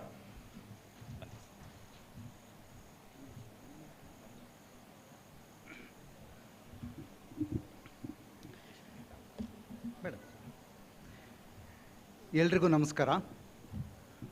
ಮೊದಲನೇದಾಗಿ ಇಷ್ಟು ನಿರರ್ಗಳವಾಗಿ ಸ್ಪಷ್ಟವಾಗಿ ಧೀಮಂತ ಕನ್ನಡವನ್ನು ಮಾತಾಡ್ತಿರುವಂಥ ಮಂಜುನಾಥ್ ಅವರಿಗೆ ಒಂದು ಚಪ್ಪಾಳೆ ಬರಬೇಕು ಅಂತ ಅನ್ಸುತ್ತೆ. ಬ್ಯೂಟಿಫುಲ್. ಅಷ್ಟು ಸ್ವಚ್ಛವಾದ ಭಾಷೆ ನಂದಲ್ಲ, ನಂದೊಂಥರ ಸಮ್ಮಿಶ್ರ ಭಾಷೆ ಆಗೋಗಿದೆ. ಎಲ್ಲೋ ಹುಟ್ಟಿ, ಎಲ್ಲೋ ಬೆಳೆದು, ಎಲ್ಲೆಲ್ಲೋ ಕೆಲಸ ಮಾಡಿ. ಹಾಗೆ ಸಮ್ಮಿಶ್ರ ಭಾಷೆ ಅಷ್ಟೇ ಅಲ್ಲ, ಒಂಥರ ಈ ಸಮ್ಮಿಶ್ರ ಜ್ಞಾನ ಕೂಡ. ಎಲ್ಲೋ ಅಲ್ಲೊಂದು ಸ್ವಲ್ಪ, ಇಲ್ಲೊಂದು ಸ್ವಲ್ಪ, ಅಲ್ಲೊಂದು ಸ್ವಲ್ಪ, ಇಲ್ಲೊಂದು ಸ್ವಲ್ಪ ತಗೊಂಡು ಯಾವುದನ್ನು ಆಳವಾಗಿ ತಿಳಿದುಕೊಳ್ಳದೇ ಇರುವಂತಹ ಒಂದು ಜ್ಞಾನ ಇದೆ ಅಂತ ಅಂದುಕೊಳ್ಳುವ ಅಜ್ಞಾನದ ಸ್ಥಿತಿ. ಹಾಗಾಗಿ ನಾನು ಈ ಕಾರ್ಯಕ್ರಮಕ್ಕೆ ಐ ಮಿಸ್ಫಿಟ್ ಅಂತ ನಾನು ಅಂದ್ಕೊಂಡಿದ್ದು. ಮೊನ್ನೆ ಪಾದಕಲ್ ವಿಷ್ಣು ಭಟ್ ಅವರಿಗೆ ಫೋನ್ ಮಾಡಿದ್ದೆ ಇದೇ ವಿಚಾರಕ್ಕೆ. ನನಗೆ ಸಂಬಂಧನೇ ಇಲ್ಲದೆ ಇರೋ ಕಾರ್ಯಕ್ರಮ ಅಂತ ಅನ್ನಿಸ್ತಿದೆ. ಧಾರ್ಮಿಕ ಪ್ರವಚನ ಅಂತ ಹಾಕಿಬಿಟ್ಟಿದ್ದಾರೆ. ಮಾಧ್ಯಮದಲ್ಲಿ ಕೆಲಸ ಮಾಡೋರು ಮಾಡೋ ಪ್ರವಚನಗಳೇ ಬೇರೆ, ಧಾರ್ಮಿಕ ಪ್ರವಚನ ಆಗಿರೋದಿಲ್ಲ ಅದು. ಏನು ಮಾಡಲಿ, ನನಗೆ ಸಂಬಂಧನೇ ಇಲ್ಲಲ್ಲ ಅಂದೆ. ಸಂಬಂಧ ಇಲ್ಲದೆ ಹೋದರೆ ಬರಬೇಡಿ ಅಂತಂದ್ರು ಅವರು ಭಾಳ ನೇರವಾಗಿ. ಯಾಕೆ ಬರ್ತೀರಿ ಅಂಥೇಳಿ. ಆದರೆ ಜಯಾನಂದ ಶೆಟ್ಟಿಯವರ ವಿಶ್ವಾಸ, ದಯಾನಂದ ಶೆಟ್ಟಿಯವರ ಪ್ರೀತಿ ನನ್ನನ್ನು ಇಲ್ಲಿ ಕರ್ಕೊಂಬಂದಿದೆ. ನಾನು ನನ್ನ ಅಜ್ಞಾನದ ಅಧೈರ್ಯವನ್ನು ಮೀರಿ ಯಾಕೆ ಇಲ್ಲಿಗೆ ಬಂದಿದ್ದೀನಿ ಅಂದರೆ, ಸಾಮಾನ್ಯವಾಗಿ ಈ ಅವಧಾನಗಳಲ್ಲಿ ಅಧಿಕ ಪ್ರಸಂಗಿ ಅಂತ ಒಂದು ಪಾತ್ರ ಇರುತ್ತೆ. ಹಾಗೆ ಆ ಥರದ್ದು ಒಂದು ಅಧಿಕ ಪ್ರಸಂಗಿ ಪಾತ್ರ ನಾನು ನಿರ್ವಹಿಸ್ಬೋದು. ಧಾರ್ಮಿಕ ಪ್ರವಚನಕ್ಕೂ ನನಗೂ ಸಂಬಂಧ ಇಲ್ಲದೆ ಹೋದರೂ ಕೂಡ ಬೇರೆ ಏನೋ ಒಂದಿಷ್ಟು ವಿಚಾರಗಳನ್ನು ಮಾಧ್ಯಮದ ಅನುಭವದ ಹಿನ್ನೆಲೆಯಲ್ಲಿ ಒಂದಿಷ್ಟು ಮಾತಾಡಬಹುದು ಅಂತ ಅಂದ್ಕೊಂಡು ಬಂದೆ. ನೀವೆಲ್ಲರೂ ಇಲ್ಲಿ ಸುತ್ತಮುತ್ತಲಿನ ಗ್ರಾಮದವರು ಅಂತ ಅಂದ್ಕೊಂಡಿದ್ದೀನಿ. ಇಲ್ಲಿ ಒಂದು ಸಾವಧಾನ ಇದೆ, ಒಂದು ಸಮಾಧಾನ ಇದೆ. ಎಷ್ಟೇ ತಡವಾದರೂ ಯಾರಿಗೂ ಅಸಹನೆ ಇರೋದಿಲ್ಲ. ಅಯ್ಯೋ ಲೇಟ್ ಆಯಿತು ಹೋಗಬೇಕು ಅನ್ನೋ ಧಾವಂತ ಇರೋದಿಲ್ಲ ಅಂತ ಅಂದ್ಕೊಂಡಿದ್ದೀನಿ ಅಲ್ವಾ? ಹಾಂ, ಕರೆಕ್ಟ್. ಹಾಗಂತೇಳಿ ನಾನು ತುಂಬ ಹೊತ್ತು ಮಾತಾಡ್ತೀನಿ ಅಂತ ಹೆದರಿಸ್ತಾ ಇಲ್ಲ. ಅಲ್ಲಿ ಫಿನಿಶ್ ಇರಲಿ.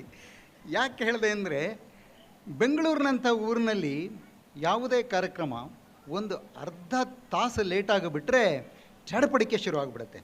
ಯಾಕೆ ಶುರುವಾಗುತ್ತೆ ಅಂತಂದರೆ ನಾವೇನು ಮನೆಗೆ ಹೋಗ್ಬಿಟ್ಟು ಏನೋ ದೊಡ್ಡ ಉದ್ಧಾರದ ಕೆಲಸ ಮಾಡ್ತೀವಿ ಅಂತಲ್ಲ, ಮನೆಗೆ ಹೋಗೋ ಯೋಚನೆನೇ ಇರುತ್ತೆ. ಹೇಗಪ್ಪ ಹೋಗೋದು, 2 ಗಂಟೆ ಹೋಗ್ಬೇಕು, 3 ಗಂಟೆ ಹೋಗ್ಬೇಕು, ಬರೀ ದಾರಿನಲ್ಲೇ ನಮ್ಮ ಬದುಕನ್ನು ಕಳೆದು ಬಿಡ್ತೀವಲ್ಲ ಅನ್ನೋ ಚಿಂತೆನಲ್ಲಿ ಎಲ್ಲದನ್ನು ಬೇಗ ಬೇಗ ಬೇಗ ಬೇಗ ಮುಗಿಸ್ಕೋಬೇಕು ಅನ್ನೋ ಅವಸರ.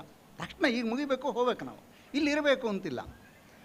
ದೇವಸ್ಥಾನಗಳಲ್ಲೂ ಕೂಡ ಹಾಗೆ. ಬೆಂಗಳೂರಿನಲ್ಲಿ ದೇವಸ್ಥಾನಗಳಲ್ಲಿ ಹೋಗಿ ಅಲ್ಲಿ ಮಂಗಳಾರತಿ ಆಗತ್ತೆ, ಹೋದ್ವಿ, ಮಂಗಳಾರತಿ ತೊಗೊಂಡ್ವಿ, ತೀರ್ಥ ತೊಗೊಂಡ್ವಿ, ಒಂದು ಸುತ್ತು ಹಾಕಿದ್ವಿ, ಹೊರಟ್ವಿ.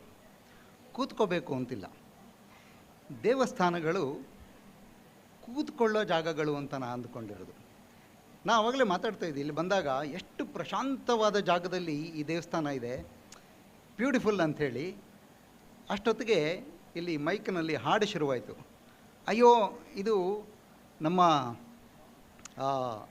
ಭಾವನೆಯನ್ನೇ ಕೆಡಿಸ್ಬಿಡುತ್ತಲ್ಲ, ಭಾವನೆ ಕೆಡಿಸ್ಬಿಡುತ್ತಲ್ಲ ಅಂತ ಅನಿಸಿದ್ರು ಕೂಡ ಆಮೇಲೆ ಅನಿಸಿದ್ದು ಅದು ಕೂಡ ಅಗತ್ಯ. ಯಾವಾಗ ಅಗತ್ಯ ಅಂದರೆ ಈ ಥರದ ಕಾರ್ಯಕ್ರಮಗಳಲ್ಲಿ ಅದು ಒಂದು ವಾತಾವರಣವನ್ನು ನಿರ್ಮಾಣ ಮಾಡುತ್ತೆ, ಒಂದು ಸಂಭ್ರಮದ ವಾತಾವರಣ ನಿರ್ಮಾಣ ಮಾಡುತ್ತಲ್ಲ, ಆ ಸಂಭ್ರಮ ನಮಗೆ ಬೇಕು. ಆದರೆ ಪೂರ್ತಿ ಸಂಭ್ರಮವೇ ಇರಬಾರ್ದು. ಆ ಸಂಭ್ರಮವನ್ನು ಮೀರಿದ ನಂತರ ನಮಗೆ ಏನೋ ಒಂದು ಏಕಾಂತ ಬೇಕು, ಪ್ರಾರ್ಥನೆ ಬೇಕು, ಒಂದು ತಾದಾತ್ಮ್ಯತೆ ಬೇಕು ಅಂತ ಅನ್ಸುತ್ತಲ್ಲ, ಆಗ ದೇವಸ್ಥಾನ ಆಗಿರಬೇಕು.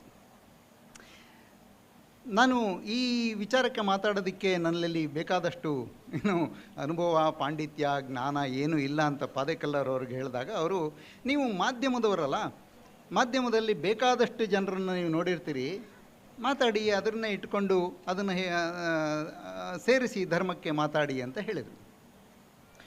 ಒಂದು ನಿಜ, ನಾನು ಸುಮಾರು 35 ವರ್ಷದಿಂದ ಕೆಲಸ ಮಾಡ್ತಾಯಿದ್ದೀನಿ ಮಾಧ್ಯಮದಲ್ಲಿ. ಬಹುತೇಕ ಕಾಲ ನಾನು ಕಳೆದಿದ್ದು ಚೆನ್ನೈನಲ್ಲಿ. ಆನಂತರ ಬೆಂಗಳೂರಿಗೆ ಬಂದೆ. 1997ರಲ್ಲಿ ಬೆಂಗಳೂರಿಗೆ ಬಂದೆ. ಅದಕ್ಕೆ ಮುಂಚೆ 10 ವರ್ಷ ಚೆನ್ನೈನಲ್ಲಿದ್ದೆ. ಈ ಇಷ್ಟೂ ವರ್ಷಗಳ ನನ್ನ ಪತ್ರಿಕಾ ರಂಗದ ಬದುಕಿನಲ್ಲಿ ಬೇಕಾದಷ್ಟು ಜನರನ್ನು ನೋಡಿದ್ದೀನಿ. ನಿಜವಾದ ದೈವ ಭಕ್ತರನ್ನು ನೋಡಿದ್ದೀನಿ. I am talking about celebrities. ನಾವು ಯಾರು ಸ್ಟಾರ್ಗಳು ಅಂತ ಅಂದ್ಕೊಂಡಿರ್ತೀವೋ, ಯಾರು ಗಣ್ಯರು ಅಂತ ಅಂದ್ಕೊಂಡಿರ್ತೀವೋ ಅವರ ಪೈಕಿ ನಿಜವಾದ ದೈವ ಭಕ್ತರನ್ನು ನೋಡಿದ್ದೀನಿ. ದೈವ ಭಕ್ತಿಯನ್ನು ನಟಿಸುವವರನ್ನು ನೋಡಿದ್ದೀನಿ. ದೈವಭಕ್ತಿಯೇ ಇಲ್ಲ ಅಂತ ಪ್ರಗತಿಪರರ ಪೋಸ್ ಕೊಡ್ತಾ ಒಳಗೊಳಗಡೆನೇ ದೇವರ ಪೂಜೆ ಮಾಡುವವರನ್ನು ನೋಡಿದ್ದೀನಿ. ಚೆನ್ನೈನ ರಾಜಕಾರಣ, ತಮಿಳುನಾಡಿನ ರಾಜಕಾರಣ ನಿಂತಿರದೆ ನಾಸ್ತಿಕವಾದದ ಮೇಲೆ, ಪೆರಿಯಾರ್ ಅವರ ಇನ್ಫ್ಲೂಯೆನ್ಸ್ನಲ್ಲಿ ಬಂದಂಥ ಆ ರಾಜಕಾರಣ ನಾಸ್ತಿಕ ತಳಹದಿಯ ಮೇಲೆ ನಿಂತಿದೆ ಆದರೆ ಜನ, ನಿಮಗೆ ಹೋದರೆ ಬೀದಿಗೆ 4 ದೇವಸ್ಥಾನಗಳು ಕಾಣ್ತವೆ. ಪ್ರತಿಯೊಂದು ಬೀದಿನಲ್ಲಿ ಯಾವುದೋ ಒಂದು ವ್ರತದ ಆಚರಣೆ ಮಾಡ್ತಾ ಇರುವಂಥ ತಮಿಳರು ಕಾಣ್ತಾರೆ. ಮಹಾನ್ ದೈವಭಕ್ತಿಯ ಜನ ಇದ್ದಾರೆ ಅಲ್ಲಿ. ಆದರೆ ರಾಜಕಾರಣ ನಾಸ್ತಿಕವಾದದ್ದಾಗಿದೆ. ಇದು ಬಹಳ ದೊಡ್ಡ ಕಾಂಟ್ರಡಿಕ್ಷನ್, ನನಗೆ ಅರ್ಥ ಆಗದೇ ಇದ್ದಿದ್ದು. ಅವಾಗಲ್ಲಿ ಚೋ ರಾಮಸ್ವಾಮಿ ಅಂತ ಒಬ್ಬರಿದ್ದರು. ಚೋ ರಾಮಸ್ವಾಮಿ ಅಂತ ಹೇಳಿ ತುಘಲಕ್ ಅನ್ನೋ ಪತ್ರಿಕೆ ನಡೆಸ್ತಾಯಿದ್ರು. ಅವರು ನಟನೂ ಹೋದು, ತುಂಬ ದೊಡ್ಡ ಕ್ರಿಟಿಕ್ಕು. ದೇಶದ ಅತ್ಯಂತ ಪ್ರತಿಭಾವಂತ ಪತ್ರಕರ್ತರ ಸಾಲನ್ನು ನಾವೇನಾದ್ರು ಒಂದು 10 ಜನದ ಹೆಸರು ಬರೆದಿಟ್ಟರೆ ಅದರಲ್ಲಿ ಚೋ ರಾಮಸ್ವಾಮಿ ಅವರ ಹೆಸರು ಇರುತ್ತೆ. ಅವ್ರ ಹತ್ರ ಮಾತಾಡಿದೆ, ಕೇಳಿದೆ ನಾನು, ಏನು ಸರ್ ಇದು, ಈ ಭಾಳ ವಿಚಿತ್ರ ಅನಿಸುತ್ತಲ್ಲ ಇದು, ಇಲ್ಲಿ ರಾಜಕಾರಣ ನಾಸ್ತಿಕ ರಾಜಕಾರಣ, ಜನ ತುಂಬ ದೈವಭಕ್ತಿ ಇರೋರು, ಈ ದೈವಭಕ್ತಿ ಇರುವ ಜನ ನಾಸ್ತಿಕ ರಾಜಕಾರಣವನ್ನು ಪೋಷಿಸಿಕೊಂಡು ಬರ್ತೀಯಾರಲ್ಲ, ಇದು ಹೇಗೆ ಅಂತ ಕೇಳಿದೆ. ಅವ್ರ ಉತ್ತರ ಬಹಳ ಚೆನ್ನಾಗಿತ್ತು. ಇಲ್ಲಿನ ಜನಕ್ಕೆ, ತಮಿಳಿನ ಜನಕ್ಕೆ ಧರ್ಮ ಅನ್ನೋದು ತುಂಬ ವೈಯಕ್ತಿಕ, ಸಾರ್ವಜನಿಕ ಅಲ್ಲ. ಸಾರ್ವಜನಿಕವಾಗಿ ಅವರು ಪ್ರದರ್ಶನ ಮಾಡ್ತಾರೆ, ಅವರು ತುಂಬ ಆಡಂಬರದಿಂದ ಆಚರಣೆಗಳನ್ನು ಮಾಡ್ತಾರೆ. ಆದರೆ ಒಂದು ಸಿದ್ಧಾಂತ ಅಂತ ಬಂದಾಗ ಆ ಸಿದ್ಧಾಂತಕ್ಕೆ ಇದನ್ನು ತಳಕಾಕಲ್ಲ. ಹಾಗಾಗಿ ಇಲ್ಲಿ ನಾಸ್ತಿಕ ರಾಜಕಾರಣ ನಡೀತಾ ಇದೆ. But you must remember one more thing, ಇಲ್ಲಿ ಯಾರು ನಾಸ್ತಿಕ ರಾಜಕಾರಣವನ್ನು ಮಾಡ್ತಾ ಇದ್ದಾರೋ ಅವರು ಯಾರೂ ನಾಸ್ತಿಕರಲ್ಲ. ಅವರು ಒಳಗಡೆ ಎಲ್ಲೋ ಗುರುವಾಯೂರಿಗೆ ಹೋಗಿ ಬರ್ತಾರೆ, ಶಬರಿಮಲೆಗೆ ಹೋಗಿ ಬರ್ತಾರೆ, ತಿರುವಣ್ಣಾಮಲೈಗೆ ಹೋಗಿ ಬರ್ತಾರೆ.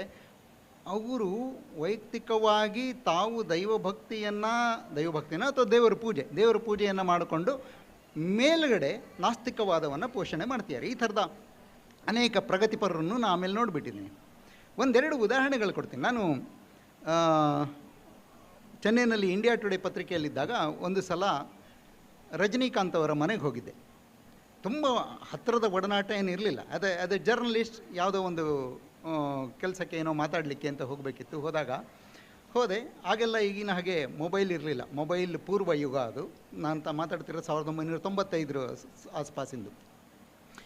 ಹೋದೆ,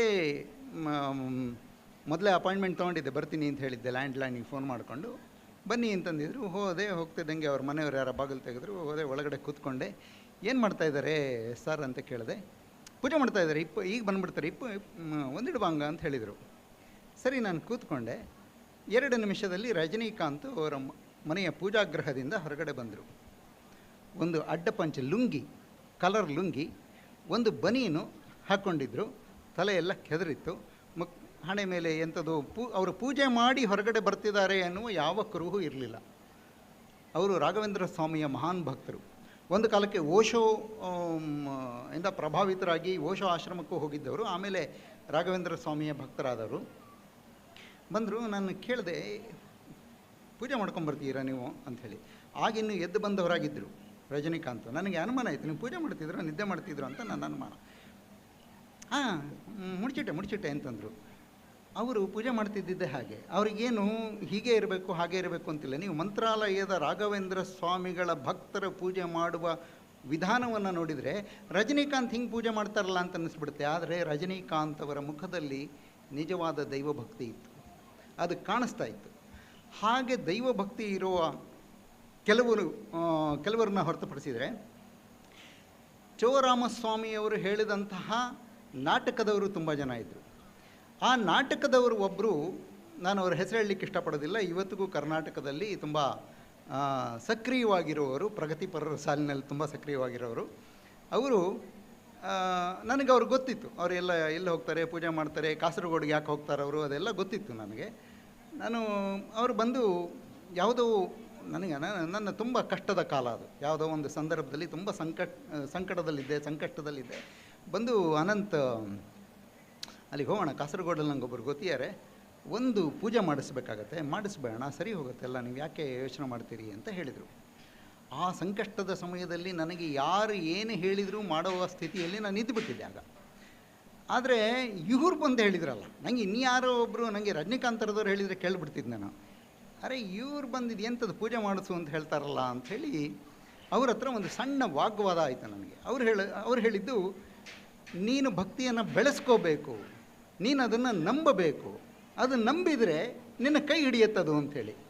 ನನ್ನ ವಾದ, ನಾನು ನಂಬಿಕೆಯನ್ನು ಭಕ್ತಿಯನ್ನು ಬೆಳೆಸ್ಕೋಬೇಕು ಅಂದರೆ ಏನರ್ಥ? ನಂಬಿಕೆ ಬರಬೇಕು ನನಗೆ, ಭಕ್ತಿ ಬರಬೇಕು ನನಗೆ, ತಾನಾಗೇ ಬರಬೇಕು ಭಕ್ತಿ. ಆ ಭಕ್ತಿ ಬರುವ ಹಾಗೆ ದೇವರು ಅಂತ ಒಂದು ಶಕ್ತಿ ಇದ್ದರೆ, ದೇವರು ನಿರ್ಗುಣ ನಿರಾಕಾರ ಅಂತ ಹೇಳ್ತೀವಲ್ಲ, ಆ ನಿರ್ಗುಣ ನಿರಾಕಾರ ಶಕ್ತಿಯ ಪ್ರಭಾವ ನನ್ನ ಮೇಲಾಗಿ ನೀನು ನಾಳೆಯಿಂದ ನನ್ನ ಪೂಜೆ ಮಾಡಬೇಕು, ನಾನು ಏನೋ ವ್ರತ ಮಾಡಬೇಕು ಅಂದರೆ ನಾನು ಮಾಡ್ತೀನಿ. ಹಾಗಿಲ್ಲದಿದ್ದಾಗ ನಾನು ಹೇಗೆ ಮಾಡಲಿ, ಆ ಭಕ್ತಿ ಹೇಗೆ ಬರೆಸ್ಕೊಳ್ಳಿ ಅಂಥೇಳಿ ಒಂದು ಸಣ್ಣ ವಾಗ್ವಾದ ಆಗಿತ್ತು. ಅದಾದ ಮೇಲೆ ಮೊನ್ನೆ ನನಗೆ ಒಂದು ಸಣ್ಣ ಜ್ಞಾನೋದಯ ಆಯಿತು. ಭಕ್ತಿಯನ್ನು ಬೆಳೆಸೋದಕ್ಕೂ ಸಾಧ್ಯ ಅಂತ. ಇದನ್ನು ನಾನು ಕಾರ್ಪೊರೇಟ್ ಪ್ರಾಯೋಜಿತ ಭಕ್ತಿಯ ನಿರ್ಮಾಣ ಅಂತ ಹೇಳ್ತೀನಿ. RCB ಅನ್ನುವ ಒಂದು ಕ್ರಿಕೆಟ್ ತಂಡ ಅದು ಹೇಗೆ ದೇವರಾಗಿಬಿಡ್ತು ಕೆಲವರ ಪಾಲಿಗೆ, ವಿರಾಟ್ ಕೊಹ್ಲಿ ಅನ್ನೋ ಒಬ್ಬ ಆಟಗಾರ ಅದು ಹೇಗೆ ದೇವರಾಗಿಬಿಟ್ಟ ಕೆಲವರ ಪಾಲಿಗೆ, ಅಲ್ಲಿ ಪ್ರಾಯೋಜಿತ ಭಕ್ತಿ ಇದೆ. ಅಂದರೆ ವಿರಾಟ್ ಕೊಹ್ಲಿಯನ್ನು, RCBಯನ್ನು, ಆ ಥರದ ಅನೇಕ ಕಾರ್ಪೊರೇಟ್ ಶಕ್ತಿಗಳನ್ನು, ಕಾರ್ಪೊರೇಟ್ ವ್ಯಕ್ತಿತ್ವಗಳನ್ನು ದೇವರ ಸ್ಥಾನಕ್ಕೆ ಇರಿಸಿ ಒಂದು ಹುಸಿ ಭಕ್ತಿಯನ್ನು ತುಂಬುವಂಥ ಕೆಲಸ ಆಗ್ತಾಯಿದೆ. ಭಕ್ತಿ ನಾವು ಉದ್ದಕ್ಕೂ ಅರ್ಥ ಮಾಡ್ಕೊಂಡು ಬಂದಿರೋ ಹಾಗೆ ಭಕ್ತಿ ಏನಂದರೆ, ಭಕ್ತಿ ನಮ್ಮನ್ನು ವಿನೀತರನ್ನಾಗಿ ಮಾಡುತ್ತೆ. ನಾವೆಲ್ಲವನ್ನು ಕಳ್ಕೋಬೇಕು, ನಾವು ಏನೂ ಅಲ್ಲ, ನಾವು ತೃಣ ಮಾತ್ರ ಅನ್ನುವ ಭಾವವನ್ನು ನಮಗೆ ತುಂಬೋದು ಭಕ್ತಿ. ಆದರೆ ಈ ಭಕ್ತಿ ಇದೆಯಲ್ಲ, ಈ ಭಕ್ತಿ ನಮ್ಮಲ್ಲಿ ಅಹಂಕಾರ ತುಂಬೋ ಥರದ್ದು, ನಮ್ಮಲ್ಲಿ ಹುಸಿ ಐಡೆಂಟಿಟಿಯನ್ನು ತುಂಬೋ ಥರದ್ದು. ಈ ನಾವೆಲ್ಲರೂ ತುಂಬ ಓಡ್ತಾ ಇರ್ತೀವಿ. ನಾನು ಬೆಂಗಳೂರು ವಿಚಾರ ಹೇಳಿದ್ನಲ್ಲ, ಓಡ್ತೀವಿ ಅಂಥೇಳಿ. ಹೀಗೆ ಓಡುವ ಭರದಲ್ಲಿ ನಾವು ನಮ್ಮ ಐಡೆಂಟಿಟಿಯನ್ನು ಕಳ್ಕೊಂಬಿಟ್ಟಿರ್ತೀವಿ. ನಮ್ಗೆ ಯಾವುದೋ ಒಂದು ಐಡೆಂಟಿಟಿ ಬೇಕು. ಆ ಐಡೆಂಟಿಟಿ ಎಲ್ಲಿ ಸಿಗುತ್ತೆ? ನನಗೆ ಈ ಥರದ್ದು ಯಾವುದೋ ಒಂದು ಯಶಸ್ಸಿನ ಸಕ್ಸಸ್ ಸ್ಟೋರಿನಲ್ಲಿ ಸಿಗುತ್ತೆ. ಕಾರ್ಪೊರೇಟ್ಗಳು ಪ್ರಮೋಟ್ ಮಾಡೋದು ಈ ಥರದ ಸಕ್ಸಸ್ ಸ್ಟೋರಿಗಳನ್ನು. ಬೇರೆ ಅನೇಕ ಸಕ್ಸಸ್ ಸ್ಟೋರಿಗಳಿರ್ತವೆ, ನಾವು ಪ್ರಭಾವಿತರಾಗಬಹುದಾದಂಥದ್ದು, ಆದರೆ ಅದು ಯಾವುದು ನಮ್ಮ ಗಮನಕ್ಕೆ ಬರೋದಿಲ್ಲ. ಯಾಕೆಂದರೆ ಮಾಧ್ಯಮಗಳು ಕೂಡ ಕಾರ್ಪೊರೇಟ್ ಪ್ರಾಯೋಜಿತ ಮಾಧ್ಯಮಗಳಾಗಿವೆ. ನಾನು ಅಲ್ಲೇ ಕೆಲಸ ಮಾಡಿದ್ದವನಾದ್ರಿಂದ ಅದರ ಅನುಭವದ ಹಿನ್ನೆಲೆಯಲ್ಲಿ ಹೇಳ್ತಾ ಇದ್ದೀನಿ. ನಮ್ಮಲ್ಲಿ ಸಂತರಿಗೆ ಬರ ಇದೆಯಾ? ಎಷ್ಟು ಸಂತರು ಆಗೋಗಿದ್ದಾರೆ, ಜಾತಿ ಮತಗಳನ್ನು ಮೀರಿದಂಥ ಅವಧೂತರುಗಳಾಗೋಗಿದ್ದಾರೆ. ಚಂದ್ರಶೇಖರ ಭಾರತಿಯವರಿಂದ ಹಿಡಿದು ಸಂತ ಸೇವಾಲಾಲ್ ತನಕ ಎಷ್ಟು ಜನ ಅವಧೂತರು ನಮ್ಮ ಕಣ್ಣೆದುರುಗಡೆನೆ ಬದುಕಿ ಬಾಳಿ ಹೋಗಿದ್ದಾರೆ, ನಮಗೊಂದು ದಾರಿ ತೋರಿಸ್ಕೊಟ್ಟಿದ್ದಾರೆ. ಎಷ್ಟು 10 ಜನ್ಮಗಳಷ್ಟು ಕಾಲ ಓದಿದರೂ ಮುಗಿದೇ ಇರುವಂತಹ ಅಷ್ಟೊಂದು ಅದ್ಭುತ ಸಂತ ಗ್ರಂಥಗಳು ನಮ್ಮಲ್ಲಿವೆ. ಬೇರೆ ಯಾವುದೋ ದೇಶಗಳಿಗೆ ಹೋದರೆ ನಿಮ್ಗಲ್ಲಿ ಯಾರೋ ಒಬ್ಬ ಯೇಸುಕ್ರಿಸ್ತ, ಯಾರೋ ಒಬ್ಬ ಮೊಹಮ್ಮದ್ ಅಥವಾ ಇನ್ಯಾರೋ ಒಬ್ಬರು ಸಿಗಬಹುದು, ನಿಮಗೆ ಒಬ್ಬರಿಬ್ಬರು ಸಿಗಬಹುದು. ನಮಗೆ ನಮ್ಮ ನಾಡಿನಲ್ಲಿ ನೀವು ಮಂಗಳೂರಿನಲ್ಲಿ 10 ಹೆಜ್ಜೆ ಹಾಕಿದರೆ 10 ಜನ ಸಂತರು ಸಿಗಬಹುದು, ರೈಟ್? ಇಷ್ಟೊಂದು ಸಂತರ ನಾಡಿನಲ್ಲಿ ನಾವು ನಮ್ಮ ಮಕ್ಕಳಿಗೆ ಸಂತರ ಪ್ರಭಾವಕ್ಕಿಂತ RCB ಪ್ರಭಾವ, ವಿರಾಟ್ ಕೊಹ್ಲಿ ಪ್ರಭಾವ ಜಾಸ್ತಿ ಆಗೋ ಹಾಗೆ ಮಾಡಿಬಿಟ್ವಲ್ಲ. ಅದು ಅಮಲು, ಭಕ್ತಿಯ ಅಮಲು. ಅದು ಭಕ್ತಿ ಅಂತಲೇ ನಾನು ಕರೆಯೋದು. ಆದರೆ ಅದು ಬೇರೆ, ಅದು ಸೃಷ್ಟಿ ಮಾಡಲಾದ ಭಕ್ತಿ, ತಾನಾಗೇ ಸೃಷ್ಟಿಯಾದ ಭಕ್ತಿ ಅಲ್ಲ. ತಾನಾಗೇ ಸೃಷ್ಟಿಯಾದ ಭಕ್ತಿಯಲ್ಲಿ ಅಮಲಿರಲ್ಲ ಅಂತ ನಾನು ಅಂದ್ಕೊಂಡಿದ್ದೀನಿ. ಸೃಷ್ಟಿ ಮಾಡಿದ ಭಕ್ತಿಯಲ್ಲಿ ಅಮಲಿರುತ್ತೆ, ಯಾಕೆಂದರೆ ಅಮಲನ್ನು ಸೃಷ್ಟಿ ಮಾಡ್ತಾರೆ. ಆ ಥರದ ಒಂದು ಅಮಲು ಸೃಷ್ಟಿಯಾದ್ರಿಂದ ಎಂಥ ದುರಂತ ನಡೀತು ಅನ್ನೋದನ್ನ ನಾವು ನೋಡಿದ್ದೀವಿ. ನಾನು ಹೇಳಿದ್ನಲ್ಲ, ನನ್ನ ಹಿಂದೆ ಒಂದು ವಾಗ್ವಾದ ಆಗಿತ್ತು ಅಂತೇಳಿ ಪ್ರಗತಿಪರರ ಜೊತೆ. ಅದು ನನಗೆ ಮೊನ್ನೆ ಸಡನ್ನಾಗಿ ಈ ಥರ ಎಲ್ಲ ಆಗ್ತಿದೆಯಲ್ಲ, ಈ ಥರ ಆಗೋದನ್ನು ತಪ್ಪಿಸಬೇಕು ಅಂದರೆ ಬಹುಶಃ ನಾವು ಕೂಡ ಹೀಗೆ ಸೃಷ್ಟಿ ಮಾಡುವ ಕಡೆಗೆ ಹೋಗಬೇಕೇನೋ ಅಂಥೇಳಿ. ಭಕ್ತಿ ತಾನಾಗೆ ಬರಬೇಕು, ಹೌದು, ಆದರೆ ಭಕ್ತಿಯನ್ನು ಸೃಷ್ಟಿ ಮಾಡೋದಕ್ಕೆ ಬೇರೆ ಯಾವುದೋ ಕಾರ್ಪೊರೇಟ್ ಜಗತ್ತು, ಬೇರೆ ಎಲ್ಲೋ ನಮ್ಮ ಗಮನವನ್ನು ತಿರುಗಿಸ್ತಿರುವಾಗ ನಾವು ಈ ಕಡೆ ತಿರುಗಿಸ್ಬೇಕಲ್ಲ ಅಂತ ಅನ್ನಿಸ್ತು. ಆವಾಗ ನನಗನ್ನಿಸಿದ್ದು, ಈಗ ಮನುಸ್ಮೃತಿಯ ಬಗ್ಗೆ ಪಾದೇಕಲ್ ವಿಷ್ಣು ಭಟ್ ಅವರು ಹೇಳ್ತಾಯಿದ್ರು. ಇವತ್ತು ಮನುಸ್ಮೃತಿ ಅನ್ನೋದು ಅತ್ಯಂತ ನೆಗೆಟಿವ್ ಗ್ರಂಥ ಅಂತ ಎಲ್ಲರ ತಲೆಯಲ್ಲೂ ಇದೆ. ಯಾವುದೇ ರಾಜಕಾರಣಿ ಮನುಸ್ಮೃತಿ ಅಂತ ಹೇಳ್ತಿದ್ದ ಹಾಗೆ ಖಂಡನೆ ಮಾಡೋದಿದೆಯಲ್ಲ, ಆ ಖಂಡನೆ ಮಾಡಿದಾಗ ಅಯ್ಯೋ ರಾಮ ಅದಷ್ಟೊಂದು ಕೆಟ್ಟದ ಅಂತ ನಮಗೂ ಅನ್ನಿಸ್ಬಿಡುತ್ತೆ. ಆದರೆ ಅದರಲ್ಲಿ ಏನು ಒಳ್ಳೆಯದಿದೆ ಅನ್ನೋದು ಯಾರಿಗೆ ಗೊತ್ತು? ಇವತ್ತು ಅವ್ರು ಹೇಳಿದಾಗ ನಮಗೆ 4 ಮಾತು ಗೊತ್ತಾಗಬಹುದು, ಆದರೆ ಗೊತ್ತಿರಲಿಲ್ವಲ್ಲ ನಮಗೆ. ಹಾಗೆ ಗೊತ್ತಾಗಿಸಬೇಕೇನೋ ಅಂತೇಳಿ ಗೊತ್ತಾಗ್ಸೋಕ್ಕೆ ಏನು ಮಾಡಬೇಕು? ಮಾಧ್ಯಮಗಳ ಪಾತ್ರ ಬರೋದಿಲ್ಲೇ, ಬರೀ ಮಾಧ್ಯಮಗಳಷ್ಟೇ ಅಲ್ಲ, ನೀವೆಲ್ಲ ಇಲ್ಲಿ ಗ್ರಾಮಸ್ಥರಿದ್ದೀರಲ್ಲ, ಇವತ್ತು ಮಾಧ್ಯಮ ಎಲ್ಲೋ ಬೆಂಗಳೂರು ಕೇಂದ್ರಿತ ಆಗಿಲ್ಲ. ಮಾಧ್ಯಮ ನಿಮ್ಮ ಕೈಯಲ್ಲಿದೆ, ಮಾಧ್ಯಮ ಇಲ್ಲೇ ಇದೆ. ನೀವಿದ್ದ ರಸ್ತೆಯಲ್ಲೇ ಯಾರೋ ಸಂತರಿರ್ತಾರೆ, ನಿಮ್ಮ ಸುತ್ತಮುತ್ತಲಲ್ಲೇ ಯಾರೋ ವಿದ್ವಾಂಸರಿರ್ತಾರೆ. ಪಾದೇಕಲ್ ವಿಷ್ಣು ಭಟ್ಟರ ಥರದವರು ಸಿಗಬಹುದು, ಅವರು ಇಲ್ಲೇ ಇರ್ತಾರೆ. ಹೀಗೆ ನಾವು ಈ ವಿಚಾರಗಳನ್ನು ನಾವು ಹೈಲೈಟ್ ಮಾಡ್ತಾ ಅದನ್ನು ನಮ್ಮ ಮಕ್ಕಳಿಗೆ ತುಂಬಿಸಲಿಕ್ಕೆ ನಮಗೆ ಸಾಧ್ಯ ಆದರೆ ಮೊನ್ನೆ ನಡೆದಂಥ ದುರಂತವನ್ನು ನಾವು ತಪ್ಪಿಸ್ಬೋದು. ನಾವು ಬೇಕು, ಸಂಭ್ರಮಗಳು ಬೇಕು ನಮಗೆ. ಕ್ರಿಕೆಟ್ ಸಂಭ್ರಮ ಬೇಕು. ಕ್ರಿಕೆಟ್ ವಿರುದ್ಧ ಯಾರು ಮಾತಾಡಬೇಕಾದ ಅಗತ್ಯ ಇಲ್ಲ. ವಿರಾಟ್ ಕೊಹ್ಲಿ ವಿರುದ್ಧ ಮಾತಾಡಬೇಕಾದ ಅಗತ್ಯ ಇಲ್ಲ. ವಿರಾಟ್ ಕೊಹ್ಲಿಯಿಂದ ಕಲಿಯೋದು ತುಂಬ ಇದೆ. ಅವನ ಪ್ಯಾಷನ್, ಅವನ ಉತ್ಕಟತೆ, ಅವನು ಯಾವ ಕೆಲಸ ಮಾಡಿದರೂ ಎಷ್ಟು ಉತ್ಕಟೆಯಿಂದ ಮಾಡ್ತಾನೆ, ಎಷ್ಟು ಟೀಮ್ಗೋಸ್ಕರ ಹೋರಾಡ್ತಾನೆ. ಮತ್ತು ಅವನು ಮತ್ತು ಅನುಷ್ಕಾ ಶರ್ಮಾ ಅವರ ಮಧ್ಯದ ಆ ಪ್ರೀತಿ ಇದೆಯಲ್ಲ, ಅವಿಚ್ಛಿನ್ನವಾದ ಪ್ರೀತಿ, ಅದೆಲ್ಲವೂ ಅನುಕರಿಸಬೇಕಾದ್ದು. ಆದರೆ ವಿರಾಟ್ ಕೊಹ್ಲಿ ದೇವರಾಗಬಾರ್ದು. ನಮಗೆ ಮನುಷ್ಯರು ಯಾರು ದೇವರಾಗಬೇಕು? ನಮಗೆ ನಮ್ಮನ್ನು ಸರಿಯಾದ ದಾರಿಯಲ್ಲಿ ಕರ್ಕೊಂಡು ಹೋಗುವಂತಹ ಮನುಷ್ಯರ ಬಗ್ಗೆ ಭಕ್ತಿ ಇರೋ ತಪ್ಪಲ್ಲ, ಸಂತರ ಬಗ್ಗೆ ಭಕ್ತಿ ಇರೋ ತಪ್ಪಲ್ಲ, ಸ್ಟಾರ್ಗಳ ಬಗ್ಗೆ ಭಕ್ತಿ ಇರೋ ತಪ್ಪಾಗತ್ತೆ. ಹಾಗೆ ಸ್ಟಾರ್ಗಳ ಕಡೆಯಿಂದ ಸಂತರ ಕಡೆಗೆ ಗಮನ ತಿರುಗಿಸುವಂತಹ ಪ್ರಯತ್ನಗಳನ್ನು ಬಹುಶಃ ಗ್ರಾಮಗಳಲ್ಲಿರುವಂತಹ ಎಲ್ಲರೂ ಮಾಡಬಹುದು ಅಂತ ನನಗನ್ಸುತ್ತೆ. ನಿಮ್ಮ ಹತ್ತಿರ ಇರುವ ಒಂದು ಫೋನ್ನಲ್ಲಿ ನೀವು ಏನೆಲ್ಲ ಮಾಡಬಹುದು, ಯಾರನ್ನೆಲ್ಲ ತಲುಪಬಹುದು, ಎಲ್ರಿಗೂ ಆ ಶಕ್ತಿ ಇರುತ್ತೆ. ನೋಡಿರ್ತೀರಿ, ನಮ್ಮ ನೀವು ಕೇಳಿರುವಂತಹ ಜನಪದ ಹಾಡುಗಳು ಯಾವುದೋ ನಿಮ್ಮ ಅಜ್ಜಿ ಮುತ್ತಜ್ಜಿ ಯಾರೋ ಹೇಳ್ತಿರ್ತಾರೆ. ಆ ಹಾಡಿನಲ್ಲಿ ಏನೋ ಒಂದು ವಿಶೇಷ ಇರುತ್ತೆ. ಅದು ಆ ಅಜ್ಜಿ ಮುತ್ತಜ್ಜಿಯ ಜೊತೆಗೆ ಹೋಗಿಬಿಡಬಾರ್ದು ಅಂತಂದರೆ ಅದನ್ನು ದಾಖಲು ಮಾಡಬೇಕು. ಹಾಗೆ ದಾಖಲು ಮಾಡುವ ಮೂಲಕ ನಾವು ಅದನ್ನು ಮುಂದುವರಿಸಬೇಕು ಅಂತ ಅನಿಸುತ್ತೆ. ಕಿಶೋರ್ ಕುಮಾರ್ ಅವರು ಹೇಳ್ತಿದ್ರಲ್ಲ, ನೆಕ್ಸ್ಟ್ ಜನ್ರೇಷನ್ ನಾವು ತಯಾರು ಮಾಡಬೇಕು ಅಂಥೇಳಿ. ತಯಾರು ಮಾಡಬೇಕು ಅಂದರೆ ಅದನ್ನು ಬಲವಂತದಿಂದ ನಾವು ಮಾಡೋಕ್ಕಾಗೋದಿಲ್ಲ. ಅವರಲ್ಲಿ ಆಸಕ್ತಿ ಬೆಳೆಸುವ ಮೂಲಕ ಮಾಡಬೇಕು ಅಂತ ಅನಿಸುತ್ತೆ. ಆಸಕ್ತಿ, ಯುವ ಜನಾಂಗದ ಆಸಕ್ತಿ ಇರೋದಿಲ್ಲಿ ಸೋಷಿಯಲ್ ಮೀಡಿಯಾದಲ್ಲೇ. ಮೊನ್ನೆ ನಮ್ಮ ಸರ್ಕಾರ, ಇಡೀ ಸರ್ಕಾರವೇ RCB ಟೀಮನ್ನು ಕರ್ಕೊಂಡು ಬಂದು ಪ್ರಜಾತಂತ್ರದ ಮೆಟ್ಟಿಲುಗಳ ಮೇಲೆ ಕೂರಿಸಿ ಸನ್ಮಾನ ಮಾಡ್ತಲ್ಲ. ಯಾಕೆ ಮಾಡ್ತು ಅಂತಂದರೆ ಅವರೆಲ್ಲರೂ ನಮ್ಮ ಯುವಕರ ಹೀರೋಗಳು ಅಂತ ಗೊತ್ತು. ಇವ್ರುಗಳ ಜೊತೆ ಗುರುತಿಸ್ಕೊಂಡ್ರೆ ಆ ಹೀರೋಗಳಿಗೆ ನಾವು ಹತ್ತಿರ ಆಗ್ತೀವಿ ಅಂತ ಗೊತ್ತು. ಆ ಈ ಯುವ ಜನಾಂಗಕ್ಕೆ ನಾವು ಹೀರೋಗಳಾಗ್ತೀವಿ, ಹತ್ತಿರ ಆಗ್ತೀವಿ ಅಂತ ಗೊತ್ತು. ಅವ್ರಿಗೆ ಹತ್ತಿರ ಆದರೆ ಅವರು ಸಾಮಾಜಿಕ ಮಾಧ್ಯಮದಲ್ಲಿ ನಮ್ಮನ್ನು ಪ್ರಚಾರ ಮಾಡ್ತಾರೆ ಅಂತ ಗೊತ್ತು. ಇದೆಲ್ಲ ಒಂದಕ್ಕೊಂದು ತಳಕು ಹಾಕ್ಕೊಂಡಿರುವಂಥ ವಿಚಾರಗಳು. ಹಾಗೆ ಅವರಿಗೆ ಗೊತ್ತು. ಅವರಿಗೆ ಗೊತ್ತಿರೋದು ನಮಗೂ ಗೊತ್ತಾದಾಗ ಅವರನ್ನು ಯಾವ ರೀತಿಯಲ್ಲಿ ನಾವು ಬಳಸ್ಕೋಬಹುದು ಅಂತ ನೋಡಬೇಕು. ಹಾಗೆ ಬಳಸ್ಕೊಂಡಾಗ ಕಿಶೋರ್ ಕುಮಾರ್ ಅವರು ಹೇಳಿದ ಹಾಗೆ ಮುಂದಿನ ಜನಾಂಗ ಸಿದ್ಧ ಆಗತ್ತೆ ಅಂತ ಅನಿಸುತ್ತೆ. ವಿಪರೀತ ಮಾತಾಡಿಬಿಟ್ಟೆ. ನಾನು ಹೇಳಿದ್ನಲ್ಲ, ನಾನು ಈ ಸಂದರ್ಭಕ್ಕೆ, ಈ ವೇದಿಕೆಗೆ ಇಷ್ಟೊಂದು ಇಲ್ಲಿ ಜನಪ್ರತಿನಿಧಿಗಳಿದ್ದಾರೆ, ಉದ್ಯಮಿ ಇದ್ದಾರೆ, ವಿದ್ವಾಂಸರಿದ್ದಾರೆ, ಸಾಧನೆಗಳನ್ನು ಮಾಡಿದಂಥ ಹಿರಿಯರಿದ್ದಾರೆ. ಅವರೆಲ್ಲರ ಮಧ್ಯೆ ನಾನು ತುಂಬ ಚಿಕ್ಕವನು. ದೊಡ್ಡ ಮಾತಾಡಿದರೆ ಕ್ಷಮಿಸ್ಬಿಡಿ. Thank you. ನಮಸ್ಕಾರ.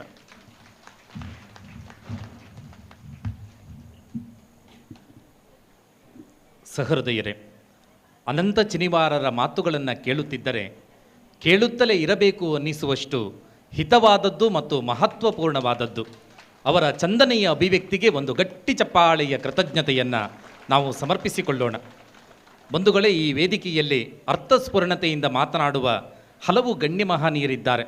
ಅವರೆಲ್ಲರ ಬಳಿ ನಾವು ಕಾರ್ಯಕ್ರಮದ ಸಂಘಟಕರ ಪರವಾಗಿ ವಿನಂತಿಸಿಕೊಳ್ಳುವುದಿಷ್ಟೇ, ಒಂದಿಷ್ಟು ಸಮಯವನ್ನು ನಮಗೆ ದಾನ ಮಾಡಿ ಎನ್ನುವ ಪ್ರೀತಿಪೂರ್ವಕವಾದ ಮನವಿಯನ್ನು ಮಾಡಿಕೊಳ್ತಾ, ಮುಂದಿನ ಎಲ್ಲ ಗಣ್ಯರು 3 ನಿಮಿಷಕ್ಕೆ ತಮ್ಮ ಸಮಯವನ್ನು ಮಿತಿಗೊಳಿಸಿ ಮಾತನಾಡಿದರೆ ನಮಗೆ ಖುಷಿ ಎನ್ನುವ ಮಾತುಗಳನ್ನು ಉದ್ಘೋಷಿಸಿಕೊಳ್ತಾ, ಗೌರವಾನ್ವಿತ ಕಾಶಿನಾಥ ಶೆಣೈ ಕಚಿಕೆ ಈ ಕಾರ್ಯಕ್ರಮದ ಗಣ್ಯಮಾನ್ಯರು. ಅವರು ಇದೀಗ ಶುಭ ಹಾರೈಕೆಯ ಮಾತುಗಳನ್ನು ಹಂಚಿಕೊಳ್ಳುತ್ತಾರೆ. ಬನ್ನಿ ಸರ್, ಮಾತನಾಡಿ.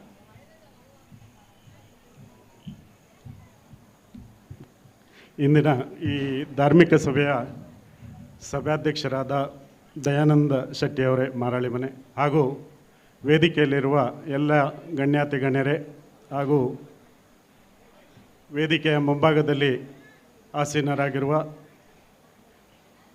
ಈ ದೇವಸ್ಥಾನ ಹಾಗೂ ಗರಡಿಯ ಸದ್ಭಕ್ತರೇ, ಸಮಾಜ ಬಾಂಧವರೇ,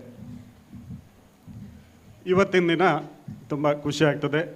ಯಾಕಂದರೆ ತುಂಬ ಶಿಥಿಲಾವಸ್ಥೆಯಲ್ಲಿದ್ದ ನಮ್ಮ ಊರಿನ ಬ್ರಹ್ಮ ಬೈದರ್ಕಳ ಗರಡಿ ಹಾಗೂ ದುರ್ಗಾ ಪರಮೇಶ್ವರಿ ಅಮ್ಮನವರ ಆಲಯ ಅತ್ಯಂತ ಕಿರು ಸಮಯದಲ್ಲಿ, ಒಂದು 3 ರಿಂದ 4 ತಿಂಗಳ ಒಳಗೆ ನಮ್ಮ ಇದರ ಮೊಕ್ತೇಶ್ವರು ಹಾಗೂ ಮುಖಂಡರಾದ ದಯಾನಂದ ಶೆಟ್ಟಿ ಹಾಗೂ ಅವರ ಎಲ್ಲ ಕುಟುಂಬಸ್ಥರು ಹಾಗೂ ಎಲ್ಲರ ಒಂದು ಊರವರ ಹಾಗೂ ಪರವೂರವರ ಎಲ್ಲರ ಸಹಕಾರದಿಂದ ಇಷ್ಟೊಂದು ಭವ್ಯವಾದ ಆಲಯ ಇವತ್ತು ಲೋಕಾರ್ಪಣೆಗೊಂಡಿದೆ.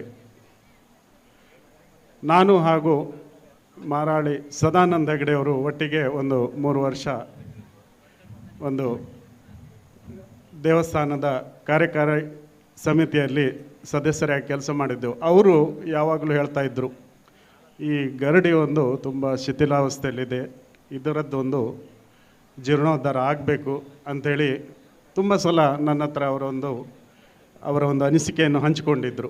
ಬಹುಶಃ ಅವರ ಆತ್ಮಕ್ಕೆ ಇವತ್ತು ತುಂಬ ಖುಷಿಯಾಗಿರ್ಬೋದು ಅಂತ ಅಂದ್ಕೊಳ್ತೇನೆ. ತುಂಬ ಸದ್ರೈಗಳು ಯಾವಾಗಲೂ ಹೇಳೋರು, ನಮ್ಮ ಊರಿನ ಎಲ್ಲ ದೇವಸ್ಥಾನಗಳು ಜೀರ್ಣೋದ್ಧಾರ ಆಗ್ತಾ ಇವೆ, ಕೆಲವೊಂದು ಆಗಿದೆ, ಆದರೆ ನಮ್ಮ ಗರಡಿ ನಮ್ಮ ಪೂರ್ವಜರು ಒಂದು ಮುಂದುವರಿಸ್ಕೊಂಡು ಬಂದ ಗರಡಿ ಇವತ್ತಿಗೂ ಅದಕ್ಕೆ ಒಂದು ಸುಯೋಗ ಬರಲಿಲ್ಲ ಅಂತ ಹೇಳ್ತಾ ಇದ್ದರು. ಆದರೆ ಅವರ ಪ್ರತಿನಿಧಿಯಾಗಿ ನಮ್ಮ ದಯಾನಂದ ಶೆಟ್ಟಿಯವರು ಅದನ್ನು ಒಂದು ಕನಿಷ್ಠ ಅವಧಿಯೊಳಗೆ ಒಂದು ಅತ್ಯಂತ ಸುಂದರವಾದ ಭವ್ಯ ಮಂದಿರವನ್ನು ನಿರ್ಮಾಣ ಮಾಡಲಿಕ್ಕೆ ಕಾರಣೀಕರ್ತರಾಗಿದ್ದಾರೆ. ನಿಜವಾಗಿಯೂ ಒಂದು ಒಳ್ಳೆಯ ಕೆಲಸ. ಸದ್ಭಕ್ತರೇ, ಅನ್ಯ ಧರ್ಮದಲ್ಲಿ ವಾರಕ್ಕೆ 1 ದಿನ, ಕನಿಷ್ಠ 1 ದಿನ ಅವರು ತಮ್ಮ ಯಾವ ಕೆಲಸ ಕಾರ್ಯಗಳು ಇದ್ದರೂ ಆ ದಿನ ಅವರು ದೇವಸ್ಥಾನಕ್ಕೋ ಮಸೀದಿಗೋ, ದೇವಸ್ಥಾನಕ್ಕೆಲ್ಲ ಮಸೀದಿ ಅಥವಾ ಚರ್ಚ್ಗಳಿಗೆ ಅವರು ಭೇಟಿ ಕೊಡ್ತಾರೆ.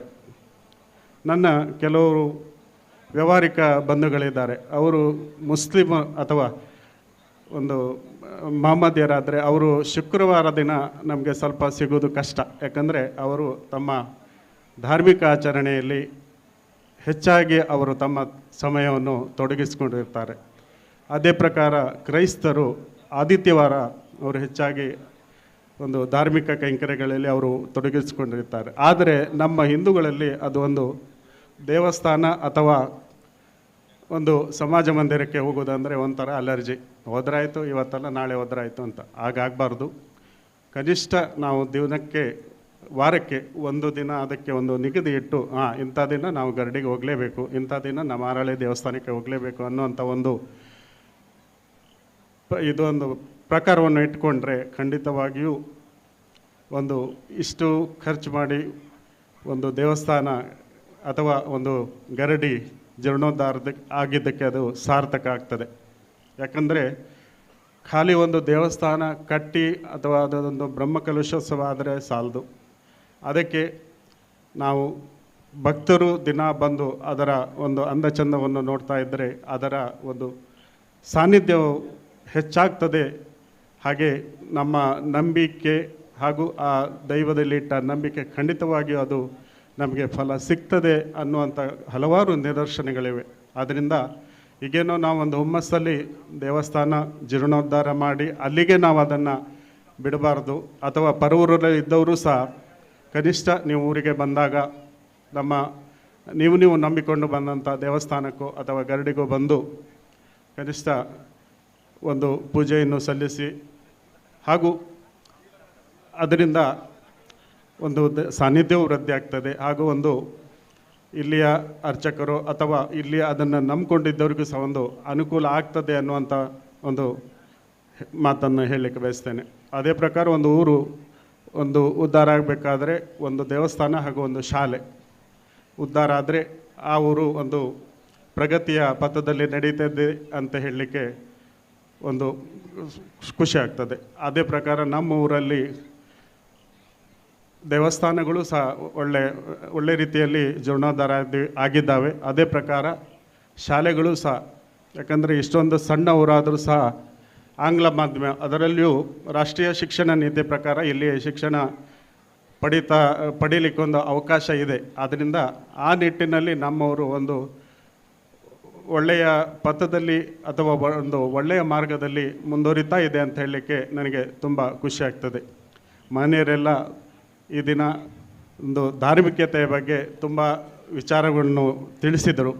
ಅದೇ ಪ್ರಕಾರ ಖಂಡಿತವಾಗಿಯೂ ಮಹನೀಯರ ಒಂದು ಆಶಯದಂತೆ ನಾವು ಆ ನಿಟ್ಟಿನಲ್ಲಿ ಮುಂದುವರೋಣ ಅಂತ ಹೇಳ್ತಾ ಇನ್ನೊಮ್ಮೆ ನನಗೆ ಇಲ್ಲಿ ಒಂದೆರಡು ಮಾತಾಡಲಿಕ್ಕೆ ಅವಕಾಶ ಮಾಡಿಕೊಟ್ಟ ಆಡಳಿತ ಮಂಡಳಿಗೆ ಧನ್ಯವಾದವನ್ನು ತಿಳಿಸ್ತಾ ನನ್ನೆರಡು ಮಾತನ್ನು ಮುಗಿಸ್ತಾ ಇದ್ದೇನೆ. ಜೈ ಹಿಂದ್.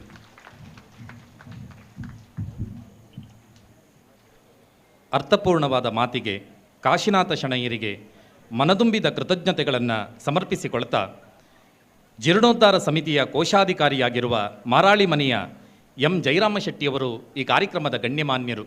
ಸಮಯದ ಮಿತಿಯ ಕಾರಣಕ್ಕೆ ಮಾತನಾಡುವುದಿಲ್ಲ. ಕಾರ್ಯಕ್ರಮಕ್ಕೆ ಶುಭವಾಗಲಿ ಎಂದಿದ್ದಾರೆ. ಹಿರಿಯರಿಗೆ ಕೃತಜ್ಞತೆಯ ಚಪ್ಪಾಳೆಯನ್ನು ನಾವು ಸಮರ್ಪಿಸಿಕೊಳ್ಳೋಣ. ನಾಲ್ಕೂರು ಗ್ರಾಮ ಪಂಚಾಯತ್ನ ಪ್ರಥಮ ಪ್ರಜೆ ಶ್ರೀಮತಿ ಶೋಭಾ ಕೃಷ್ಣ ಪೂಜಾರಿ ಈ ಕಾರ್ಯಕ್ರಮದ ಗಣ್ಯಮಾನ್ಯರು. ಅವರು ಇದೀಗ ಶುಭ ಹಾರೈಕೆಯ ಮಾತುಗಳನ್ನು ಹಂಚಿಕೊಳ್ಳುತ್ತಾರೆ. ಕಿವಿಯಾಗೋಣ.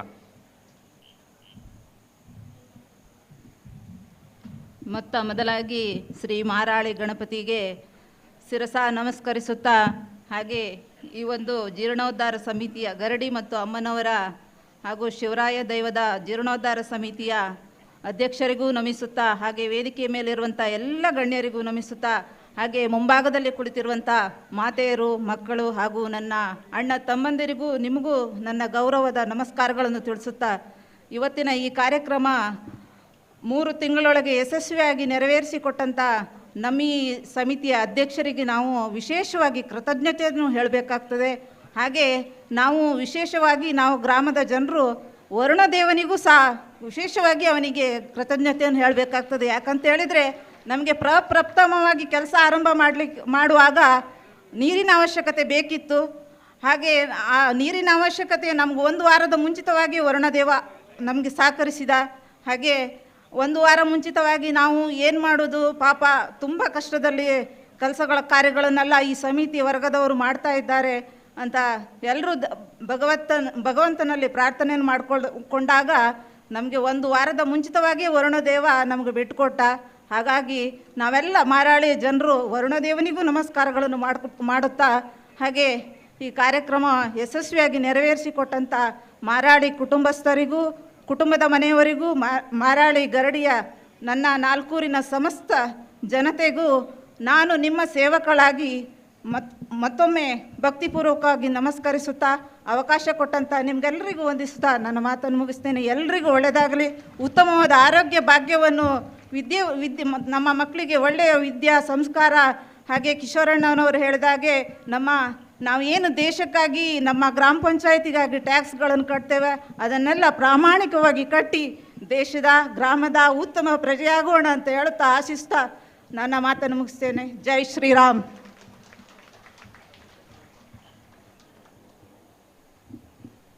ನಾಲ್ಕೂರು ಗ್ರಾಮ ಪಂಚಾಯತ್ನ ಪ್ರಥಮ ಪ್ರಜೆಗೆ ಒಂದು ಅಭಿಮಾನದ ಚಪ್ಪಾಳಿಯನ್ನು ನಾವು ಸಮರ್ಪಿಸಿಕೊಳ್ಳೋಣ. ಬಂಧುಗಳೇ, ಸಭಾ ಕಾರ್ಯಕ್ರಮದ ಸಭಾಧ್ಯಕ್ಷತೆಯನ್ನು ವಹಿಸಿಕೊಂಡವರು ಜೀರ್ಣೋದ್ಧಾರ ಸಮಿತಿ ಅಧ್ಯಕ್ಷರಾದ ಮಾರಾಳಿ ಮನೆಯ ದಯಾನಂದ ಶೆಟ್ಟಿಯವರು. ಅವರ ಅಧ್ಯಕ್ಷೀಯ ಮಾತುಗಳನ್ನು ಕೇಳಿಸಿಕೊಳ್ಳುವುದಕ್ಕೂ ಮೊದಲು ಇದೀಗ ಈ ವೇದಿಕೆ ಒಂದು ವಿಶೇಷವಾದ ಸನ್ಮಾನಕ್ಕೆ ತನ್ನನ್ನು ತೆರೆದುಕೊಳ್ಳುತ್ತದೆ.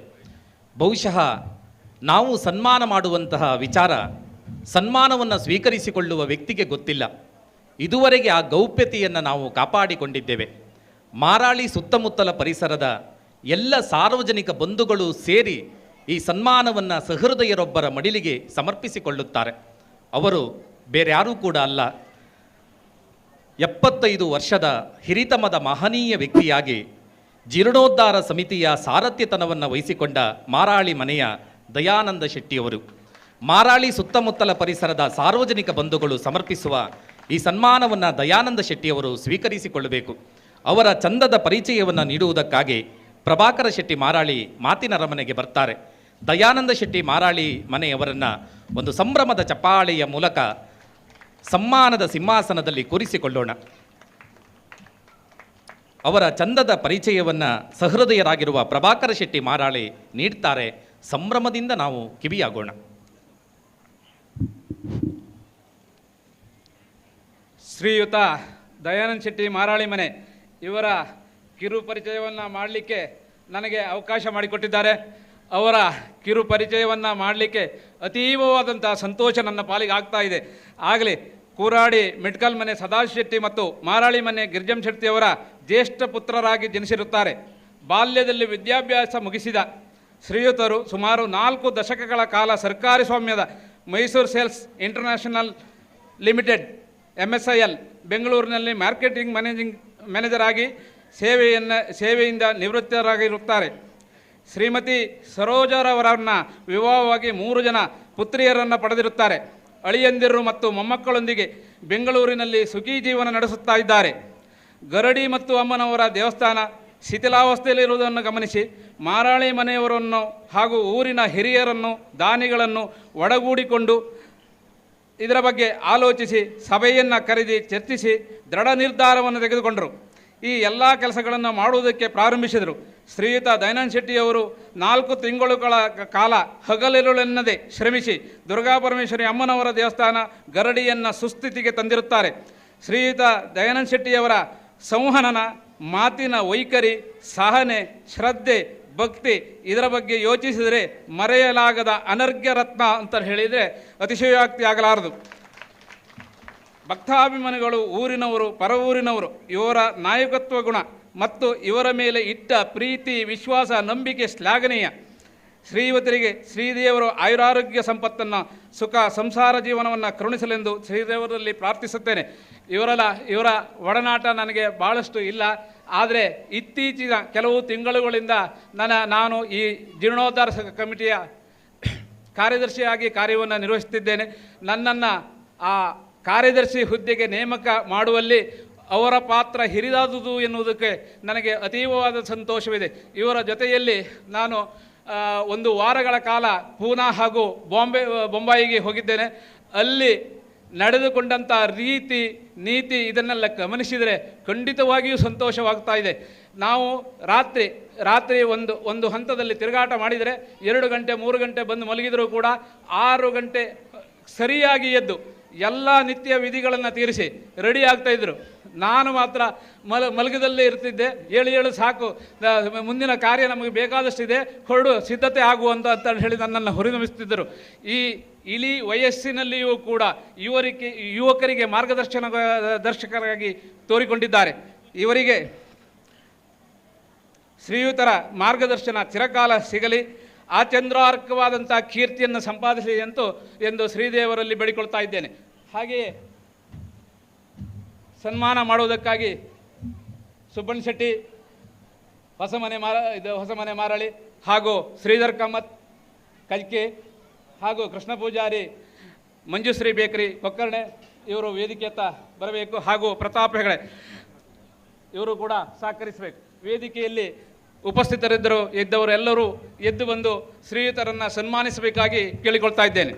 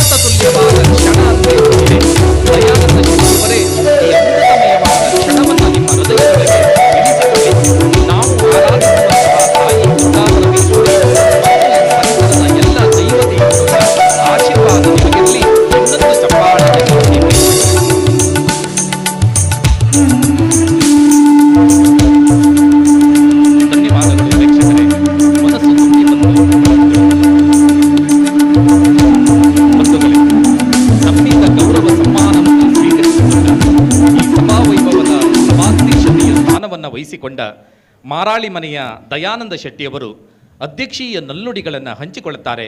ನಾವು ಕಿವಿಯಾಗೋಣ.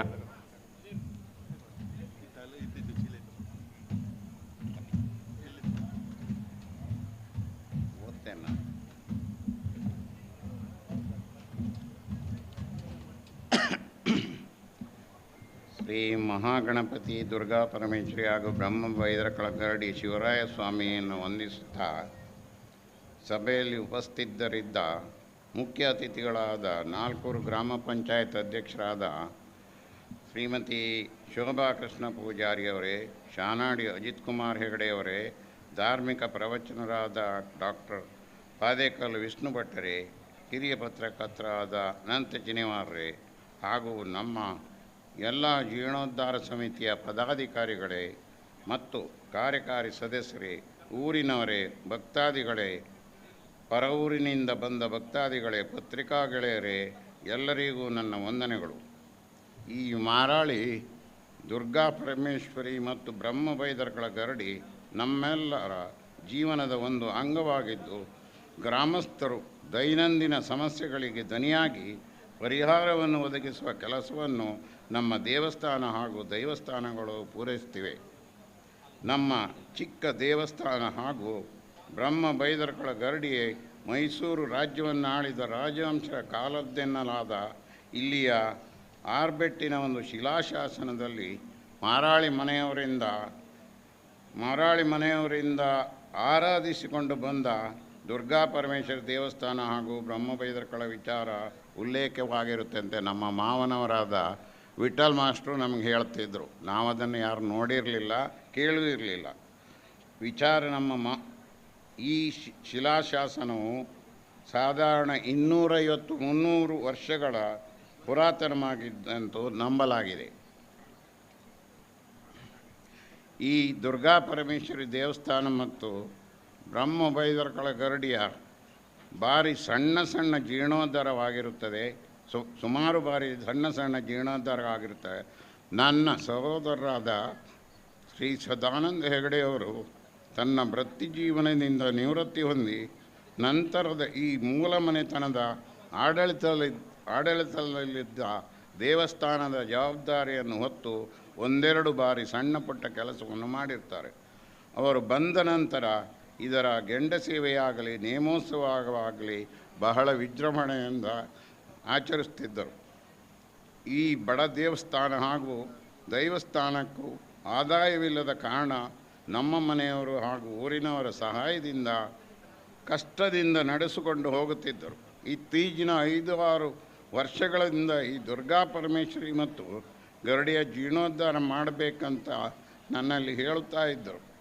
ಇವರ ಒಂದು ಅಂದಾಜು ಸಾಧಾರಣ 30-35 ಲಕ್ಷವರೆಗಿನ ವೆಚ್ಚವನ್ನು ಜೀರ್ಣೋದ್ಧಾರ ಆಗಬಹುದು ದಯಾ ಅಂತ ನನ್ನಲ್ಲಿ ಹೇಳುತ್ತಾ ಇದ್ದರು. ಅವರಿಗೆ ಇದನ್ನು ಜೀರ್ಣೋದ್ಧಾರ ಮಾಡಬೇಕಂತಿದ್ದರೂ ಧೈರ್ಯವಾಗಿರುತ್ತಿರಲಿಲ್ಲ, ಧೈರ್ಯ ಸಾಲಾಗಿರ್ತಿಲ್ಲ. ನನ್ನಲ್ಲಿ ಯಾವಾಗಲೂ ಚರ್ಚೆ ಮಾಡುತ್ತಿದ್ದಾರೆ. 30 ಲಕ್ಷ 35 ಲಕ್ಷ ನಮ್ಮ ಕಿಶೋರ್ ಹೆಗಡೆಯವರು ಎಷ್ಟು ಕೊಡ್ತಾರೆ, ಹಾಗೆ ಅಮರ್ ಅಂತ ನಮ್ಮ ಚಾರಕವ್ರನವರಿದ್ದಾರೆ, ಬಾಲಕೃಷ್ಣ ಶೆಟ್ಟಿ ಮಾರಾಳಿ ಕೆಳಮನೆಯವರು ಎಷ್ಟು ಕೊಡ್ತಾರೆ ಅಂತ ನನ್ನಲ್ಲಿ ಯಾವಾಗಲೂ ಮಾತಾಡುತ್ತಿದ್ದು. ನಾನು ಅವರಿಗೆ ಹೇಳ್ತಿದ್ದೆ, ಸದಣ್ಣ ಈ ಥರ ಲೆಕ್ಕ ಹಾಕಿದರೆ ಜೀರ್ಣೋದ್ಧಾರ ಆಗೋದಿಲ್ಲ. ನೀನು ಮುಂದಾಳತ್ವ ವಹಿಸಿಕೊಂಡು ಸ್ವಲ್ಪ ನಿನ್ನ ಕೈಯಲ್ಲಿರುವ ಹಣವನ್ನು ಹಾಕಿ ಈ ಕೆಲಸವನ್ನು ಪ್ರಾರಂಭ ಮಾಡು, ತನ್ನಿಂದ ತಾನೇ ಅದು ಹಣ ಬರುತ್ತದೆ ಅಂತ ಹೇಳಿದರೆ ಅವರಿಗೆ ಅದು ತುಂಬ ಧೈರ್ಯ ಸಾಕಾಗಿರಲಿಕ್ಕಿಲ್ಲ. ಕಾಲಕ್ರಮೇಣ ಅವರಿಗೆ ಸ್ವಲ್ಪ ಅನಾರೋಗ್ಯ ಆಗಿರೋದ್ರಿಂದ ಅವರು ಇಂಥ ಒಂದು ಸಾಹಸಕ್ಕೆ ಕೈ ಹಾಕುವುದರಲ್ಲಿ ಹಿಂದೆ ಬಿದ್ದರು. ಒಂದು ದಿನ ಆಸ್ಪತ್ರೆಯಿಂದ ಮನೆಗೆ ಬಂದವರು ನನ್ನನ್ನು ಕರೆದು ಅವರ ಮಗಳ ಮುಂದೆ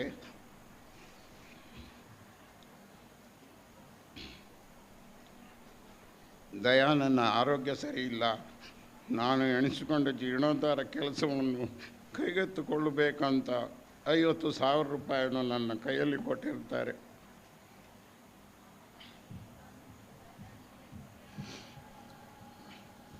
ತದನಂತರ ದಿನದಲ್ಲಿ ಅವರು ಡಿಸೆಂಬರ್ 16 ತಾರೀಕು 2023ರಲ್ಲಿ ನಿಧನ ಹೊಂದಿದರು, ಅನಾರೋಗ್ಯದ ವಿಧಿವಶರಾದರು.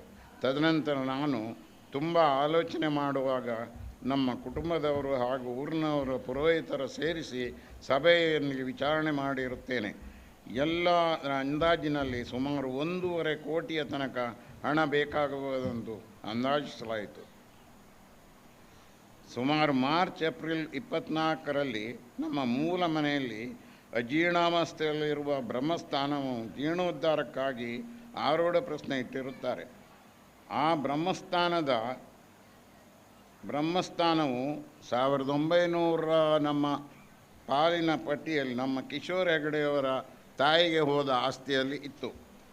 ಆ ದಿನ ಕಿಶೋರ್ ಹೆಗಡೆಯವರು ಊರಿಗೆ ಬಂದಿದ್ದರು. ನಾನು ಆ ಆರೂಢ ಪ್ರಶ್ನೆಗೆ ಬರುತ್ತೇನೆ ಅಂತ ದಯಾನಂದ ಅಂತ ಹೇಳಿ ನನ್ನ ಒಟ್ಟಿಗೆ ಈ ಹಳೆ ಮನೆಯ ಇದಕ್ಕೆ ಬಂದಿರ್ತಾರೆ. ಆ ಮಧ್ಯದಲ್ಲಿ ಆರೂಢ ಪ್ರಶ್ನೆ ಮಧ್ಯದಲ್ಲಿ ನಾನು ಈ ದೇವಸ್ಥಾನದ ಕಡೆಗೆ ಅವರನ್ನು ಕರೆದುಕೊಂಡು ಬಂದೆ. ಕಿಶೋರ್ ನೋಡು, ನನ್ನಿಂದ ಅವ್ರು ಸಣ್ಣವ ತುಂಬ, ನಾನು ನೀನಂತ ಮಾತಾಡ್ತಿದ್ದೆ.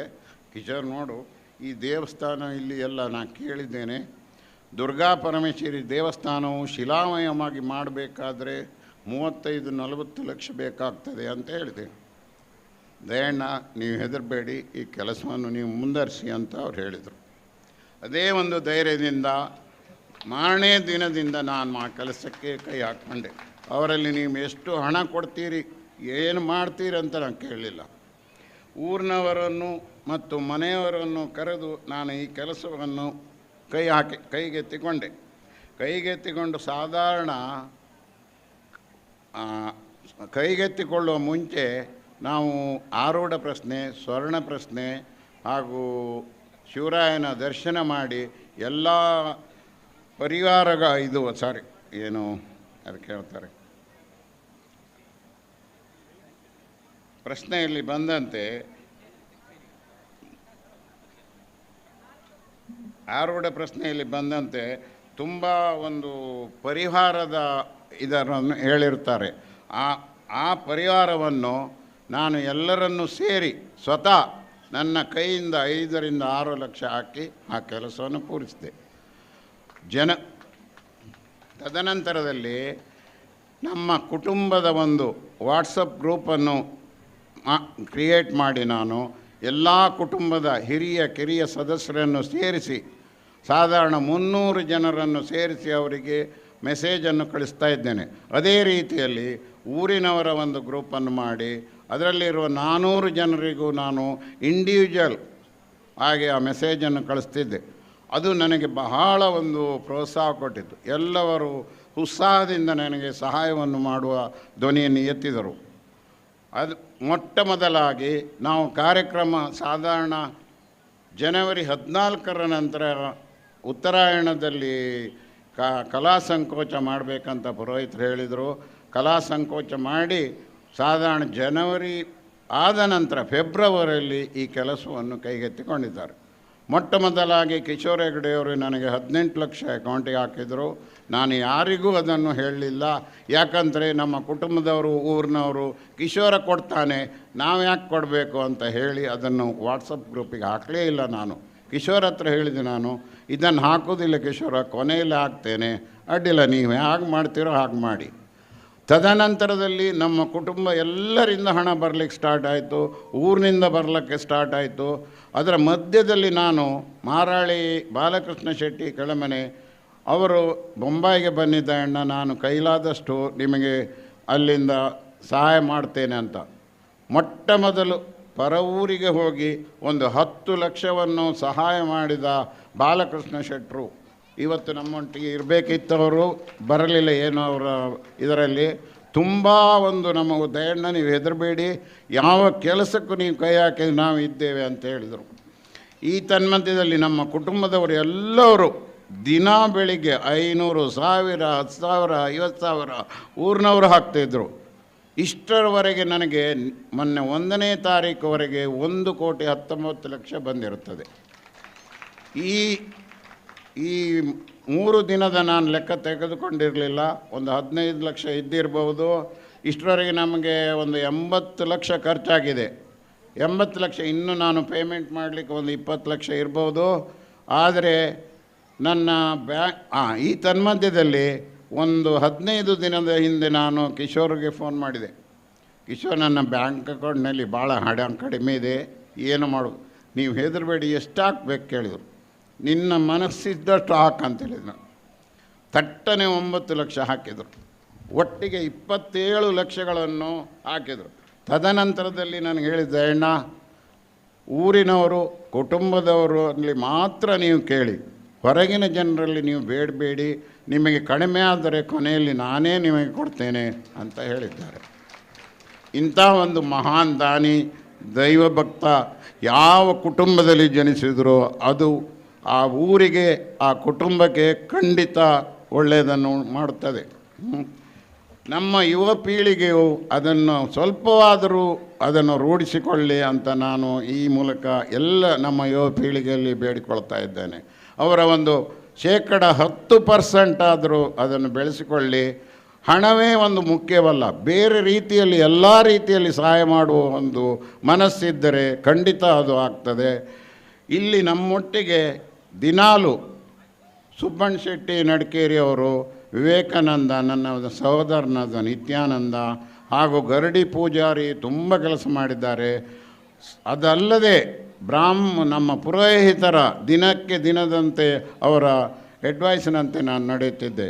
ಎಲ್ಲಕ್ಕಿಂತ ಹೆಚ್ಚಾಗಿ ಪ್ರತಾಪ್ ಹೆಗಡೆ ಮಾರಾಳಿಯವರು ನನಗೆ ಅಡ್ವೈಸರು ಹೌದು, ಗೈಡು ಹೌದು. ಧೈರ್ಯ ತುಂಬುವವರು ಎಲ್ಲ ಕೆಲಸದಲ್ಲಿ ನಿಂತು ಜಯಣ್ಣ ನೀವು ಮಳೆ ಬಂದರೆ ಹೆದರಬೇಡಿ, ದೇವರಿದ್ದಾನೆ, ಅದು ಖಂಡಿತ ನೆರವೇರಿಸ್ತದೆ ಅಂತ ಎಲ್ಲ ಕೆಲಸ ಜವಾಬ್ದಾರಿಯನ್ನು ಅವರೇ ತೆಗೆದುಕೊಂಡು ನಾನು ಅವರಿಗೆ ಯಾವಾಗಲೂ ಚಿರಋಣಿ ಆಗಿರುತ್ತೇನೆ ಖಂಡಿತ.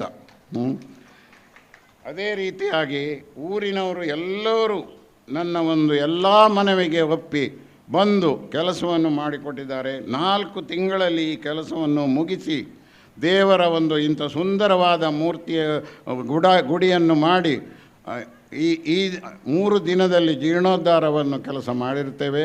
ಅದನ್ನು ಮುಂದಿನ ದಿನದಲ್ಲಿ ನನ್ನ ಈ ಇಳಿಯ ವಯಸ್ಸು ನನ್ನ ಮುಂದಿನ ದಿನದಲ್ಲಿ ನಮ್ಮ ಕುಟುಂಬದ ಯುವ ಪೀಳಿಗೆಯವರು ಒಳ್ಳೆಯ ರೀತಿಯಲ್ಲಿ ನಡೆಸಿಕೊಂಡು ಹೋಗ್ತಾರಂತ ನನ್ನ ಅನಿಸಿಕೆ.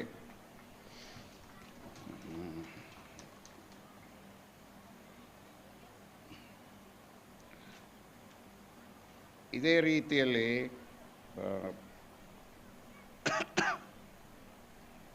ಕೊನೆಯ ದಿನದಲ್ಲಿ ಕೊನೆಯ ದಿನ ಅಂತ ಹೇಳಿದರೆ ಕೊನೆಯ ಹಂತದಲ್ಲಿ ನಮ್ಮ ಸಹೋದರನಾದ ಹರೀಶ್ ಶೆಟ್ಟಿ, ಮಹೇಶ್ ಮಾರಾಳಿ ಇವರೆಲ್ಲ ಬಂದಿದ್ದಾರೆ. ಮುಂಚಿನ ದಿನದಲ್ಲಿ ಯಾರೂ ಹೆಚ್ಚಿಗೆ ಇಲ್ಲಿ ಬಂದು ನೋಡಿರಲಿಲ್ಲ.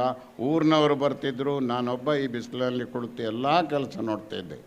3 ತಿಂಗಳು ನಾವು ನನ್ನ ಹೆಂಡತಿಯನ್ನು ಕರೆದುಕೊಂಡು ಬಂದು ಮಾರಾಳಿಯಲ್ಲಿ ವಾಸವಾಗಿದ್ದು, ದಿನ ನಡೆದುಕೊಂಡು ಬಂದು ಮನೆಗೆ ಹೋಗಿ ಮತ್ತೆ ಮಧ್ಯಾಹ್ನ ನಡೆದುಕೊಂಡು ಬಂದು ಹೋಗ್ತಿದ್ದೆ. ಅದೇ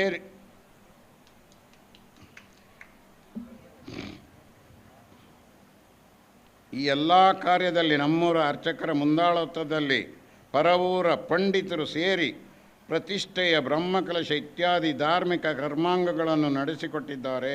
ಅವರೆಲ್ಲರೂ ದೇವರಿಗೆ ಸರಿಯಾಗಿ ನಡೆದಿವೆ ಎಂಬ ವಿಶ್ವಾಸ ನನಗಿದೆ.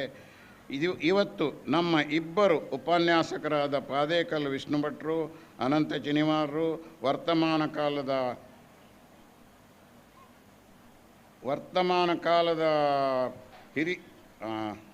ಪರಂಪರೆಯ ಶ್ರೇಷ್ಠ ಪ್ರತಿನಿಧಿ ಅನ್ನಿಸಿಕೊಂಡ ಪಾದೇಕಲ್ಲು, ಹಳೆ ಕಾಲದ ನಿಯತ್ತನ್ನು ಉಳಿಸಿಕೊಂಡ ಚಿನಿವಾರರು ಅವರು ಈ ಸಣ್ಣ ಊರಿಗೆ ಬಂದು ಅವರ ದೊಡ್ಡತನವನ್ನು ತೋರಿಸ್ತಿದ್ದೆ. ಅವರ ಪ್ರೀತಿ ಇಟ್ಟು ಬಂದಿದ್ದಾರೆ. ನಾವು ಧನ್ಯರಾಗಿದ್ದೇವೆ. ಊರು ಒಂದಾಗಿ ಸಹಕಾರಗೊಳ್ಳುವಲ್ಲಿ ಶ್ರಮಿಸಿದ್ದಾರೆ. ದೇವರಿಗೆ ಸರಿಯಾದ ಮಾತು, ದೇವರಿಗೆ ಸರಿಯಾದ ಇರುವಿಕೆ, ದೇವರನ್ನು ನಮ್ಮ ನೆಲದಲ್ಲಿ ಮನದಲ್ಲಿ ಪ್ರಸ್ತಾಪಿಸಿದ ಪುರೋಹಿತರಿಗೂ ಹಾಗೂ ಶುಭ ಹಾರೈಸಿದ ಇಬ್ಬರು ಸಜ್ಜನರಿಗೂ ವಿದ್ವಾಂಸರಿಗೂ ಊರನ್ನು ಹರಿಸಿರಿ ಎಂಬುದು ನಮ್ಮ ಬಯಕೆ. ಧನ್ಯವಾದಗಳು ಸರ್.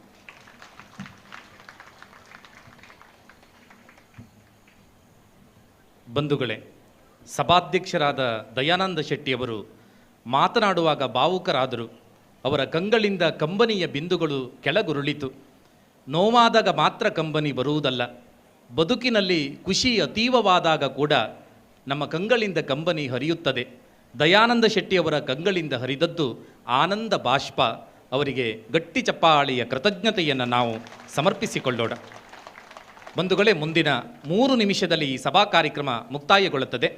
ನಂತರ ನೀವೆಲ್ಲರೂ ಕೂಡ ಕಾತುರದಿಂದ ಕಾಯುತ್ತಿದ್ದ ನಂದಗೋಕುಲ ಕಲಾ ತಂಡದ ಸಾಂಸ್ಕೃತಿಕ ಕಲಾ ವೈಭವಕ್ಕೆ ಈ ವೇದಿಕೆ ತನ್ನನ್ನು ತೆರೆದುಕೊಳ್ಳುತ್ತದೆ. ಶಾನಾಡಿ ಅಜಿತ್ ಕುಮಾರ್ ಹೆಗಡೆ 1-2 ನಿಮಿಷ ಮಾತಾಡ್ತಾರೆ. ಅವರ ಮಾತಿಗೆ ನಾವು ಕಿವಿಯಾಗೋಣ. ಅಧ್ಯಕ್ಷರ ಭಾಷಣದ ನಂತರ ಭಾಷಣ ಮಾಡಲಿಕ್ಕಿಲ್ಲ. ಒಂದು ತಪ್ಪಿ ಹೋದ ವಿಚಾರವನ್ನು, ಬಹಳ ಪ್ರಾಮುಖ್ಯವಾದ ವಿಚಾರ ಅನ್ನುವ ವಿಚಾರದಲ್ಲಿ ಪ್ರಸ್ತಾಪಿಸಲಿಕ್ಕೆ ಬಯಸ್ತೇನೆ.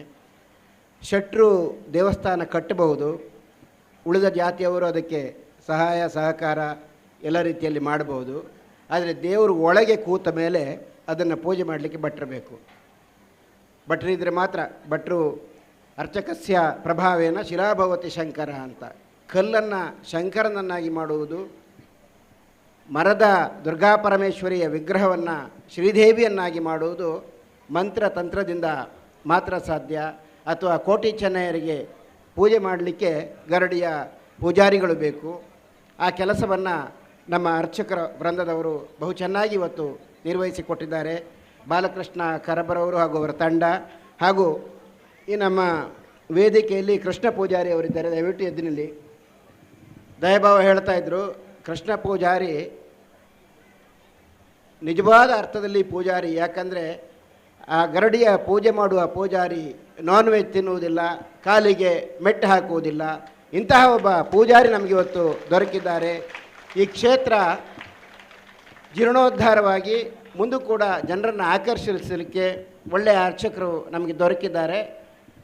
ಆ ಒಂದು ವಿಚಾರವನ್ನು ಹೇಳಲಿಕ್ಕೆ ನಾನು ಇಲ್ಲಿಗೆ ಬಂದೆ. ದಯವಿಟ್ಟು ಕ್ಷಮಿಸಿ, ಆಭಾಸ ಆಗಲಿಲ್ಲ ಅಂತ ಅಂದುಕೊಳ್ತೇನೆ. ಎಲ್ರಿಗೂ ನಮಸ್ಕಾರ. ಬಂಧುಗಳೇ, ಧನ್ಯವಾದ ಸಮರ್ಪಣೆಗೂ ಮೊದಲು ಒಂದು 4 ಜನರಿಗೆ ಗೌರವ ಸ್ಮರಣಿಕೆಯನ್ನು ಕೊಡುವುದಕ್ಕಿದೆ. ಮೊದಲಿಗೆ ಪತ್ರಕರ್ತರಾದ ಅನಂತನಾಯಕರು ದಯವಿಟ್ಟು ವೇದಿಕೆಯ ಮೇಲ್ಭಾಗಕ್ಕೆ ಬನ್ನಿ. ನಮ್ಮ ಸಭಾಧ್ಯಕ್ಷರಿಂದ ಒಂದು ಗೌರವ ಸ್ಮರಣಿಕೆಯನ್ನು ತಾವು ಪಡೆದುಕೊಳ್ಳಬೇಕು ಸರ್. ಅದೇ ರೀತಿಯಲ್ಲಿ ಜಂಗಮೇಶ್ವರ ಸೌಂಡ್ಸ್ ಮತ್ತು ಲೈಟಿಂಗ್ಸ್ನ ಪ್ರಮುಖರಾದಂತಹ ಹರೀಶ್ ಸರ್ ವೇದಿಕೆಯ ಮೇಲ್ಭಾಗಕ್ಕೆ ಬನ್ನಿ. ಒಂದು ಗೌರವ ಸ್ಮರಣಿಕೆಯನ್ನು ತಾವು ಪಡೆದುಕೊಳ್ಳಬೇಕು. ಈ ಅದ್ಭುತವಾದ ಕಾರ್ಯಕ್ರಮ ತುಳುನಾಡ ವಾರ್ತೆಯಲ್ಲಿ ನೇರ ಪ್ರಸಾರದ ಮೂಲಕ ಬೇರೆ ಬೇರೆ ಊರಿನ ಲಕ್ಷಾಂತರ ಮಂದಿ ನೇರ ಪ್ರಸಾರದಲ್ಲಿ ಕಾಣುತ್ತಿದ್ದಾರೆ. ಇದಕ್ಕೆ ಕಾರಣವಾದದ್ದು ತುಳುನಾಡ ವಾರ್ತೆ. ಅದರ ಪ್ರಮುಖರೊಬ್ಬರು ದಯವಿಟ್ಟು ವೇದಿಕೆಯ ಮೇಲ್ಭಾಗಕ್ಕೆ ಬಂದು ಒಂದು ಗೌರವ ಸ್ಮರಣಿಕೆಯನ್ನು ಪಡೆದುಕೊಳ್ಳಬೇಕು. ಪಾಕತಜ್ಞರಾಗಿರುವ ರಾಮಮೂರ್ತಿ ಹೆಬ್ಬಾರ್ ದಯವಿಟ್ಟು ವೇದಿಕೆಯ ಮೇಲ್ಭಾಗಕ್ಕೆ ಬಂದು ಗೌರವ ಸ್ಮರಣಿಕೆಯನ್ನು ಪಡೆದುಕೊಂಡು ಹೋಗುವಂತೆ ಸಂಭ್ರಮದ ಭಿನ್ನಹವನ್ನು ನಾನು ಮಾಡಿಕೊಳ್ಳುತ್ತೇನೆ.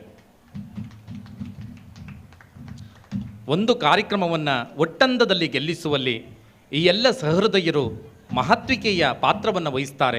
ಆ ಕಾರಣಕ್ಕೆ ಅವರಿಗೆ ಗೌರವ ಸ್ಮರಣಿಕೆಯನ್ನು ಕೊಡುವುದು ನಮ್ಮ ಕರ್ತವ್ಯ ಅನ್ನುವ ಮಾತುಗಳನ್ನು ಹೇಳ್ತೇವೆ.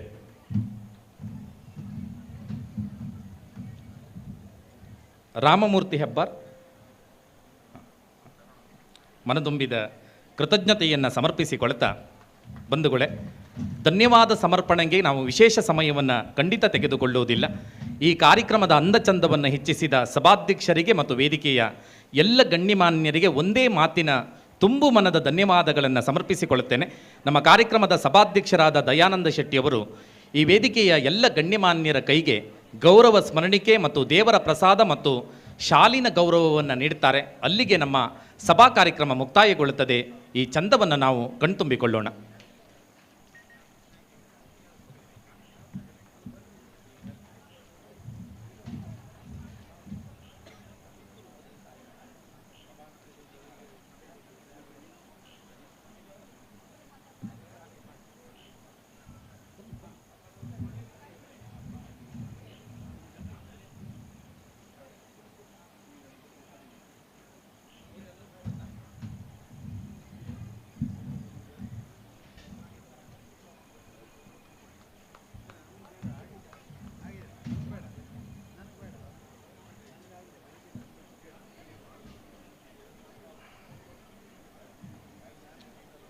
ಸಹೃದಯರೇ,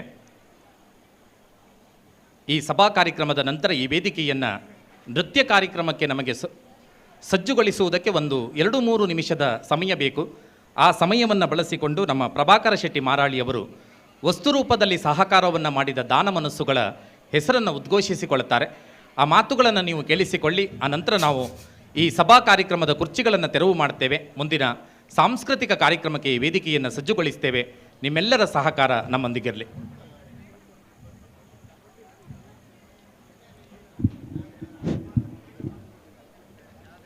ಶ್ರೀ ದುರ್ಗಾ ಪರಮೇಶ್ವರಿ ಅಮ್ಮನವರು ಹಾಗೂ ಶಿವರಾಯ ಸ್ವಾಮಿ ಹಾಗೂ ಬ್ರಹ್ಮಬೈದಕ್ಕಳ ಗರಡಿಗೆ ಧನ ಸಹಾಯ ಮಾಡಿದವರನ್ನು ಮಧ್ಯಾಹ್ನ 11:30ಕ್ಕೆ ಸರಿಯಾಗಿ ಗುರುತಿಸಿ ಸನ್ಮಾನಿಸಿದ್ದೇವೆ. ಇನ್ನು ಕೆಲವರು ಬಾಕಿ ಉಳಿದಿರಬಹುದು, ಅವರಿಗೂ ಕೂಡ ನಾವು ಕೃತಜ್ಞತೆಯನ್ನು ಸಲ್ಲಿಸ್ತೇವೆ. ಅದೇ ರೀತಿಯಲ್ಲಿ ಈ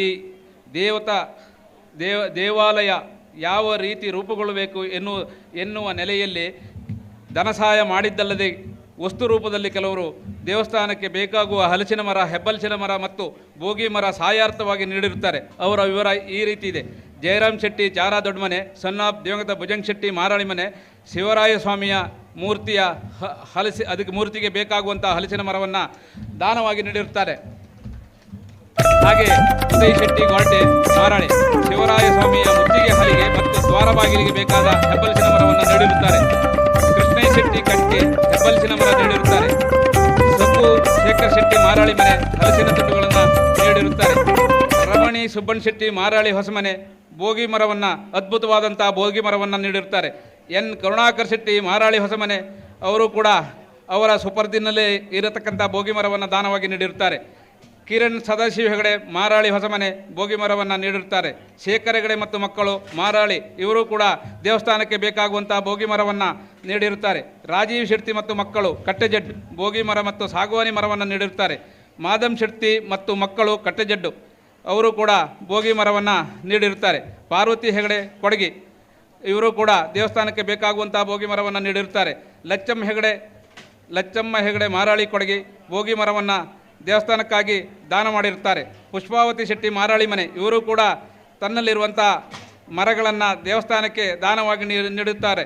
ಸಂಜೀವ ಪೂಜಾರಿ ಮಾರಾಳಿ ಅಂಗಡಿ ಮನೆ ಹಲಸಿನ ಮರವನ್ನು ನೀಡಿರುತ್ತಾರೆ. ರಮೇಶ್ ಕುಲಾಲ್ ಹೆಬ್ಬಲಸಿನ ಮರವನ್ನು ನೀಡಿರುತ್ತಾರೆ. ಹಾಗೆಯೇ ಇನ್ನು ಕೆಲವರು ಬೇರೆ ಬೇರೆ ವಸ್ತುಗಳನ್ನು ನೀಡಿರುತ್ತಾರೆ. ಪ್ರವೀಣ್ ಹೆಗಡೆ ಮಾರಾಳಿ 6mm ಜಲ್ಲಿ ಹಾಗೂ ಕ್ರಷರ್ ಪುಡಿ ಇದು ಎಷ್ಟು ಬೇಕೋ ಅಷ್ಟನ್ನು ದಾನವಾಗಿ ನೀಡಿರುತ್ತಾರೆ. ಬಾಲಕೃಷ್ಣ ಭುಜಂಗ್ ಶೆಟ್ಟಿ ಮಾರಾಳಿ ಕೆಳಮನೆ ಇವರು ಶಿವರಾಜ ಸ್ವಾಮಿಯ ಪ್ರಭಾವಳಿಯನ್ನು ನೀಡಿರುತ್ತಾರೆ. ಕೊಲ್ಲೂರು ದೇವಸ್ಥಾನದಿಂದ ಹೊರೆಕಾಣಿಕೆಯಾಗಿ ಊಟದ ಸಾಮಾನುಗಳನ್ನು ನೀಡಿರುತ್ತಾರೆ. ರಘು ಪೂಜಾರಿ ಮಾರಾಳಿ ಸಾಲಿಹಕ್ಕಲು ದೇವರ ಅಲಂಕಾರಕ್ಕಾಗಿ ಹೂಗಳನ್ನು ನೀಡಿರುತ್ತಾರೆ. ಗಣೇಶ್ ಸ್ಮೃತಿ ಶೆಟ್ಟಿ ದೇವರ ವಿಗ್ರಹಗಳಿಗೆ ಬಣ್ಣ, ಕಟ್ಟಡಕ್ಕೆ ಬೇಕಾದ ಬಣ್ಣ ಇತ್ಯಾದಿಗಳನ್ನು ಪೇಂಟ್ ಇದನ್ನೆಲ್ಲ ನೀಡಿರುತ್ತಾರೆ. ಕೃಷ್ಣ ಪೂಜಾರಿ ಗರಡಿ ಪೂಜಾರಿ ಬೆಳ್ಳಿ ಹೊದಿಕೆಯನ್ನು ನೀಡಿರುತ್ತಾರೆ. ವಿವೇಕಾನಂದ ಮೋಹನ್ದಾಸ್ ಶೆಟ್ಟಿ ಮಾರಾಳಿ ರು 1 ಲಕ್ಷದ ತನಕ ಬೆಳ್ಳಿ ಕಿರೀಟವನ್ನು ನೀಡಿರುತ್ತಾರೆ. ಅರುಣ್ ಪೂಜಾರಿ ಅಂಕ್ರಾಲ್ ತಗಡು ಮಾಡಿನ ಎದುರುಗಡೆ ಒಂದು ಆರ್ಚ್ ನಿರ್ಮಾಣ ಮಾಡಿಕೊಟ್ಟಿರುತ್ತಾರೆ.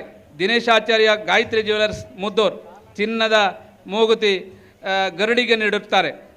ರವಿ ನಾಯ್ಕ್ ಮಿಯಾರ್ ಕೆಳತುದಿ ಶ್ರೀ ಕ್ಷೇತ್ರಕ್ಕೆ ಅತಿ ಅಗತ್ಯವಾಗಿರತಕ್ಕಂಥ ಬಾವಿಯನ್ನು ನಿರ್ಮಾಣ ಮಾಡಿಕೊಟ್ಟಿರುತ್ತಾರೆ. ಕೃಷ್ಣ ಪೂಜಾರಿ ಮಂಜುಶ್ರೀ ಬೇಕರಿ ಕೊಕ್ಕರ್ಣೆ ತುಳಸಿ ಕಟ್ಟೆಯನ್ನು ನೀಡಿರುತ್ತಾರೆ. ಹಾಗೆಯೇ ಇಲ್ಲಿ ಸೇರಿದಂಥ ಪತ್ರಿಕಾ ಮಾಧ್ಯಮದವರಿಗೂ ಛಾಯಾಗ್ರಾಹಕರಿಗೂ ಶಾಮಿಯಾನ ಮತ್ತು ಲೈಟಿಂಗ್ ವ್ಯವಸ್ಥೆ ಮಾಡಿದ ಹರೀಶ್ ಜಂಗಮೇಶ್ವರ ಶಾಮಿಯಾನಸ್ ಆ್ಯಂಡ್ ಸೌಂಡ್ಸ್ ಅವರಿಗೂ ಕೂಡ ಕೃತಜ್ಞತೆಯನ್ನು ಅರ್ಪಿಸ್ತಾ ಇದ್ದೇನೆ. ಅಲಂಕಾರ ಮಾಡಿದವರಿಗೂ ಕೂಡ ಕೃತಜ್ಞತೆಯನ್ನು ಅರ್ಪಿಸ್ತಾ ಇದ್ದೇನೆ.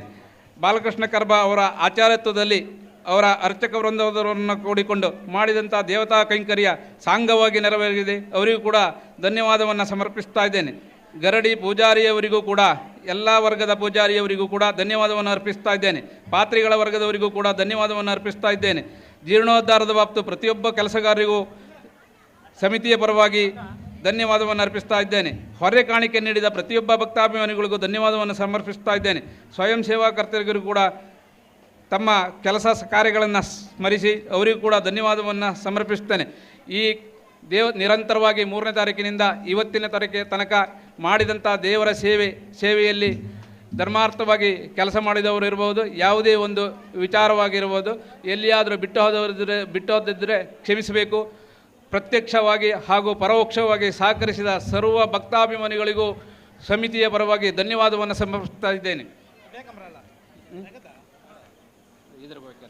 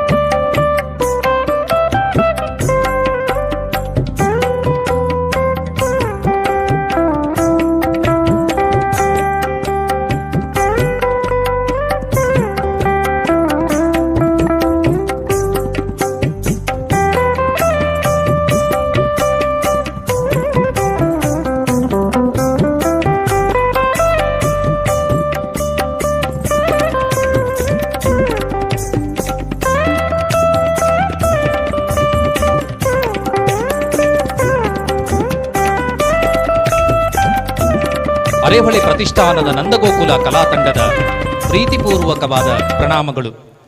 ಸಹೃದಯರೇ, ಸನಾತನ ಸಂಸ್ಕೃತಿಯ ಶ್ರೇಷ್ಠತೆಯನ್ನು ಚಂದನೆಯ ಭಾವದಿಂದ ಕಟ್ಟಿಕೊಡುವ ಸಾಂಸ್ಕೃತಿಕ ಕಲಾ ವೈಭವವನ್ನು ವೀಕ್ಷಿಸಲು ಬಂದಿರುವ ಸುಮನಸ ಪ್ರಭುಗಳಾದ ನಿಮ್ಮೆಲ್ಲರನ್ನ ಈ ಕಾರ್ಯಕ್ರಮಕ್ಕೆ ಸಂಭ್ರಮದ ಭಾವದ ಸ್ವಾಗತವನ್ನು ಮಾಡಿಕೊಳ್ಳುತ್ತಾ ಈ ಸುಸುಂದರವಾದ ಸಾಂಸ್ಕೃತಿಕ ಕಲಾ ವೈಭವವನ್ನು ಆರಂಭ ಮಾಡುತ್ತಿದ್ದೇವೆ. ಕೃಷಿ ಮತ್ತು ಋಷಿ ಸಂಸ್ಕೃತಿಯ ಮೂಲದಿಂದ ಸಂಜನಿಸಿ ನಿಂತಹ ನಾಡು ಅದು ಭರತ ಭೂಮಿ.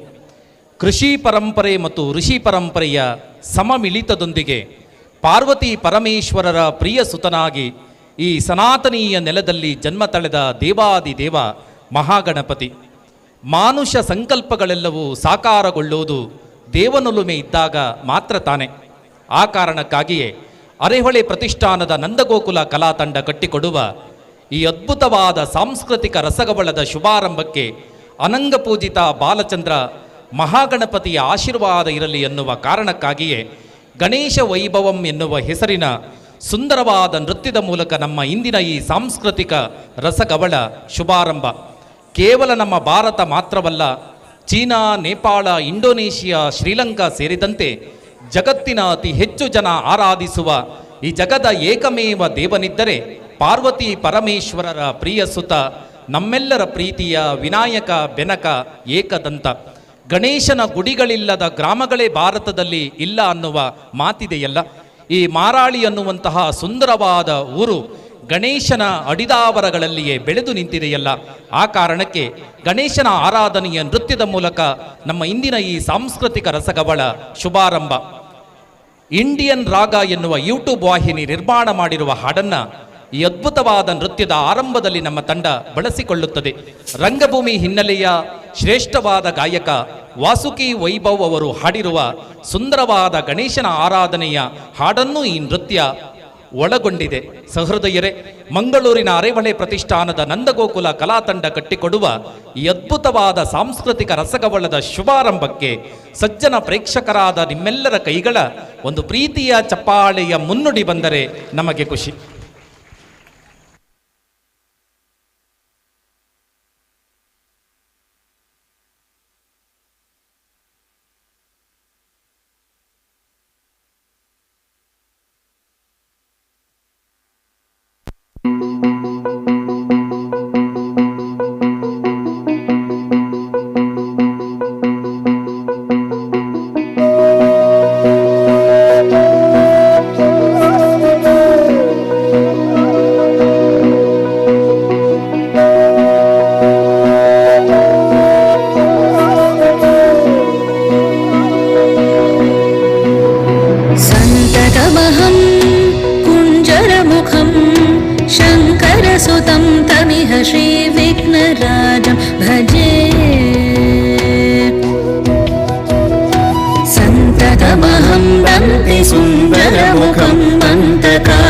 सुतं तमिह श्रीविघ्नराजं भजे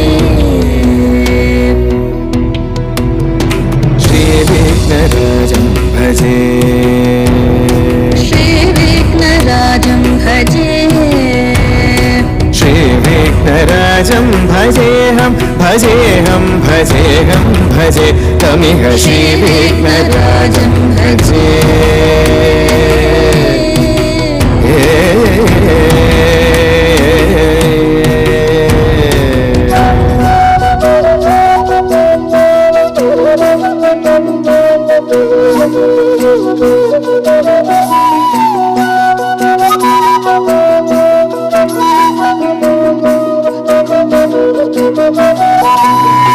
सेवित सुरेन्द्र महनीय गुणशीलम् सेवित सुरेन्द्र महनीय गुणशीलं जप तप समाधि सुख वरदानुकूलम् भावित सुरमणिगण भक्त परिपालं भयंकर विशङ्गमातङ्ग कुलकालं श्रीविघ्नराजं भजे श्रीविघ्नराजं भजे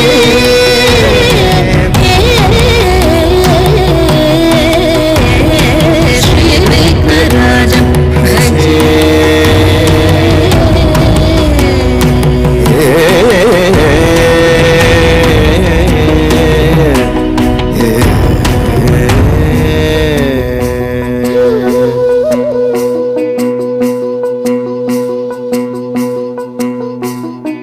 ಕನಕಕೇಯೂರಹಾರಾವಳಿ ಕಲಿತ ಗಂಭೀರ ಗೌರಗಿರಿಶೋಭಂ ಸುಶೋಭಂ ಕನಕಕೇಯೂರಹಾರಾವಳಿ ಕಲಿತ ಗಂಭೀರ ಗೌರಗಿರಿಶೋಭಂ ಸುಶೋಭಂ ಕಾಮಾರಿ ಭಯಭರಿತ ಮೂಢಮದ ಕಲಿ ಕಲುಷ ಕಂತಿತಮಖಂಡ ಪ್ರತಾಪಂ ಕಾಮಾರಿ ಭಯಭರಿತ ಮೂಢಮದ ಕಲಿ ಕಲುಷ ಕಂಟಿತಮಖಂಡ ಪ್ರತಾಪಂ ಸನಕ ಸುಖ ನಾರದ ಪದಂಜಲಿ ಪರಾಶರ ಮದಂಗ ಮುನಿ ಸಂಗ ಸಲಾಪಂ ಸತ್ಯ ಪರಮಾಬ್ಜನಯನ ಪ್ರಮೋದ ಮುಕ್ತಿಕರ ತತ್ವಮಸಿ ನಿತ್ಯ ನಿಗಮಾದಿ ಸ್ವರೂಪಂ ಶ್ರೀ ವಿಘ್ನರಾಜಂ ಭಜೆ ಶ್ರೀ ವಿಘ್ನರಾಜಂ ಭಜೆ ಶ್ರೀ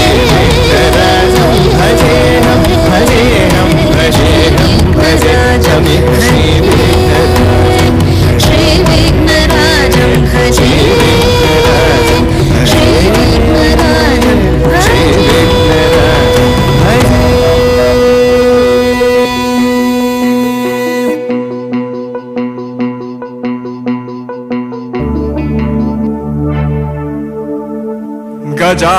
ಗಜಾನನಂ ಗಜಾನನಂ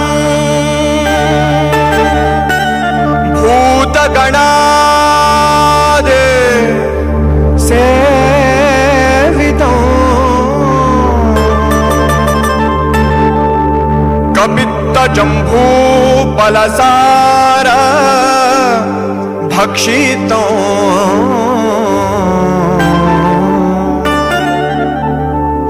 ಉಮಾಸುತಂ ಶೋಕ ವಿನಾಶ ಶೋಕ ವಿನಾಶ ಕಾರಣೋ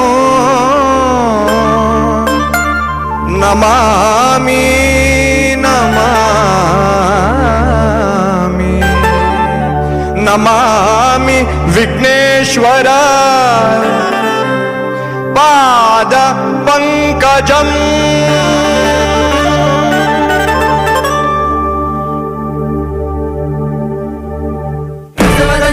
ಪಾರ್ವತಿ ನಂದನ ದುಃಖದ ವಿನಾಶಕ್ಕೆ ಕಾರಣ ಗಜವದನ ಹೇ ಪಾರ್ವತಿ ನಂದನ ಪರವಾಗಿಸು ಎಲ್ಲರ ಜೀವನ ಗಜವದನ ಹೇ ಪಾರ್ವತಿ ನಂದನ ದುಃಖದ ವಿನಾಶಕ್ಕೆ ಕಾರಣ ಗಜವದನ ಹೇ ಪಾರ್ವತಿ ನಂದನ ಪರವಾಗಿಸು ಎಲ್ಲರ ಜೀವನ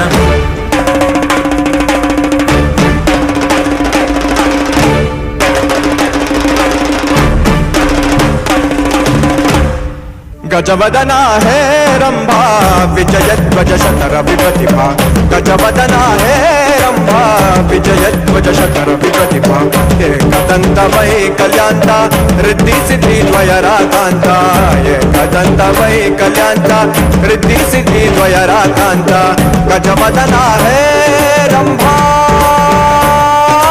ಗಜವದನ ಹೇ ಪಾರ್ವತಿ ನಂದನ ದುಃಖದ ವಿನಾಶಕ್ಕೆ ಕಾರಣ ಗಜವದನ ಹೇ ಪಾರ್ವತಿ ನಂದನ ಪರವಾಗಿಸು ಎಲ್ಲರ ಜೀವನ ಗಜವದನ ಹೇ ಪಾರ್ವತಿ ನಂದನ ದುಃಖದ ವಿನಾಶಕ್ಕೆ ಕಾರಣ ಗಜವದನ ಹೇ ಪಾರ್ವತಿ ನಂದನ ಪರವಾಗಿಸು ಎಲ್ಲರ ಜೀವನ ಗಣಪ ಗಣಪ ಏಕದಂತ ಪಚ್ಚಕಲ್ಲು ಪಾಣಿ ಪೀಠ ಮುತ್ತಿನುಂಡೆ ಹೊನ್ನ ಗಂಟೆ ಒಪ್ಪುವಂತ ಗಣಪನಿಗೆ 21 ನಮನಗಳು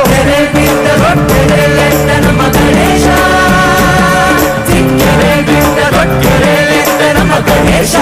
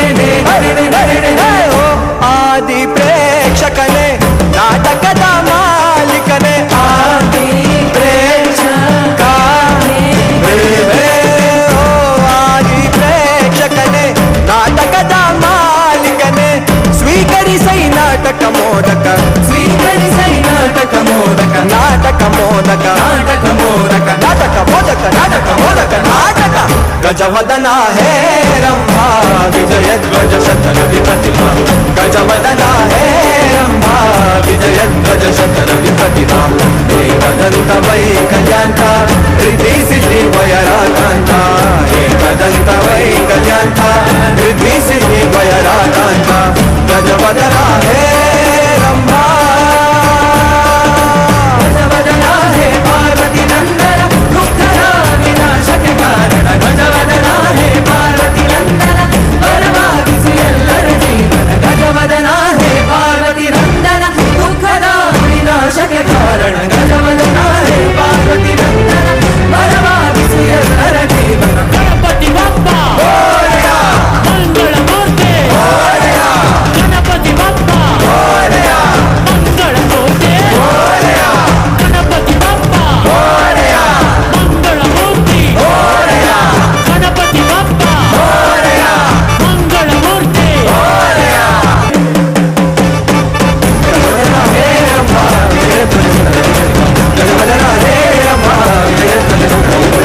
ಏಕದಂತ ವೈಕಲ್ಯಾಂತ ರಿದ್ಧಿ ಸಿದ್ಧಿ ವಯರಾಧಾನ ಏಕದಂತ ವೈಕಲ್ಯಾಂತ ರಿದ್ಧಿ ಸಿದ್ಧಿ ವಯರಾಧಾನ ಗಜವದನ ಹೇ ರಂಭ ಗಜವದನ ಹೇ ರಂಭ ಗಜವದನ ಹೇ ರಂಭ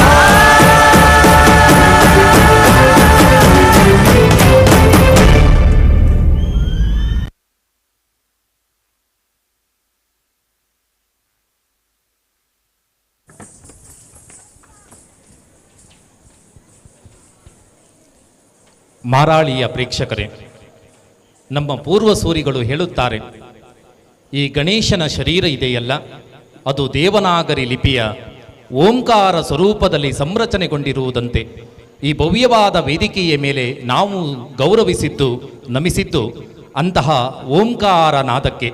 ಈ ಅದ್ಭುತವಾದ ನೃತ್ಯವನ್ನು ಕಟ್ಟಿಕೊಟ್ಟ ನಂದಗೋಕುಲದ ಕಲಾವಿದೆಯರಿಗೆ ಮಾರಾಳಿಯ ಪ್ರೇಕ್ಷಕರಾದ ನೀವೊಂದು ಪ್ರೀತಿಯ ಚಪ್ಪಾಳಿ ಅಭಿನಂದನೆಯನ್ನ ಕೊಡಿ ಎನ್ನುವ ಪ್ರೀತಿಪೂರ್ವಕವಾದ ಮನವಿಯನ್ನು ಮಾಡಿಕೊಳ್ಳುತ್ತೇನೆ. ಹೃದಯ ತುಂಬಿ ಬಂತು, ಮನದುಂಬಿದ ಕೃತಜ್ಞತೆಯನ್ನು ಸಮರ್ಪಿಸಿಕೊಳ್ಳುತ್ತಾ, ಬಂಧುಗಳೇ, ಇದೀಗ ಈ ಭವ್ಯವಾದ ವೇದಿಕೆ ಶಿವನ ಮಹತ್ವಿಕೆಯನ್ನು ಸಾರುವ ಒಂದು ಅದ್ಭುತವಾದ ನೃತ್ಯ ರೂಪಕಕ್ಕೆ ತನ್ನನ್ನು ತೆರೆದುಕೊಳ್ಳುತ್ತದೆ. ತನ್ನ ದೇಹದ ಅರ್ಧ ಭಾಗವನ್ನೇ ತನ್ನ ಪ್ರಿಯ ಪತ್ನಿ ದಾಕ್ಷಾಯಿಣಿಗೆ ಬಿಟ್ಟುಕೊಡುವ ಶಿವ ಸ್ತ್ರೀ ಮತ್ತು ಪುರುಷರ ಸಮಾನತೆಯನ್ನು ತನ್ನ ಬದುಕಿನಲ್ಲಿ ಪ್ರತಿಪಾದಿಸಿದ ನಮ್ಮೆಲ್ಲರ ಆರಾಧ್ಯ ದೇವ.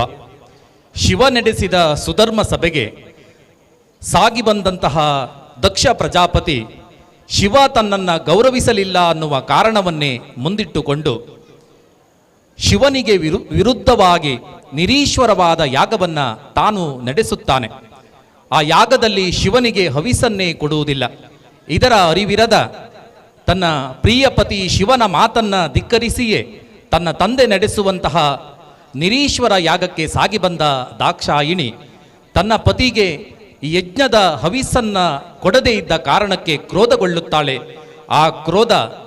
ಆ ಕ್ರೋಧದ ಕಾರಣಕ್ಕಾಗಿಯೇ ಯಜ್ಞದಲ್ಲಿ ತನ್ನನ್ನು ತಾನೇ ಹೋಮಿಸಿಕೊಳ್ಳುತ್ತಾಳೆ. ತನ್ನ ಪತ್ನಿಯನ್ನು ಅತೀವವಾಗಿ ಪ್ರೀತಿಸುವ ಶಿವ ಇದನ್ನು ನೋಡಿ ಕ್ರೋಧಗೊಳ್ಳುತ್ತಾನೆ. ಪರಿಣಾಮ ತನ್ನ ಜಟೆಯಿಂದಲೇ ವೀರಭದ್ರ ಜನಿಸಿ ಬರುತ್ತಾರೆ. ದಕ್ಷ ಪ್ರಜಾಪತಿಯ ಅಹಂಕಾರವನ್ನು ತರಿಯುತ್ತಾನೆ. ಲೋಕಕ್ಕೆ ಮಂಗಳವಾಗುತ್ತದೆ. ಯಕ್ಷಗಾನವನ್ನು ಪ್ರೀತಿಸುವ ನಾವು ದಕ್ಷ ಬ್ರಹ್ಮ ಹೆಸರಿನ ಈ ಮನೋಜ್ಞವಾದ ಕಥಾನಕವನ್ನು ಯಕ್ಷಗಾನ ವೇದಿಕೆಯಲ್ಲಿ ನೂರಾರು ಬಾರಿ ನೋಡಿದ್ದಿರಬಹುದು. ಆದರೆ ಅರೆಹೊಳೆ ಪ್ರತಿಷ್ಠಾನದ ನಂದಗೋಕುಲ ಕಲಾ ತಂಡ ವೈಶಿಷ್ಟ್ಯಪೂರ್ಣವಾಗಿ ಈ ಅದ್ಭುತವಾದ ನೃತ್ಯ ರೂಪಕವನ್ನು ನಿಮಗೆ ಕಟ್ಟಿಕೊಡುತ್ತದೆ. ಕಣ್ಮನ ಹೃದಯವನ್ನು ತೆರೆದು ಈ ಅದ್ಭುತವಾದ ನೃತ್ಯ ರೂಪಕವನ್ನು ನೀವು ನಿಮ್ಮ ಹೃದಯದೊಳಗೆ ಇಳಿಸಿಕೊಳ್ಳಿ. ಒಂದು ಪ್ರೀತಿಯ ಚಪ್ಪಾಳಿಯ ಸ್ವಾಗತವನ್ನು ನಂದಗೋಕುಲ ಕಲಾವಿದೆಯರಿಗೆ ಕೊಡಿ.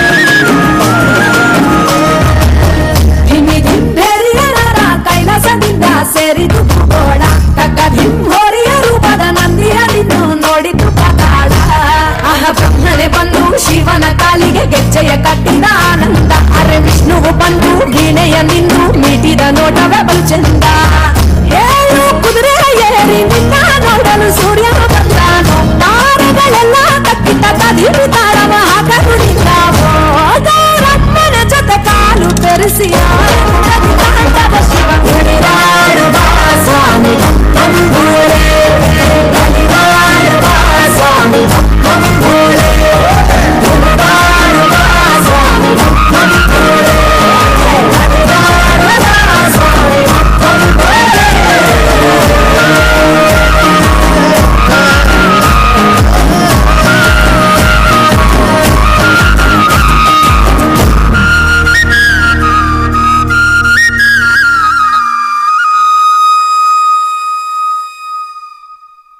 ನೋಡಿರಿ ಬಿಜರು ಪೋಪುದೆನು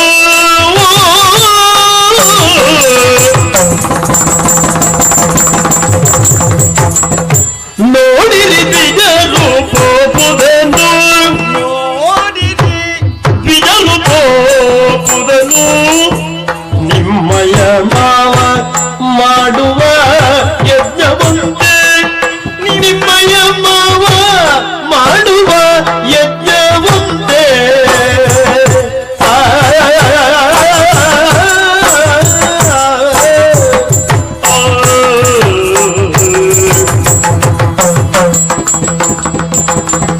ಆಡಲಿನ ಬೀಗ ಸಂಭ್ರಮವಂತೆ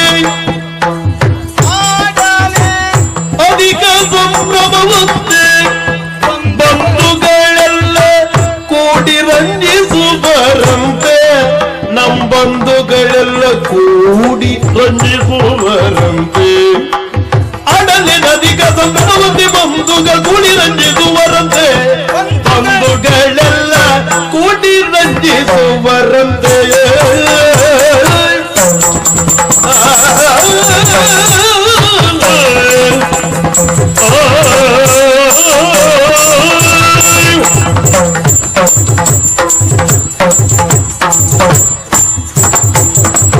ಹಾಡಲಿ ನದಿಗ ಸಂಭ್ರಮವಂತೆ ಬಂಧುಗಳು ಕೂಡಿ ರಂಜಿಸುವರಂತೆ ಕೂಡಿ ರಂಜಿಸುವರಂತೆ ನೋಡಿರಿ ದ್ವಿಜರು ಪೋಪುದನು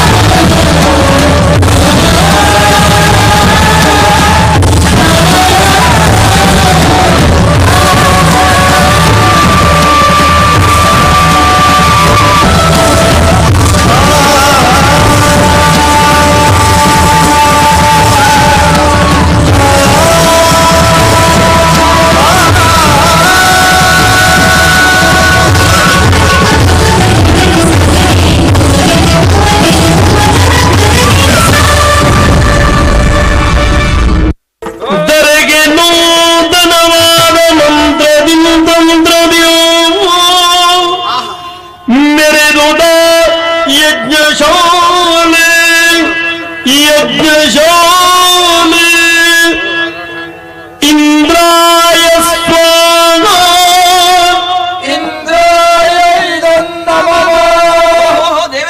ಅಗ್ನಿಯೇ ಸ್ವಾಹ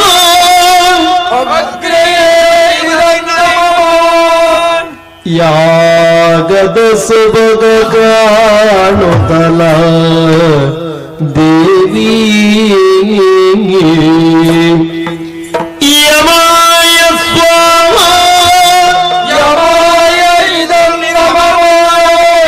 ನಿರುತಿಯೇ ಸ್ವಾಹ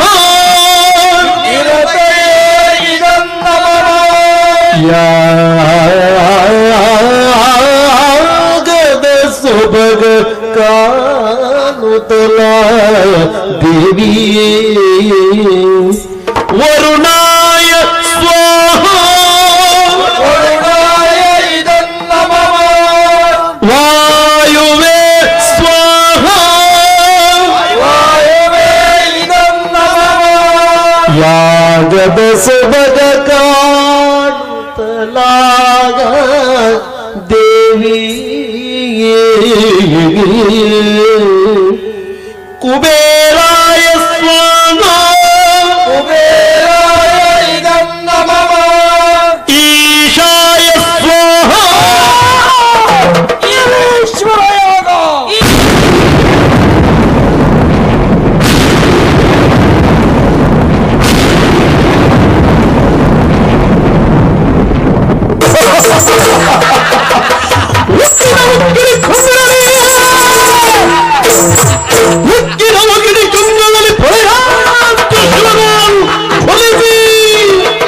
ನೋಡಿ ಸುರರ್ಗಳನ್ನು ನಾಶಗಳು ಅಭಿನಕ್ಷಿಗಳಾದ ಸಭೆಯಲ್ಲಿ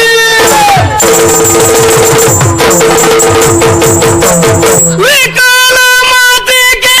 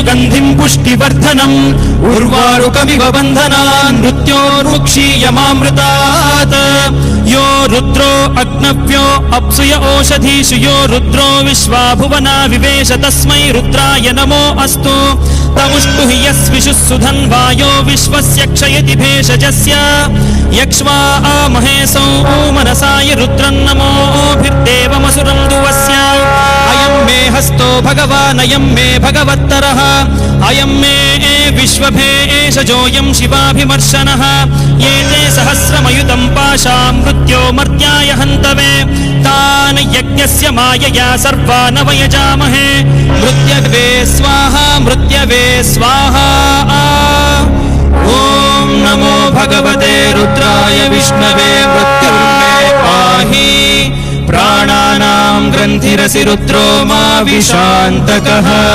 तेनान्नेनाप्यायस्व सदा शिवो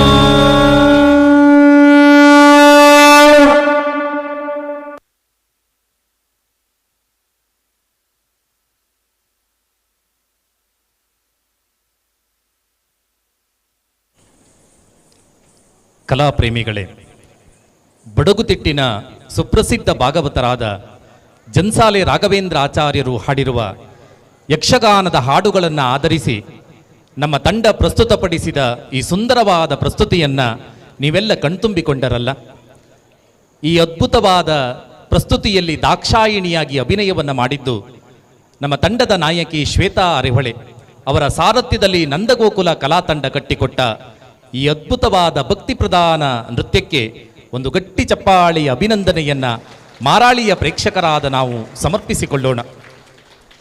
ಮುಖ್ಯವಾದ ಮಾತೊಂದಿದೆ, ಸಂಭ್ರಮದಿಂದ ಅನ್ನ ಸಂತರ್ಪಣೆ ಜರುಗ್ತಾ ಇದೆ. ಊಟ ಆಗದೇ ಇರುವವರು ಅನ್ನಪ್ರಸಾದವನ್ನು ಸ್ವೀಕರಿಸಿಕೊಳ್ಳಿ ಅನ್ನುವ ಮಾತುಗಳನ್ನು ಕಾರ್ಯಕ್ರಮದ ಸಂಘಟಕರ ಪರವಾಗಿ ವಿನಂತಿಸಿಕೊಳ್ತಾ, ಬಂಧುಗಳೇ, ಅರೆಹೊಳೆ ಪ್ರತಿಷ್ಠಾನದ ನಂದಗೋಕುಲ ತಂಡದ ಮುಂದಿನ ಪ್ರಸ್ತುತಿ ಶಿವನ ಆರಾಧನೆಯ ಕುರಿತಾಗಿ ನಮ್ಮ ಜನಪದೀಯ ಸಂಸ್ಕೃತಿ ಕಟ್ಟಿಕೊಟ್ಟ ಒಂದು ಸುಂದರವಾದ ನೃತ್ಯವನ್ನ ಮಾರಾಳಿಯ ಪ್ರೇಕ್ಷಕರಾದ ನಿಮಗೆ ನಾವು ಉಣಬಡಿಸುತ್ತೇವೆ. ದುಡಿದು ಸತ್ತಾಗ ದುಡಿದು ಬೇಸತ್ತಾಗ ಈ ಜಗತ್ತಿನ ಹಿಗ್ಗನ್ನ ಹಾಡಿದವನು ಜನಪದ. ಮನುಷ್ಯ ಹುಟ್ಟಿನೊಂದಿಗೆ ತಾನೂ ಪ್ರಾದುರ್ಭವಿಸಿ ಮೌಖಿಕವಾದ ಪರಂಪರೆಯೊಂದಿಗೆ ಸಾಗಿ ಬಂದ ಪರಂಪರಾನುಗತ ಜೀವನ ಮೌಲ್ಯವೇ ಜನಪದ ಸಾಹಿತ್ಯ ಅನ್ನುವ ಮಾತಿದೆಯಲ್ಲ.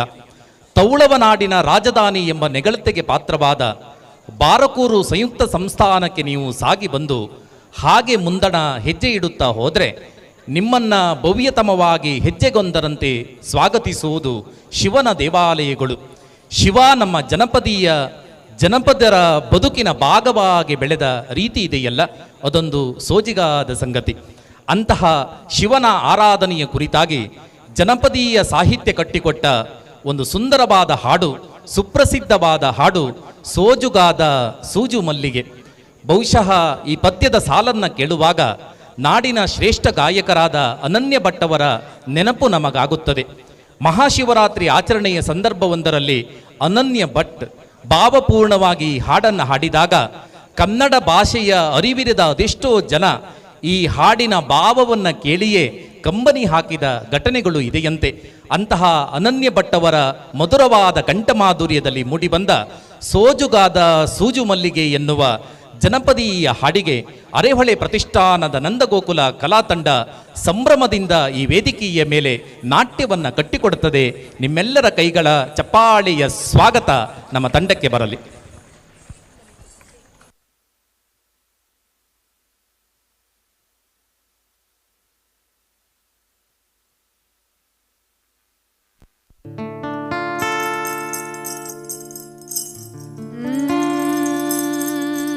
ಮಾದೇವ ಮಾದೇವ ಮಾದೇವ ಮಾದೇವ ಮಾದೇವ ಮಾದೇವ ಮಾದೇವ ಮಾದೇವ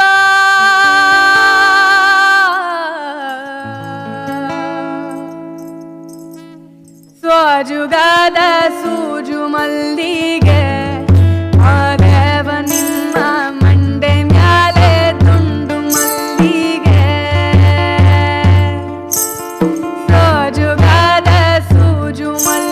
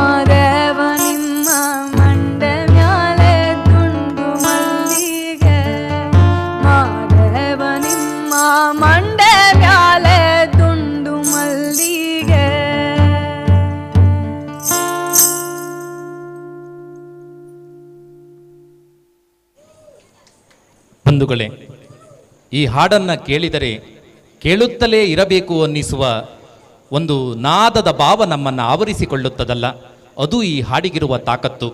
ಈ ಅದ್ಭುತವಾದ ನಾಟ್ಯವನ್ನು ಕಟ್ಟಿಕೊಟ್ಟ ನಂದಗೋಕುಲದ ಕಲಾವಿದೆಯರಿಗೆ ಒಂದು ಅಭಿನಂದನೆಯ ಚಪ್ಪಾಳೆಯನ್ನು ನೀವು ಕೊಟ್ಟರೆ ನಮಗೆ ಖುಷಿ. ಮನದುಂಬಿದ ಕೃತಜ್ಞತೆಗಳನ್ನು ಸಮರ್ಪಿಸಿಕೊಳ್ಳುತ್ತಾ, ಬಂಧುಗಳೇ, ಸನಾತನ ಸಂಸ್ಕೃತಿಯ ಮಹತ್ವಿಕೀಯ ನಾಟ್ಯವಾಗಿ ಈ ಲೋಕದಲ್ಲಿ ಜನಜನಿತವಾದದ್ದು ಭರತನಾಟ್ಯ. ಭರತಮುನಿ ಮತ್ತು ಆತನ ಮಕ್ಕಳ ಮೂಲಕ 4 ವೇದಗಳ ಮಹತ್ವದ ಸಾರಾಂಶಗಳನ್ನು ಆಧರಿಸಿ ಸಂರಚನೆಗೊಂಡಿದ್ದು ಈ ಭರತನಾಟ್ಯ ಎನ್ನುವುದಾಗಿಯೇ ನಮ್ಮ ಪೂರ್ವಸೂರಿಗಳು ಹೇಳುತ್ತಾರಲ್ಲ. ಅಂತಹ ಭರತನಾಟ್ಯ ಪ್ರಸ್ತುತಿಗೆ ಇದೀಗ ಈ ವೇದಿಕೆ ತನ್ನನ್ನು ತೆರೆದುಕೊಳ್ಳುತ್ತದೆ. ಮುರುಘ ನಮ್ಮ ಸನಾತನ ಸಂಸ್ಕೃತಿಯ ಭಾಗವಾಗಿ ಬೆಳೆದ ರೀತಿ ಅದೊಂದು ಅದ್ಭುತವಾದ ಸಂಗತಿ.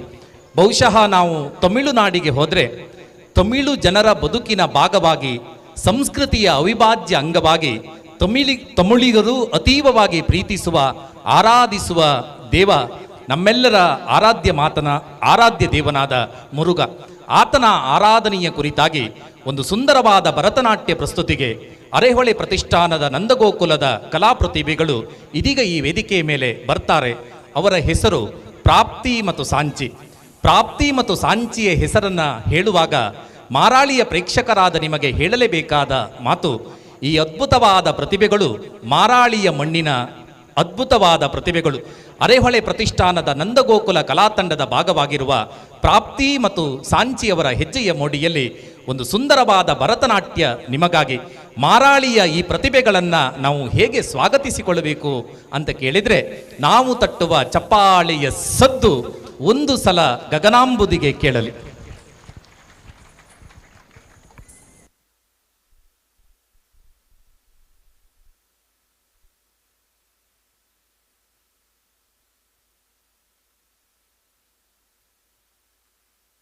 ಜನ ಜನ ತಕ ತದಿ ತಾಂ ತನ ತಾಂ ತಗದರಿಗರ ತಗ ಗಿರ್ರ ಕಿಟ್ಟ ಗಿಣ್ಣ ತಕ ತಕ ದಿ ತಕ ತುಂ ತಗದರಿಗರ ತಗ ತುಂ ತುಂ ತುಂ ತಕಿಟ್ಟ ಜನು ತಾಂ ದಿಮಿ ತಾಂ ತಗದರಿಗರ ತಗ ಜಂತ ಜಂತ ಕಿಟ್ಟ ದಿಮಿ ತಾಂ ಕಿಟ್ಟ ತಾಂ ತಗದರಿಗರ ತಗ ಜನ್ನ ಜನ್ನ ಕಿರ್ರ ಕಿಟ್ಟ ಜಂತರಿ ಕಿಟ್ಟ ತಕ ಜನ ಜನ ಜನ ಕಿರ್ರ ಕಿಟ್ಟ ತಕ ಜಂತರಿ ಕಿಟ್ಟ ತಕ ತಗದರಿ ತಗಂ ತಗಂ ತರಿಗಿಡದುಂ ತಗದರಿಗಿಡದುಂ ತಗದಿಗು ತರಿಗಿಡದುಂ ತಗದರಿ ತಗಂ ತಗಂ ತರಿಗಿಡದುಂ ತಗದರಿಗಿಡದುಂ ತಗದಿಗು ತರಿಗಿಡದುಂ ತಗದರಿ ತಗಂ ತಗಂ ತರಿಗಿಡದುಂ ತಗದಿಗು ತರಿಗಿಡದುಂ சுற்றி வருகுது வருகுது வருகுது வருகுது வேல் முற்றும் வினையது விலகுது விலகுது விலகுது பார் கற்ற தமிழது இனியது இனியது இனியது நான் உற்ற பயனது பெருகுது மனமது உருகுது சுற்றி வருகுது வருகுது வருகுது வருகுது வேல் முற்றும் வினையது விலகுது விலகுது விலகுது பார் கற்ற தமிழது இனியது இனியது இனியது தான் உற்ற பயனது பெருகுது மனமது உருகுது கான் தாம் தாம் தக தகம் திங் திங் தக தடம் தும் தும் தக தடும் நம் நம் தக ததி தகிட்டதாம் தகிட்டதாம் தகிட்டதாம் தகதரிகிடதும் தகத்தாம் தகத்தாம் தகத்தாம் தகதரிகிடதும் தத்தாம் தத்தாம் தத்தாம் தகதரிகிடதும் முருகா முருகா முருகா முருகா மலராறு தமிழாறு மகவாக மலர்ந்திருந்தவன் குமரா குமரா குமரா குமரா மயிலேறி விளையாடி திருவாக தவழ்ந்துயர்ந்தவன் மலையாறு தனி சேவ கொடியேந்தி மகிழ்ந்த மந்தவன் மறையோதும் அடியாறு மனதேந்தி உகந்தருபவன் மலராறு தமிழாறு மகவாக மலர்ந்திருந்தவன் மயிலேறி விளையாடி திருவாக தவழ்ந்துயர்ந்தவன் மலையாறு தனி சேவ கொடியேந்தி மகிழ்ந்த மந்தவன் மறையோதும் அடியாறு மனதேந்தி உகந்தருபவன்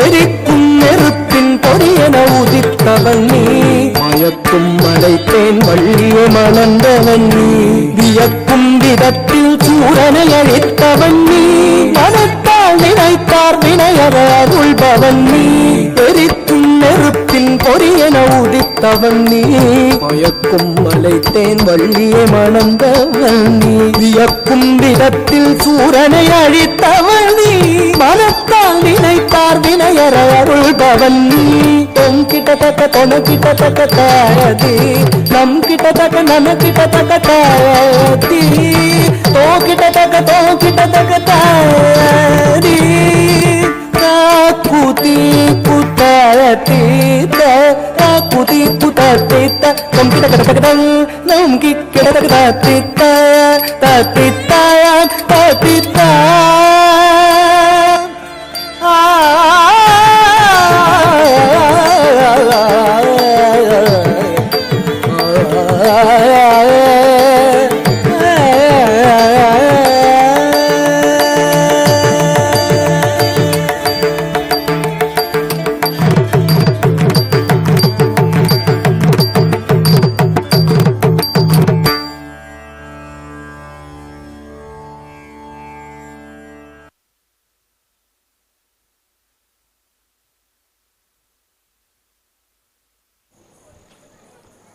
ಮಾರಾಳಿಯ ಪ್ರೇಕ್ಷಕರೇ, ನಂದಗೋಕುಲ ರಂಗಶಾಲೆಯ ವಿದ್ಯಾರ್ಥಿಗಳಾಗಿ ರಂಗ ಶಿಕ್ಷಣವನ್ನು ಮತ್ತು ನೃತ್ಯವನ್ನು ಕಲಿಯುತ್ತಿರುವ ಈ ಮಾರಾಳಿಯ ಈ ಇಬ್ಬರು ಪ್ರತಿಭಾ ರತ್ನರಿಗೆ ಒಂದು ಅಭಿನಂದನೆಯ ಗಟ್ಟಿ ಚಪ್ಪಾಳೆಯನ್ನು ನಾಗರಿಕರಾಗಿ ನಾವು ಸಮರ್ಪಿಸಿಕೊಳ್ಳೋಣ. ನಾವು ಆರಾಧಿಸುವ ತಾಯಿ ದುರ್ಗಾ ಪರಮೇಶ್ವರಿಯ ಆಶೀರ್ವಾದ ಈ ಮಕ್ಕಳ ಬದುಕಿನುದ್ದಕ್ಕೂ ತುಂಬಿರಲಿ ಎನ್ನುವ ಮನದುಂಬಿದ ಸಂಪ್ರಾರ್ಥನೆಯನ್ನು ನಾವು ಮಾಡಿಕೊಳ್ಳೋಣ. ಬಂಧುಗಳೇ, ಅರೆಹೊಳೆ ಪ್ರತಿಷ್ಠಾನದ ನಂದಗೋಕುಲ ಕಲಾತಂಡದ ಈ ನೃತ್ಯದ ರಸಗವಳದ ಬಹಳ ಮುಖ್ಯವಾದ ನಾಟ್ಯವೊಂದನ್ನು ನಿಮಗಾಗಿ ನಾವಿದೀಗ ಕಟ್ಟಿಕೊಡುತ್ತೇವೆ. ನಮ್ಮೆಲ್ಲರ ಮೈ ಮನಗಳಲ್ಲಿ ಭಕ್ತಿಯ ನಾದಾಮೃತವನ್ನೇ ಉಣಬಡಿಸುವ ಒಂದು ಅದ್ಭುತವಾದ ನೃತ್ಯ, ಅದುವೇ ಶ್ರೀ ದೇವಿ ವೈಭವಂ. ಈ ಜಗದ ಸಕಲ ಅಣು ರೇಣು ತೃಣಕಾಷ್ಟಗಳನ್ನು ಒಳಗೊಂಡ ಜೀವರಾಶಿಗಳಿಗೆ ಮಾತೃ ಸ್ವರೂಪಿಯಾಗಿ ನಿಂತವಳು ತಾಯಿ ಜಗನ್ಮಾತೆ ಅಂಬಿಕೆ. ಆದಿ ಅಂತ್ಯವಿಲ್ಲದೆ ಓಂಕಾರದಲ್ಲಿ ಐಕ್ಯಳಾಗಿರುವ ತಾಯಿ ಭಗವತಿ ಅಸುರಿ ಶಕ್ತಿಗಳನ್ನು ದಮನಿಸುವುದಕ್ಕೆ ನಾನಾ ಅವತಾರವನ್ನು ಎತ್ತಿದ ಕತೆ ನಮಗೆಲ್ಲ ತಿಳಿದೇ ಇದೆ. ರಾಕ್ಷಸ ಕನ್ಯೆ ಮಾಲಿನಿಯ ಗರ್ಭದಲ್ಲಿ ಕೋಣನ ರೂಪವನ್ನು ತಾಳಿ ಜನ್ಮವೆತ್ತಿದ ಮಹಿಷಾಸುರ ಎಂಬ ಹೆಸರಿನ ಅಸುರಿ ದೈತ್ಯ ಅಜನ ವರಬಲದಿಂದ ಕೊಬ್ಬಿ ಸುರಗದ್ದುಗೆಯನ್ನೇ ವಶಪಡಿಸಿಕೊಂಡಾಗ ಲೋಕದ ಒಳಿತಿಗೆ ಯಜ್ಞ ಯಾಗಗಳಲ್ಲಿ ನಿರತರಾಗಿದ್ದ ಋಷಿ ಮುನಿಗಳನ್ನು ಹಿಂಸಿಸಿದಾಗ, ಸಾತ್ವಿಕರ ಬದುಕಿನ ಸಾತ್ವಿಕ ನೆಡೆಗೆ ತಡೆವೊಡ್ಡಿದಾಗ, ಜನರ ಬದುಕಿನ ನಿಯಮವನ್ನೇ ಬದಲಿಸಲು ಪ್ರಯತ್ನಿಸಿದಾಗ ಇಂದ್ರಾದಿ ದೇವತೆಗಳು ತ್ರಿಮೂರ್ತಿಗಳನ್ನು ಸಾಕ್ಷೀಕರಿಸಿಕೊಂಡು ಏಕಭಾವದಿಂದ ತಾಯಿ ಈಶ್ವರಿಯನ್ನ ಅಮ್ಮ ಕಾಪಾಡು ಏಕಭಾವದಿಂದ ನುತಿಸಿದಾಗ ಅಂಬರದಿಂದ ಕೋಟಿ ವಜ್ರ ಪ್ರಕಾಶಿತ ದಿವ್ಯ ಮೂರ್ತಿಯೊಂದು ಧರೆಗೆ ಇಳಿದು ಬಂತು. ಅವಳೇ ಅಷ್ಟಭುಜೆ ಸಿಂಹಾರೂಢಿ ತಾಯಿ ಅಂಬಿಕೆಯಾಗಿ ಮೆರೆದಳು. ಮಹಿಷ ಮರ್ದಿನಿಯಾಗಿ ಲೋಕವನ್ನು ಕಾಯುವ ನವದುರ್ಗೆಯರ ಸಾಕ್ಷಾತ್ಕಾರದ ಬಹು ಮುಖ್ಯವಾದ ನಾಟ್ಯವೊಂದನ್ನು ಮಾರಾಳಿಯ ಪ್ರೇಕ್ಷಕರಾದ ನಿಮಗೆ ನಾವು ಕಟ್ಟಿಕೊಡುತ್ತೇವೆ. ಬಹುಶಃ ತಾಯಿ ದುರ್ಗಾ ಪರಮೇಶ್ವರಿ ನೆಲೆಯಾಗಿ ನಿಂತಿರುವ ಈ ಪುಣ್ಯ ಸನ್ನಿಧಾನದಲ್ಲಿ ಅದ್ಭುತವಾದ ನಾಟ್ಯವನ್ನು ಕಟ್ಟಿಕೊಡುವುದಕ್ಕೆ ನಮ್ಮ ತಂಡಕ್ಕೆ ಅತೀವವಾದ ಖುಷಿ ಮತ್ತು ಹೆಮ್ಮೆ ಇದೆ. ನಿಮ್ಮ ಹೃದಯ ಎಂಬ ಹರಿವಾಣದಲ್ಲಿ ಭಕ್ತಿ ಎಂಬ ಸುಮವನ್ನೇ ತುಂಬಿಕೊಂಡು ಈ ಅದ್ಭುತವಾದ ನಾಟ್ಯವನ್ನು ಕಣ್ತುಂಬಿಕೊಳ್ಳಿ. ಒಂದು ಗಟ್ಟಿಯಾದ ಚಪ್ಪಾಳೆಯ ಸ್ವಾಗತವನ್ನು ನಮ್ಮ ತಂಡಕ್ಕೆ ಕೊಡಿ.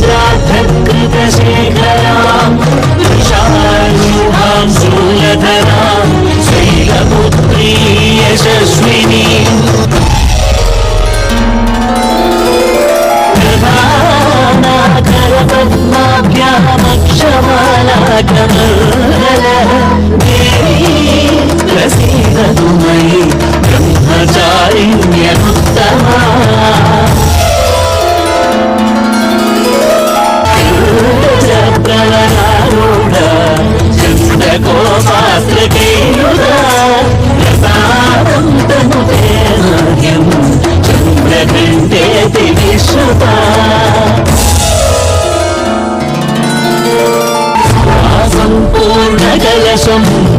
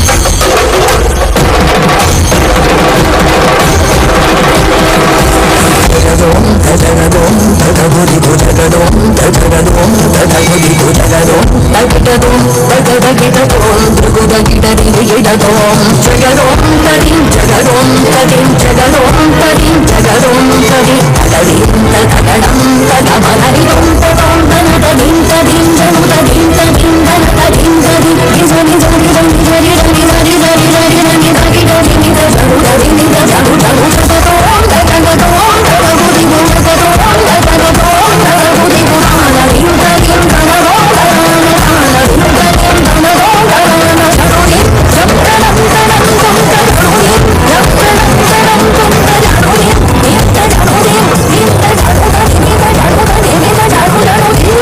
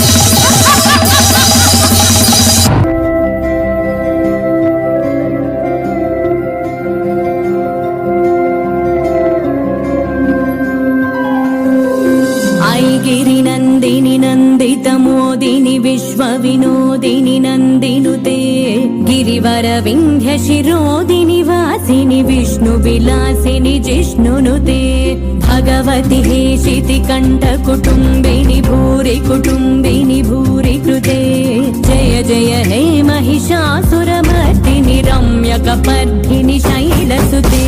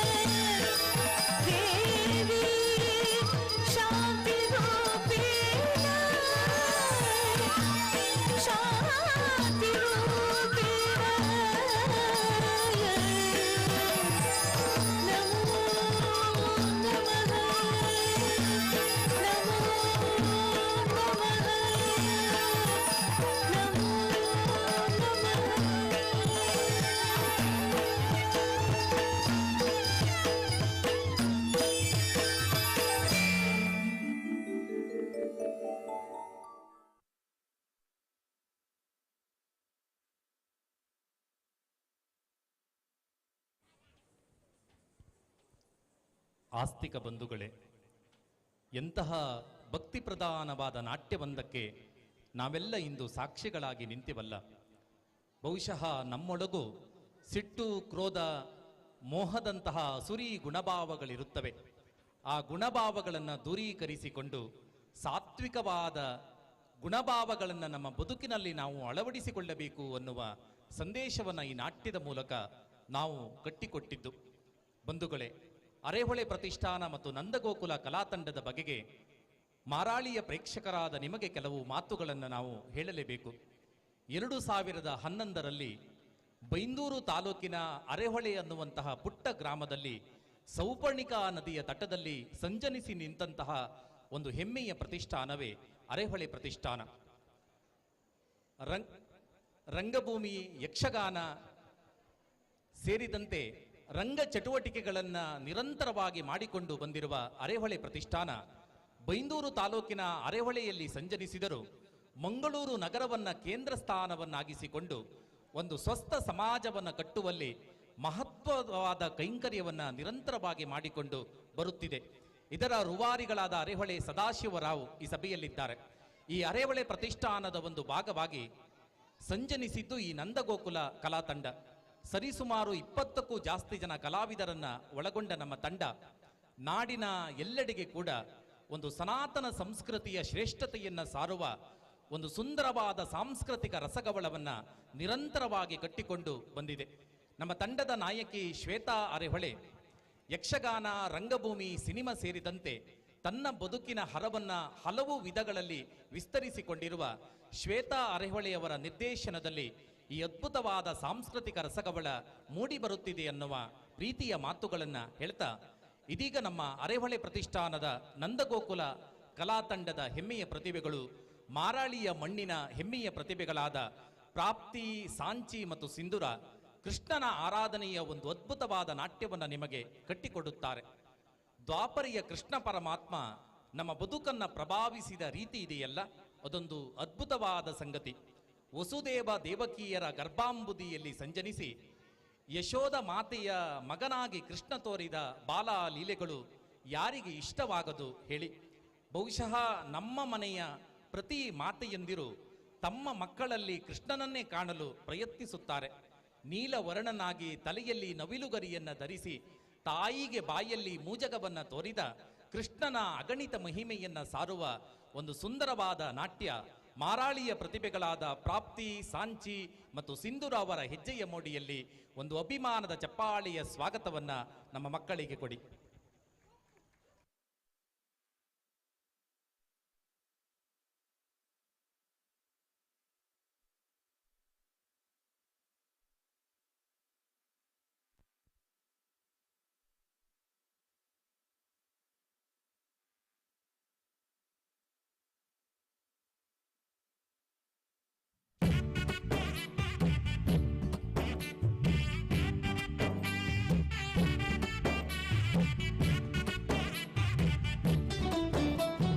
விஷமக்கார கண்ணன், விஷமக்கார கண்ணன், பொல்லாத விஷமக்கார கண்ணன், பொல்லாத விஷமக்கார கண்ணன், விஷமக்கார கண்ணன்.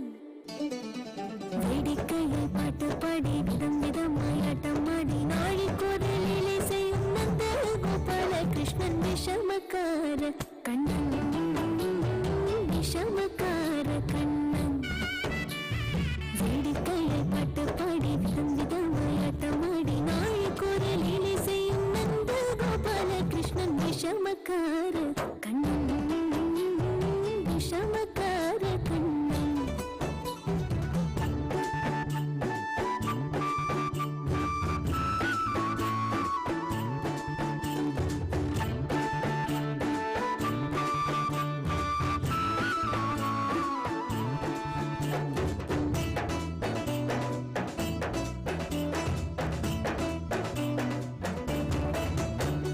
நீலமேகம் போலே இருப்பான்,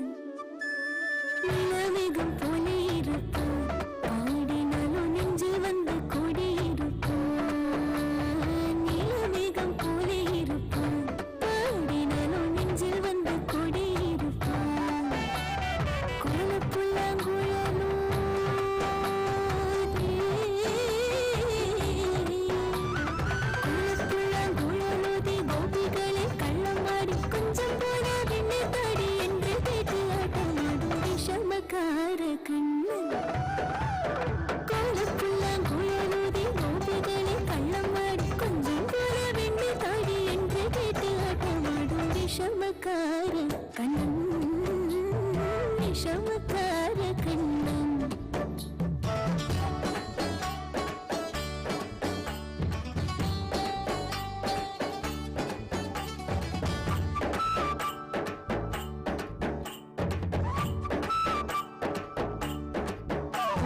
பக்கத்து வீட்டு பெண்ணை அழிப்பான் பக்கத்து வீட்டு பெண்ணை அழிப்பான் மூக்காரி ராகம் பாட சொல்லி வம்பு கிழப்பான் பக்கத்து வீட்டு பெண்ணை அழிப்பான் மூக்காரி ராகம் பாட சொல்லி வம்பு கிழப்பான்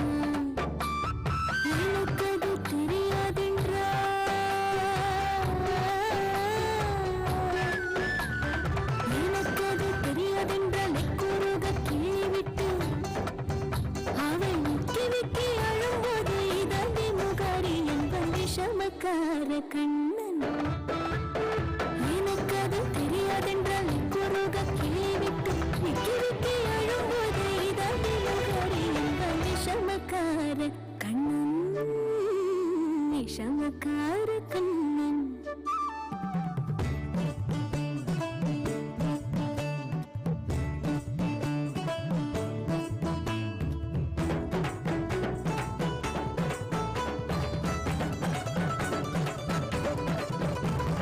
வெண்ணைப்பானி மூடக்கூடாது வெண்ணைப்பானி மூடக்கூடாது இவன் வந்து விழுங்கினாலும் கேட்கக்கூடாது வெண்ணைப்பானி மூடக்கூடாது இவன் வந்து விழுங்கினாலும் கேட்கக்கூடாது இவன் அம்மா கிட்ட சொல்லக்கூடாது சொல்லிவிட்டால் அட்டகாசம் தாங்க உண்ணாது சும்மா ஒரு பேச்சுக்காலும்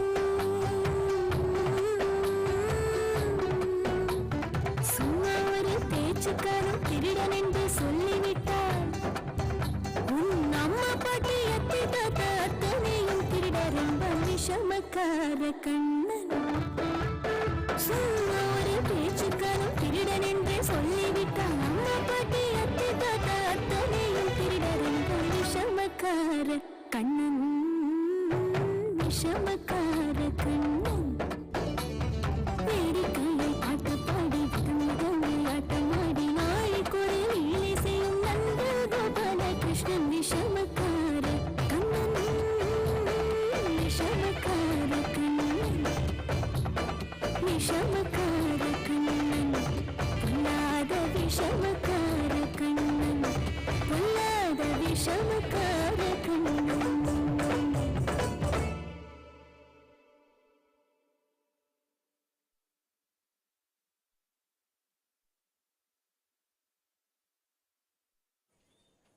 ಕಲಾಪ್ರೇಮಿಗಳೇ, ಎಂತಹ ಸುಂದರವಾದ ನಾಟ್ಯವೊಂದನ್ನು ನಾವೆಲ್ಲ ಕಣ್ತುಂಬಿಕೊಂಡೆವಲ್ಲ. ಈ ನಾಟ್ಯವನ್ನು ನೋಡುತ್ತಿದ್ದರೆ ನಮಗೆ ಗೊತ್ತಾಗದ ಹಾಗೆ ನಮ್ಮ ಹೃದಯದೊಳಗೆ ಒಂದು ಖುಷಿಯ ಭಾವ ಅವತರಿಸುತ್ತದಲ್ಲ. ಈ ಅದ್ಭುತವಾದ ನಾಟ್ಯವನ್ನು ಕಟ್ಟಿಕೊಟ್ಟ ಮಾರಾಳಿಯ ಈ ಮಣ್ಣಿನ ಹೆಮ್ಮೆಯ ಪ್ರತಿಭೆಗಳಿಗೆ ಗಟ್ಟಿ ಚಪ್ಪಾಳೆಯ ಅಭಿನಂದನೆಯನ್ನು ನಾವು ಸಮರ್ಪಿಸಿಕೊಳ್ಳೋಣ. ಬಂಧುಗಳೇ, ಇದೀಗ ನಮ್ಮ ತಂಡ ಕಟ್ಟಿಕೊಡುವ ನೃತ್ಯ ಗುಡುಗುಡಿಯ ನೃತ್ಯ. ಭಾರತ ಅಂದರೆ ಅದು ಬರಿಯ ದೇಶವಲ್ಲ, ನಾಗರಿಕತೆಯ ತೊಟ್ಟಿಲು, ಮಾನವ ಮಾತಿಗೆ ಜನ್ಮತಾಣ, ಪರಂಪರೆಗಳ ಅಜ್ಜಿ, ದಂತಕಥೆಗಳ ಮುತ್ತಜ್ಜಿ, ಸಂಸ್ಕೃತಿಯ ತಾಯಿ ಅನ್ನುವ ಮಾತಿದೆಯಲ್ಲ. ಬಹುಶಃ ಪ್ರತಿ 20 ಕಿಲೋಮೀಟರ್ಗೆ ಭಾಷೆ, ಸಂಸ್ಕೃತಿ, ಬದುಕಿನ ಜೀವನ ವಿಧಾನವೇ ಬದಲಾಗುವ ಬಹುತ್ವ ಸಂಸ್ಕೃತಿಯ ದೇಶ ಅದು ನಮ್ಮ ಭಾರತ. ಇಂತಹ ಭರತನಾಡಿನ ನಮ್ಮ ಕರುನಾಡ ಪರಂಪರೆಯಲ್ಲಿ ವಚನಕಾರರು, ಹರಿದಾಸರು, ಚಳುವಳಿಕಾರರು ಜನಿಸುತ್ತಲೇ ಬಂದಿದ್ದಾರೆ. ಇಂತಹ ನಮ್ಮ ಕನ್ನಡ ನಾಡಿನಲ್ಲಿ ಎಲ್ಲ ಧರ್ಮಗಳಿಗಿಂತ ಮಾನವ ಧರ್ಮವೇ ಹಿರಿದಾದದ್ದು ಎನ್ನುವುದನ್ನು ತನ್ನ ಬದುಕಿನ ನಡೆನುಡಿಯ ಮೂಲಕ ತೋರಿಸಿಕೊಟ್ಟವರು ಸಂತ ಶಿಶುನಾಳ ಶರೀಫರು. ಗುರು ಗೋವಿಂದರ ಶಿಷ್ಯರಾಗಿ, ತತ್ವ ಪದಗಳ ಹರಿಕಾರರಾಗಿ, ಭಾವೈಕ್ಯತೆಯನ್ನು ಬೆಸೆದ ಸಹಜ ಸಂತನಾಗಿ ಮಾನಿತರಾದವರು ಸಂತ ಶಿಶುನಾಳ ಶರೀಫರು. ಅವರು ಬರೆದ ತತ್ವ ಪದಗಳು ಆಡು ಭಾಷೆಯಲ್ಲಿದ್ದು ತಿಳಿವಿನ ತಿಳಿನೀರ ಹಾಗೆ ಪ್ರವಾಹಿನಿಯಾಗಿ ನಮ್ಮ ಕನ್ನಡದ ಜನಪದದಲ್ಲಿ ಚಿರಂತನವಾಗಿ ಉಳಿದಿದೆ. ಅಂತಹ ಸಂತ ಶಿಶುನಾಳ ಶರೀಫರು ಬರೆದ ಒಂದು ಅದ್ಭುತವಾದ ತತ್ವ ಪದವೇ ಗುಡುಗುಡಿಯ. ಬಹುಶಃ ಈ ಗುಡುಗುಡಿಯ ಅನ್ನುವ ಶಬ್ದವನ್ನು ಕೇಳುವಾಗ ನಮಗೆ ಸಂಗೀತದ ಸಿರಿಕೊರಳು ರಘು ದೀಕ್ಷಿತ್ ಅವರ ನೆನಪಾಗುತ್ತದೆ. ಕನ್ನಡದ ಅಪೂರ್ವ ಜನಪದೀಯ ಹಾಡುಗಳನ್ನ, ತತ್ವ ಪದವನ್ನ, ಭಾವಗೀತ ಪ್ರಪಂಚವನ್ನ ತನ್ನದೇ ವಿಶಿಷ್ಟವಾದ ಸಂಗೀತದ ಕೊರಳ ಸಿರಿಯ ಮೂಲಕ ಜೀವ ಭಾವ ತುಂಬಿ ಕಂಠದಾನವಾಗುತ್ತಾ ಬಂದವರು ರಘು ದೀಕ್ಷಿತರು. ಆರಂಭದ ಕೆಲ ವರ್ಷಗಳಲ್ಲಿ ರಘು ದೀಕ್ಷಿತರು ಇಂಗ್ಲಿಷ್ ಪದ್ಯಗಳನ್ನ ಹಾಡುತ್ತಿದ್ದರಂತೆ. ಯಾರೋ ಕನ್ನಡವನ್ನ ಅತೀವವಾಗಿ ಪ್ರೀತಿಸುವವರು ದೇಸಿ ಭಾಷೆಯಲ್ಲಿ ಹಾಡನ್ನ ಹಾಡಿ ಎನ್ನುವ ಪ್ರೀತಿಯ ಮನವಿಯನ್ನ ರಘು ದೀಕ್ಷಿತ್ ಅವರ ಬಳಿ ಮಾಡಿಕೊಂಡರಂತೆ.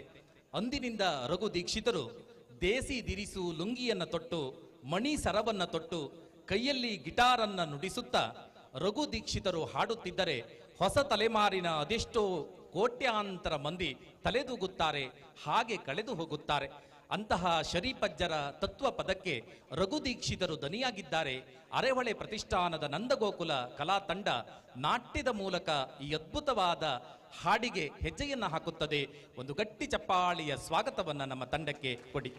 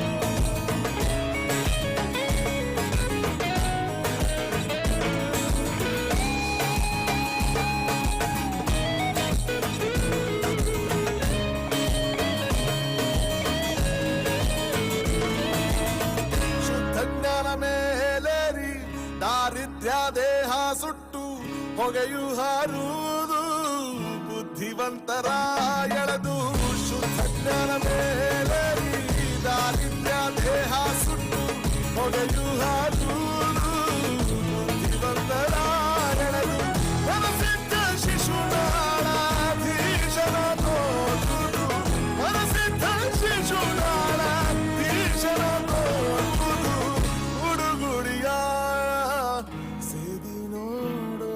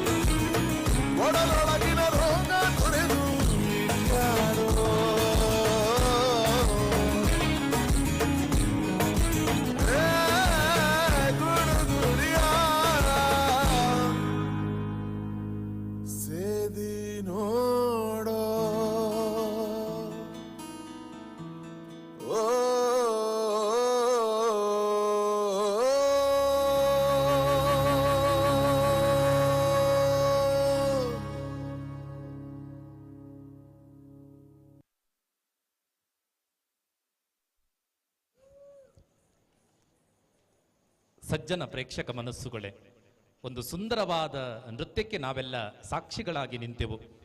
ಬಂಧುಗಳೇ, ಅರೆಹೊಳೆ ಪ್ರತಿಷ್ಠಾನದ ನಂದಗೋಕುಲದ ಈ ಅದ್ಭುತವಾದ ಸಾಂಸ್ಕೃತಿಕ ರಸಗವಳದ ಕೊನೆಯ ನಾಟ್ಯವೊಂದನ್ನು ನಿಮಗಾಗಿ ನಾವು ಕಟ್ಟಿಕೊಡುತ್ತೇವೆ.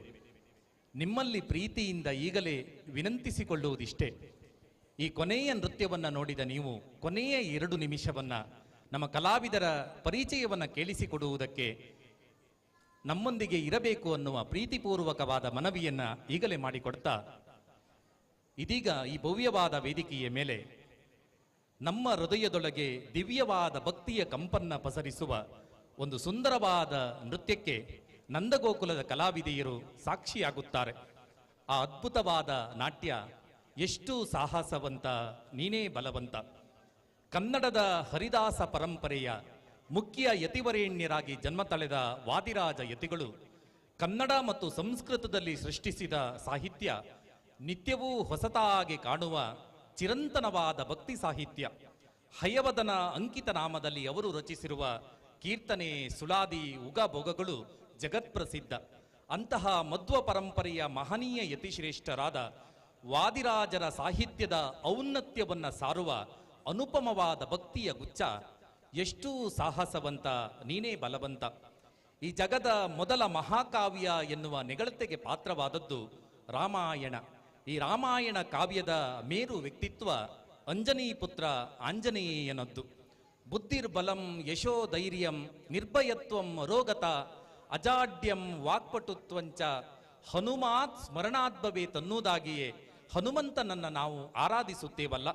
ಈ ಅದ್ಭುತವಾದ ನೃತ್ಯ ರಾಮನ ನಿಜದೂತ ಪವನಪುತ್ರ ಹನುಮಂತನ ವ್ಯಕ್ತಿತ್ವದ ಮಹಿಮೆಯನ್ನ ಸಾರುತ್ತಲೇ 24,000 ಶ್ಲೋಕಗಳನ್ನು ಒಳಗೊಂಡ ರಾಮಾಯಣ ಕಾವ್ಯದ ಘನಸ್ಥಿಕೆಯನ್ನು ನಮಗೆ ಅರ್ಹುತ್ತಲೇ ಹೋಗುತ್ತದೆ. ಸಮುದ್ರವನ್ನ ಲಂಘಿಸಿ ಲಂಕಾಪಟ್ಟಣವನ್ನ ಸೇರುವ ಹನುಮಂತ ಅಶೋಕವನದಲ್ಲಿ ಶೋಕತಪ್ತಳಾಗಿ ಕೂತಿದ್ದ ರಾಮ ಧ್ಯಾನದಲ್ಲಿ ನಿರತಳಾಗಿದ್ದ ಸೀತಾಮಾತೆಯನ್ನು ಕಂಡು ಸಮಾಧಾನಿಸಿ ಲಂಕಾ ಪಟ್ಟಣವನ್ನೇ ಸುಟ್ಟುರಿಸುವ ನೀತಿ ವಿಶಾರದ ವೀರ ಮಾರುತಿಯ ವಿರಾಟ್ ದರ್ಶನ. ಈ ಅದ್ಭುತವಾದ ನಾಟ್ಯ ಮಾರಾಳಿಯ ಪ್ರೇಕ್ಷಕರೇ ಕಣ್ತುಂಬಿಕೊಳ್ಳಿ.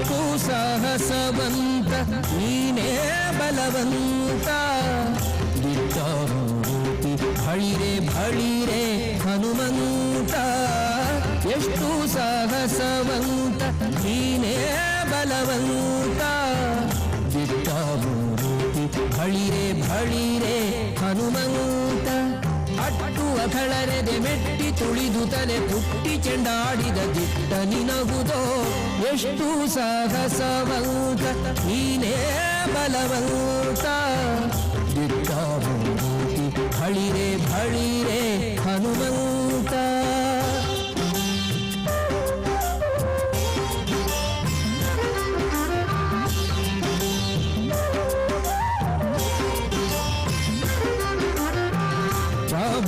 ರಾಮರಪ್ಪಣಿಯಿಂದ ಶರಧಿಯ ದಾಂಟಿ ಆ ಮಹಲಂಕೆಯ ಕಂಡೆ ಕಿರೀಟಿ ರಾಮರಪ್ಪಣಿಯಿಂದ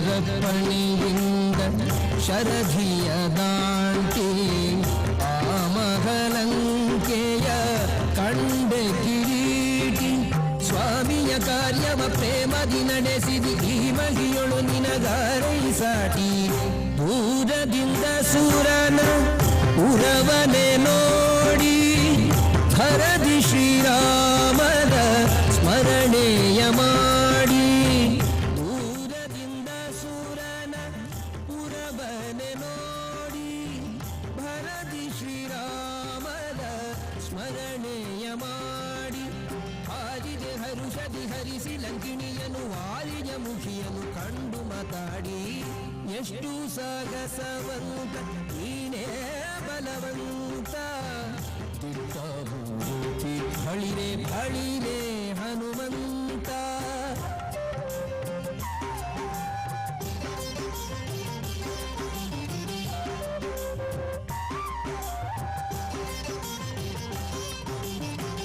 ರಾಮರ ಕ್ಷೇಮವ ರಮಣಿಗೆ ಪೇಳಿ ವಾಮಸ ಮಾಡದೆ ಮುದ್ರಿಕೆ ನೀಡಿ ರಾಮರ ಕ್ಷೇಮವ ರಮಣಿಗೆ ಪೇಳಿ ವಾಮಸ ಮಾಡದೆ ಮುದ್ರಿಕೆ ನೀಡಿ ಪ್ರೇಮದಿ ಜಾನಕಿ ಕುರುಗನು ಕೊಡಲಾಗ ಆ ಮಗವನದೊಳು ಫಲವನ್ನು ಬೇಡಿ ಕಣ್ಣಿಗೆ ಪ್ರಿಯವಾದ ಹಣ್ಣನ್ನು ಕೊಯ್ದು ಹಣ್ಣಿನ ನೇವದಲ್ಲಿ ಅಸುರರ ಹೊಯ್ದು ಕಣ್ಣಿಗೆ ಪ್ರಿಯವಾದ ಹಣ್ಣನ್ನು ಕೊಯ್ದು ಹಣ್ಣಿನ ನೇವದಲ್ಲಿ ಅಸುರರ ಹೊಯ್ದು ಬಣ್ಣ ಬಣ್ಣನೆ ಹರಿ ನೆಗೆ ನೆಗೆದಾಡುತ್ತ ಬಣ್ಣಿಸಿ ಅಸುರರ ಬಲವನ್ನು ಮುರಿದು ಎಷ್ಟು ಸಾಗಸವಂತ ನೀನೇ ಬಲವಂತ ದಿಟ್ಟಮೂರ್ತಿ ಭಳಿರೆ ಭಳಿರೆ ಹನುಮಂತ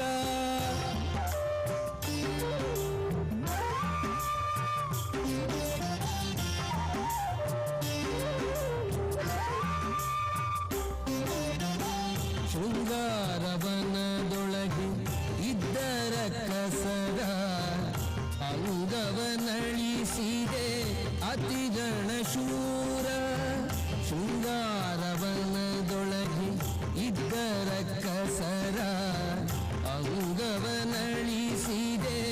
ಅತಿಗಣ ಶೂರ ಮುಂಗಿ ಅಸ್ತ್ರಗಳ ಅಕ್ಷಯ ಕುವರನ ಭಂಗಿಸಿ ಬಿಸುಟೆಯೋ ಕಂದರ ಕಸರ ದೂರು ಪೇಳಿದರೆಲ್ಲ ರಾವಣನೊಡನೆ ಚೀರುತ್ತ ಕರೆಸಿದ ಇಂದ್ರಜಿತುವನೇ ದೂರು ಪೇಳಿದರೆಲ್ಲ ರಾವಣನೊಡನೆ ಚೀರುತ್ತ ಕರೆಸಿದ ಇಂದ್ರಜಿತುವನೇ ಘೋರ ಕಪಿಯ ನೀ ಹಿಡಿತಹುದೆನ್ನುತ್ತ ಶೂರರ ಕಳುಹಿದ ನಿಜ ಸುತನೊಡನೆ ಎಷ್ಟು ಸಾಹಸವಂತ ನೀನೇ ಬಲವಂತ ದಿಟ್ಟಮೂರ್ತಿ ಭಳಿರೆ ಭಳಿರೆ ಹನುಮಂತ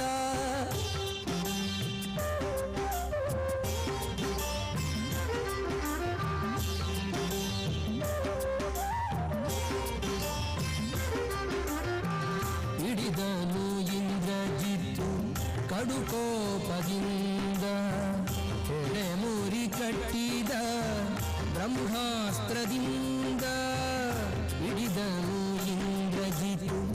ಕಡುಕೋಪದಿಂದ ಎಡೆಮುರಿ ಕಟ್ಟಿದ ಬ್ರಹ್ಮಾಸ್ತ್ರದಿಂದ ಗುಡುಗುಡುಗುಟ್ಟುತ ಕಿಡಿಕಿಡಿಯಾಗುತ್ತ ನಡೆದನು ಲಂಕೆಯ ಒಡೆಯನಿದೆಡೆಗೆ ಕಂಡನು ರಾವಣನು ದಂಡ ಕಪಿಯನು ಮಂಡೆಯ ತೂಗುತ್ತ ಮಾತಾಡಿಸಿದನು ಕಂಡನು ರಾವಣನು ದಂಡ ಕಪಿಯನು ಮಂಡೆಯ ತೂಗುತ್ತ ಮಾತಾಡಿಸಿದನು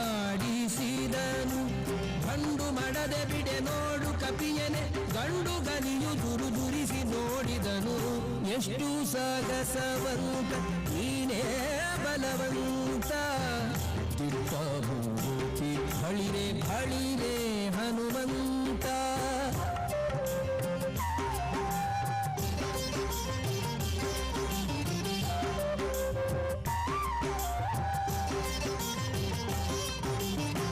ಛಲವ್ಯಾಕೋ ನಿನಗಿಷ್ಟು ಎಲವೋ ಕೊಡಗನೆ ನೆಲೆಯಾವುದೇಳೋ ನಿನ್ನೊಡೆಯ ಹೆಸರನ್ನ ಛಲವ್ಯಾಕೋ ನಿನಗಿಷ್ಟು ಎಲವೋ ಕೊಡಗನೆ ನೆಲೆಯಾವುದೇಳೋ ನಿನ್ನೊಡೆಯ ಹೆಸರನ್ನ ಬಲವಂತ ರಾಮರ ಬಂಟ ಬಂದಿಹೆನು ಹಲವು ಮತ್ಯಾಕೋ ಹನುಮನು ನಾನೇ ಬಡ ರಾವಣನೆ ನಿನ್ನ ಬಡಿದು ಹಾಕುವೇನೋ ಒಡೆಯನ ಪಡೆಯಿಲ್ಲ ಎಂದು ತಾಳಿದೇನೋ ಬಡ ರಾವಣನೆ ನಿನ್ನ ಬಡಿದು ಹಾಕುವೇನೋ ಒಡೆಯನ ಪಡೆಯಿಲ್ಲ ಎಂದು ತಾಳಿದೇನೋ ಕುಡಿಯೇಳಿಸುವೆನು ಪುಲ್ಲರ ಕಸರನೆ ತೊಡೆವೆನು ನಿನ್ನ ಪಣೆಯ ಅಕ್ಷರವ ಎಷ್ಟು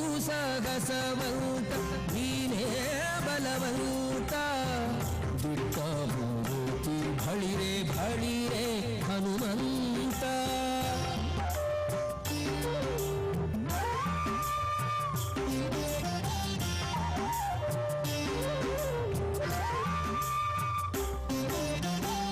ನಿನ್ನಂಥ ದೂತರು ರಾಮನ ಬಳಿಯೋಳು ಇನ್ನೆಷ್ಟು ಮಂದಿ ಉಂಟು ಹೇಳೋ ನಿತ್ವರಿಯ ನಿನ್ನಂಥ ದೂತರು ರಾಮನ ಬಳಿಯೋಳು ಇನ್ನೆಷ್ಟು ಮಂದಿ ಉಂಟು ಹೇಳೋ ನಿತ್ವರಿಯ ನನ್ನಂಥ ದೂತರು ನಿನ್ನಂಥ ಪ್ರೇತರು 200-300 ಕೋಟಿ ಗೆಳರಿಯ ಕಡುಕೋಪದಿಂದಲಿ ಕೂಳ ರಾವಣನು ಸುಡಿಗೆದ ಬಾಲವ ಸುತ್ತಿವಸನವ ಕಡುಕೋಪದಿಂದಲಿ ಕೂಳ ರಾವಣನು ಸುಡಿಗೆದ ಬಾಲವ ಸುತ್ತಿವಸನವ ಒಡೆಯನ ಮಾತಿಗೆ ತಡೆಬಡೆಯಿಲ್ಲದೆ ಒಡನೆ ಮುಟ್ಟಿದರು ಗಡಿ ಮನೆಯವರು ಎಷ್ಟು ಸಾಹಸವಂತ ನೀನೇ ಬಲವಂತ ದಿಟ್ಟಮೂರ್ತಿ ಬಳಿರೆ ಬಳಿರೆ ಹನುಮಂತ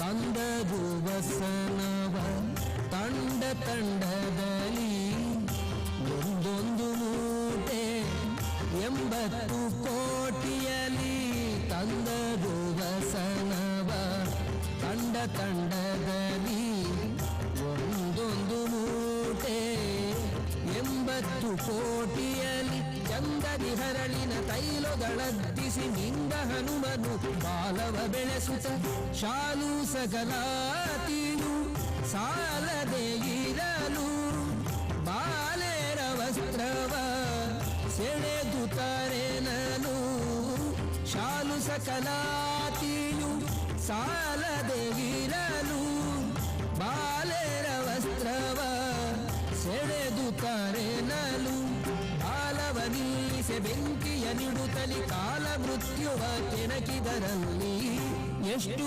ಸಾಗಸವಂತ ನೀನೇ ಬಲವಂತ ದಿಟ್ಟಮೂರ್ತಿ ಬಳಿರೆ ಬಳಿರೆ ಹನುಮಂತ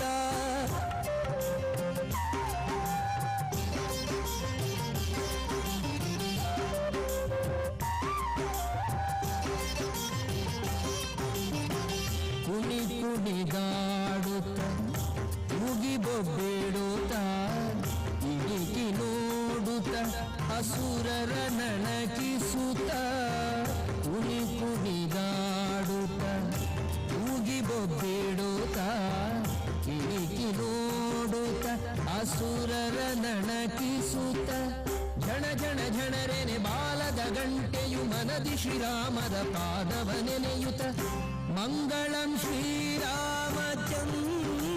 ಮೂರುತಿಗೆ ಮಂಗಳಂ ಸೀತಾದೇವಿ ಚರಣಂಗಳಿಗೆ ಮಂಗಳಂ ಶ್ರೀರಾಮಚಂದ್ರ ಮೂರುತಿಗೆ ಮಂಗಳಂ ಸೀತಾದೇವಿ ಚರಣಂಗಳಿಗೆ ಮಂಗಳವೆನುತ ಲಂಕೆಯ ಸುಟ್ಟು ಲಂಘಿಸಿ ಅಸುರನ ಗಡ್ಡಕ್ಕೆ ಹಿಡಿದ ಎಷ್ಟು ಸಾಹಸವಂತ ನೀನೇ ಬಲವಂತ ದಿಟ್ಟ ಮೂರ್ತಿ ಭಳಿರೆ ಭಳಿರೆ ಹನುಮಂತ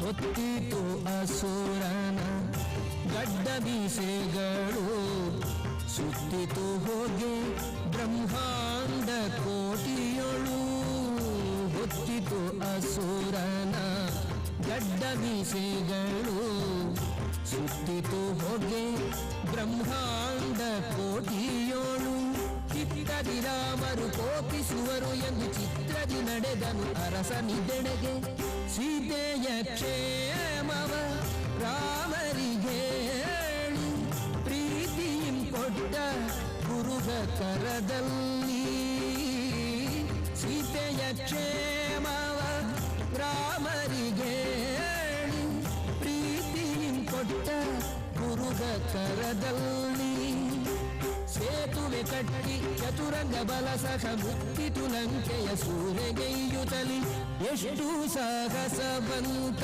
ನೀನೇ ಬಲವಂತ ಬಿಟ್ಟ ಮೂರ್ತಿ ಭಳಿರೆ ಭಳಿರೆ ಹನುಮಂತ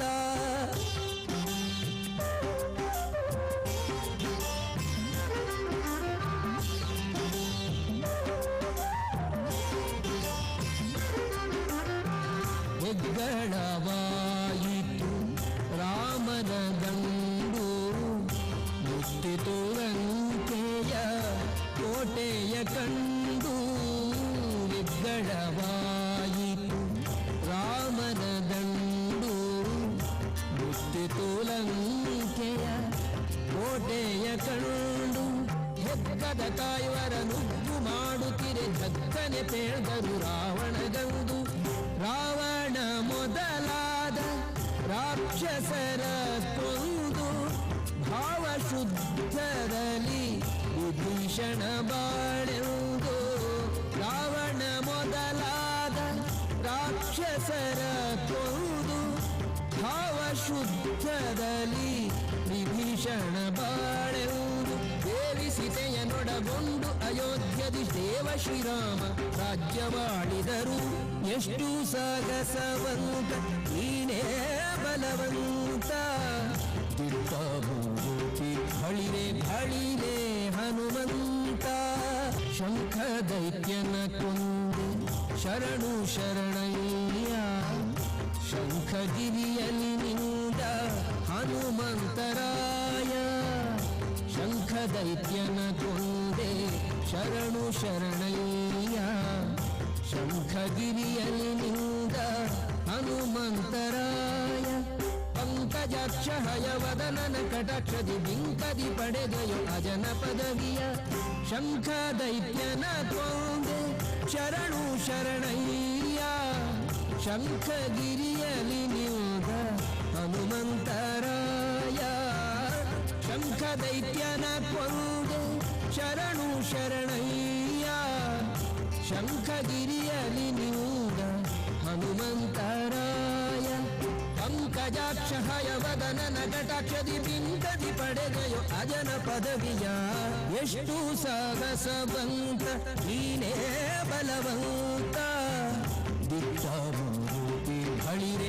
ಭಳಿರೆ ಹನುಮಂತ ಕಳರೆದೆ ಮೆಟ್ಟಿ ತುಳಿದು ತಲೆ ಪುಟ್ಟಿ ಚಂಡಾಡಿದ ದಿಟ್ಟ ನಿನಹುದೋ ಎಷ್ಟು ಸಾಹಸವಂತ ನೀನೇ ಬಲವಂತ ದಿಟ್ಟ ಮೂರುತಿ ಬಳಿರೆ ಬಳಿರೆ ಹನುಮಂತ ಬಳಿರೆ ಹನುಮಂತ ಬಳಿರೆ ಹನುಮಂತ ಬಳಿರೆ ಹನುಮಂತ ಬಳಿರೆ ಹನುಮಂತ ಬಳಿರೆ ಹನುಮಂತ ಬಳಿರೆ ಹನುಮಂತ.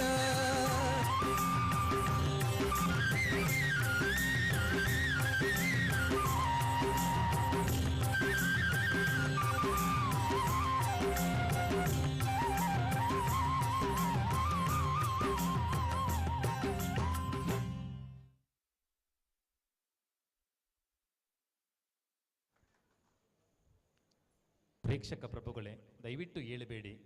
ಕೊನೆಯ 2 ನಿಮಿಷವನ್ನು ನಮ್ಮ ಕಲಾವಿದರ ಪರಿಚಯವನ್ನು ಕೇಳಿಸಿಕೊಡುವುದಕ್ಕೆ ನೀವು ಕೊಡಬೇಕು ಅನ್ನುವ ಪ್ರೀತಿಪೂರ್ವಕವಾದ ಮಾತುಗಳನ್ನು ಹೇಳ್ತಾ, ಸಹೃದಯರೇ, ಇನ್ನೀತೂ ಕೂಡ ಅಶ್ಲೀಲತೆ ಅಸಂಬದ್ಧತೆಗಳಿಲ್ಲದೆ ಸನಾತನ ಸಂಸ್ಕೃತಿಯ ವಿರಾಟ್ ದರ್ಶನವನ್ನು ಮಾಡುವ ಈ ಅದ್ಭುತವಾದ ನಾಟ್ಯವನ್ನು ನಾವೆಲ್ಲ ಕಣ್ತುಂಬಿಕೊಂಡೆವಲ್ಲ. ಅರೆಹೊಳೆ ಪ್ರತಿಷ್ಠಾನದ ನಂದಗೋಕುಲ ಕಲಾತಂಡ ಕಟ್ಟಿಕೊಟ್ಟ ಈ ನಾಟ್ಯ ನಿಮ್ಮ ಮನಸ್ಸಿಗೆ ಆಪ್ತವಾಗಿದ್ದರೆ, ನಿಮ್ಮ ಹೃದಯದೊಳಗೆ ಖುಷಿಯ ಭಾವವನ್ನು ಮೂಡಿಸಿದ್ದರೆ, ಭಕ್ತಿಯ ಸಿಂಚನವನ್ನು ಮೂಡಿಸಿದ್ದರೆ, ಒಂದು ಸಲ 2 ಕೈಗಳನ್ನು ಮೇಲಕ್ಕೆತ್ತಿ ಅಭಿಮಾನದ ಗಟ್ಟಿ ಚಪ್ಪಾಳೆಯನ್ನು ನಮ್ಮ ಇಡೀ ತಂಡಕ್ಕೆ ಕೊಡಿ. ಸಂಭ್ರಮದಿಂದ ನಾನು ನಮ್ಮ ನಂದಗೋಕುಲ ಕಲಾತಂಡವನ್ನು ವೇದಿಕೆ ಮೇಲೆ ಬರುವಂತೆ ಭಿನ್ನವಿಸಿಕೊಳ್ಳುತ್ತೇನೆ. ನಮ್ಮ ತಂಡದ ಪರಿಚಯವನ್ನು ಮಾಡುವುದಕ್ಕಾಗಿ ಅರೆಹೊಳೆ ಪ್ರತಿಷ್ಠಾನದ ಸಂಚಾಲಕರಾದ ಅರೆಹೊಳೆ ಸದಾಶಿವರಾವ್ ಅವರನ್ನ ಸಂಭ್ರಮದಿಂದ ವೇದಿಕೆ ಮೇಲೆ ಬರುವಂತೆ ಆದರದ ಭಿನ್ನಹವನ್ನ ಮಾಡಿಕೊಳ್ಳುತ್ತೇನೆ. ಬಂಧುಗಳೇ, ಅರೆಹೊಳೆ ಪ್ರತಿಷ್ಠಾನದ ನಂದಗೋಕುಲ ಕಲಾ ತಂಡ ಇಷ್ಟೊಂದು ಸುಂದರವಾದ ರಂಗಶಿಸ್ತನ್ನ ಪ್ರದರ್ಶಿಸುತ್ತದೆ, ಸನಾತನ ಸಂಸ್ಕೃತಿಯ ಶ್ರೇಷ್ಠತೆಯನ್ನ ಸಾರುವ ನಾಟ್ಯವನ್ನೇ ಕಟ್ಟಿಕೊಡುತ್ತದೆ ಅಂದ್ರೆ ಅದಕ್ಕೆ ಕಾರಣ ಅರೆಹೊಳೆ ಪ್ರತಿಷ್ಠಾನದ ಸಂಚಾಲಕರಾದ ಅರೆಹೊಳೆ ಸದಾಶಿವರಾವ್ ಅವರ ದಕ್ಷ ಸಂಚಾಲಕತ್ವವೇ ಕಾರಣ. ಅವರನ್ನ ಸಂಭ್ರಮದ ಚಪ್ಪಾಳೆಯ ಮೂಲಕ ವೇದಿಕೆ ಮೇಲೆ ಬರಮಾಡಿಕೊಳ್ಳೋಣ. ಅವರು ನಮ್ಮ ಕಲಾವಿದರನ್ನ ಪರಿಚಯಿಸುತ್ತಾರೆ, ಕಿವಿಯಾಗೋಣ. ಧನ್ಯವಾದಗಳು. ಮೊದಲಾಗಿ ಸುಮಾರು 1 ದಶಕದಷ್ಟು ಹಿಂದಿನಿಂದ ನನ್ನ ಸ್ನೇಹಿತರು ಆಗಿರುವ ಜಯಾನಂದ ಶೆಟ್ಟಿಯವರು, ಅವರ ಮೂಲಕ ನಮಗೆ ಈ ಸ್ಥಳದ ಸಂಪರ್ಕ ಆಯಿತು. ಹಾಗೆ ಇಂತಹ ಒಂದು ಅದ್ಭುತವಾದ ವೇದಿಕೆಯನ್ನು ಕಲ್ಪಿಸುವಲ್ಲಿ ಜಯಾನಂದ ಶೆಟ್ಟಿಯವರು ಮತ್ತು ಅವರ ಸಹೋದರರೆಲ್ಲರೂ ಮತ್ತು ಶ್ರೀ ದೇವಸ್ಥಾನದ ಸಂಬಂಧಿಸಿದ ಎಲ್ಲ ಪದಾಧಿಕಾರಿ ಸದಸ್ಯರಿಗೂ ಅರೆಹೊಳೆ ಪ್ರತಿಷ್ಠಾನದ ನಂದಗೋಕುಲದ ಪರವಾಗಿ ನಾನು ಧನ್ಯವಾದವನ್ನು ಈ ವೇದಿಕೆಯ ಮೇಲೆ ಹೇಳ್ತಾ ಇದ್ದೇನೆ. ಅಷ್ಟೇ ಮುಖ್ಯವಾಗಿ ಇದುವರೆಗೆ ಕುಳಿತು ನಮ್ಮ ಕಲಾವಿದರನ್ನು ಪ್ರೋತ್ಸಾಹಿಸಿದ ಕಲಾಭಿಮಾನಿಗಳು, ಭಕ್ತಾಭಿಮಾನಿಗಳು ಆದ ತಮಗೆಲ್ಲರಿಗೂ ನಾವು ಶಿರಭಾಗಿ ನಮಸ್ಕಾರವನ್ನು ಮಾಡುತ್ತಾ, ಇದುವರೆಗೆ ಮತ್ತು ಇದಕ್ಕಿಂತಲೂ ಮೊದಲು ಸಭಾ ಕಾರ್ಯಕ್ರಮವನ್ನು ನಿರೂಪಣೆ ಮಾಡುವ ಮೂಲಕ ಈ ಕರಾವಳಿ ಕರ್ನಾಟಕದಲ್ಲಿ ಓರ್ವ ಶ್ರೇಷ್ಠ ಕಾರ್ಯಕ್ರಮ ನಿರೂಪಕರೂ ಆಗಿ ಸಾಹಿತಿಯೂ ಆದವರು, ಕವಿಗಳು, ಕಥೆಗಾರರು ಆಗಿರುವ, ಮಣಿಪಾಲದ ಮಾಹೆಯಲ್ಲಿ ಉದ್ಯೋಗಿಯಾಗಿರುವ ಮಂಜುನಾಥ ಹಿಲಿಯಾಣ, ನೀನಾಸಂನಲ್ಲಿ 1 ವರ್ಷದ ನಾಟಕದ ತರಬೇತಿಯನ್ನು ಪಡೆದು ನೀನಾಸಂ ತಿರುಗಾಟವನ್ನು ಮಾಡಿ ಓರ್ವ ರಂಗ ಕಲಾವಿದನಾಗಿ ನಂದಗೋಕುಲ ತಂಡದ ಕಲಾವಿದನಾಗಿ, ಮಹಿಷಾಸುರನಾಗಿ, ವೀರಭದ್ರನಾಗಿ ತಮ್ಮನ್ನು ರಂಜಿಸಿದ ಅಕ್ಷಿತ್ ನಂದಗೋಕುಲ. ಇನ್ನು 10ನೇ ತರಗತಿಯಲ್ಲಿ ಅಭ್ಯಾಸ ಮಾಡಲಿಕ್ಕಿರುವ ನಂದಗೋಕುಲದ ಮತ್ತೋರ್ವ ಪ್ರಮುಖ ಕಲಾವಿದೆ ಪರ್ಣಿಕಾ ಗೋಕುಲ್. ಮೈಸೂರು ರಂಗಾಯಣದಲ್ಲಿ 1 ವರ್ಷದ ರಂಗ ತರಬೇತಿಯನ್ನು ಪಡೆದು ನಂದಗೋಕುಲ ತಂಡದ ಮತ್ತೋರ್ವ ಪ್ರಮುಖ ಕಲಾವಿದೆಯಾಗಿ ನಮ್ಮೊಂದಿಗೆ ಸಹಕರಿಸ್ತಾ ಇರುವ ಚೈತ್ರಾ ಕೋಟ್ಯಾನ್, ಈಕೆ ಪೂರ್ಣ ಪ್ರಮಾಣದ ಕಲಾವಿದೆಯಾಗಿ ನಮ್ಮ ತಂಡದಲ್ಲಿ ಇದ್ದಾರೆ. ಮಂಗಳೂರಿನ ಸಂತ ಅಲೋಶಿಯಸ್ ಪದವಿ ಪೂರ್ವ ಕಾಲೇಜಿನಲ್ಲಿ 2ನೇ ವರ್ಷದ ಪದವಿ ಪೂರ್ವದಲ್ಲಿ ಓದ್ತಾ ತಂಡದ ಪ್ರಮುಖ ಕಲಾವಿದೆಯಾಗಿ ನಮ್ಮೊಂದಿಗೆ ಸಹಕರಿಸ್ತಾ ಇರುವ ಅನನ್ಯ, ಮಂಗಳೂರಿನ ಸಂತ ಆಗ್ನೆಸ್ ಕಾಲೇಜಿನಲ್ಲಿ ಪದವಿಯನ್ನು ಮುಗಿಸಿ ಇದೀಗ ಪೂರ್ಣ ಪ್ರಮಾಣದ ಕಲಾವಿದೆಯಾಗಿ ನಮ್ಮೊಂದಿಗೆ ಸಹಕರಿಸ್ತಾ ಇರುವ ಮತ್ತೋರ್ವ ಕಲಾವಿದೆ ಸಹನಾ ಪೂಂಜಾ, ಮಂಗಳೂರಿನ ಸಂತ ಅಲೋಶಿಯಸ್ ಕಾಲೇಜಿನಲ್ಲಿ ಪದವಿಯನ್ನು ಮುಗಿಸಿರುವ ಮತ್ತೋರ್ವ ಕಲಾವಿದೆ ಸಂತೋಷಿ, ಮಂಗಳೂರಿನ MV ಶೆಟ್ಟಿ ಕಾಲೇಜಿನಲ್ಲಿ ಫಿಸಿಯೋಥೆರಪಿಯನ್ನು ಓದ್ತಾ ನಂದಗೋಕುಲ ತಂಡದೊಂದಿಗೆ ಕಲಾವಿದೆಯಾಗಿ ನಮ್ಮೊಂದಿಗೆ ಸಹಕರಿಸುತ್ತಿರುವ ಖುಷಿ, ಗೃಹಿಣಿಯಾಗಿದ್ದುಕೊಂಡು ತನ್ನ ಕಲಾ ಪ್ರೀತಿಯಿಂದ ನಮ್ಮೊಂದಿಗೆ ಪೂರ್ಣ ಪ್ರಮಾಣದಲ್ಲಿ ಕಲಾವಿದೆಯಾಗಿ ಸಹಕರಿಸ್ತಿರುವ ಕೃತಿಕಾ ಶೇಖರ್, ಮಂಗಳೂರಿನ ಕೆನರಾ ಪದವಿ ಕಾಲೇಜಿನಲ್ಲಿ ಪದವಿಯಲ್ಲಿ ಓದ್ತಾ ತಂಡದ ಪ್ರಮುಖ ಕಲಾವಿದೆಯಾಗಿರುವ ಭೂಮಿಕಾ ಶೆಟ್ಟಿ, ಇದೀಗ ಪ್ರಥಮ ವರ್ಷದ PUCಯನ್ನು ಆರಂಭಿಸಿರುವ ಮತ್ತು ತಂಡದ ಪ್ರಮುಖ ಕಲಾವಿದೆಯಾಗಿರುವ ಸೌಜನ್ಯ ಬೆಳ್ಚಡ, ಸ್ಥಳೀಯ ಪ್ರತಿಭೆ 8ನೇ ತರಗತಿಯಲ್ಲಿ ಓದುತ್ತಿರುವ ಪ್ರಾಪ್ತಿ ಹೆಗಡೆ, ಹಾಗೆ ಅವಳ ಸಹೋದರಿ ಸಾಂಚಿ ಹೆಗಡೆ, ಇವರಿಬ್ಬರು 8ನೇ ತರಗತಿಯಲ್ಲಿ ಓದ್ತಾ ಇದ್ದಾರೆ. ತಮಗೆಲ್ಲರಿಗೂ ಗೊತ್ತಿರುವ ಹಾಗೆ ಕಾರ್ಯಕ್ರಮ ನಿರೂಪಕರು ಆಗ ಹೇಳಿದ ಹಾಗೆ ಮಾರಾಳಿಯ ಪ್ರತಿಭೆಗಳು. ಮತ್ತು ಪುಟಾಣಿ ಕಲಾವಿದೆಯಾಗಿ ನಂದಗೋಕುಲ ತಂಡದ ವಿದ್ಯಾರ್ಥಿನಿಯೂ ಆಗಿರುವ ಸಿಂಧೂರ,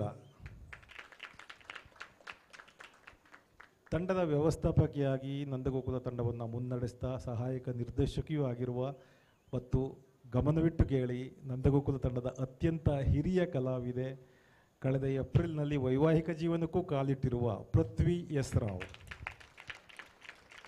ಹಾಗೆ ಇಂದು ಪ್ರದರ್ಶನವಾದ ಎಲ್ಲ ನೃತ್ಯಗಳ ನೃತ್ಯ ಸಂಯೋಜನೆ ಮತ್ತು ನಿರ್ದೇಶನ, ನೃತ್ಯ, ರಂಗಭೂಮಿ, ಚಲನಚಿತ್ರ, ಯಕ್ಷಗಾನ ಹೀಗೆ ಎಲ್ಲ ರಂಗಗಳಲ್ಲಿಯೂ ತನ್ನ ಪ್ರತಿಭೆಯನ್ನು ವಿಸ್ತರಿಸಿಕೊಂಡಿರುವ ನಂದಗೋಕುಲ ತಂಡದ ನಾಯಕಿ, ನಿರ್ದೇಶಕಿ ಶ್ವೇತಾ ಅರೆಹೊಳೆ. ಈ ಎಲ್ಲ ಕಲಾವಿದರ ವಸ್ತ್ರ ವಿನ್ಯಾಸ ಮತ್ತು ತಯಾರಿಯನ್ನು ಮಾಡಿದವರು ಗೀತಾ ಅರೆಹೊಳೆ, ದಯವಿಟ್ಟು ವೇದಿಕೆಗೆ ಬರಬೇಕು.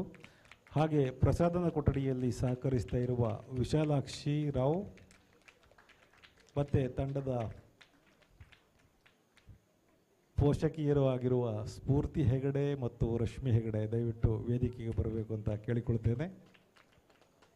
ಬೆಳಕಿನ ವಿನ್ಯಾಸ ಮತ್ತು ನಿರ್ವಹಣೆಯನ್ನು ಸಂಪೂರ್ಣವಾಗಿ ಮಾಡಿದವರು ವಿನಯ್ ಉಳ್ಳೂರು.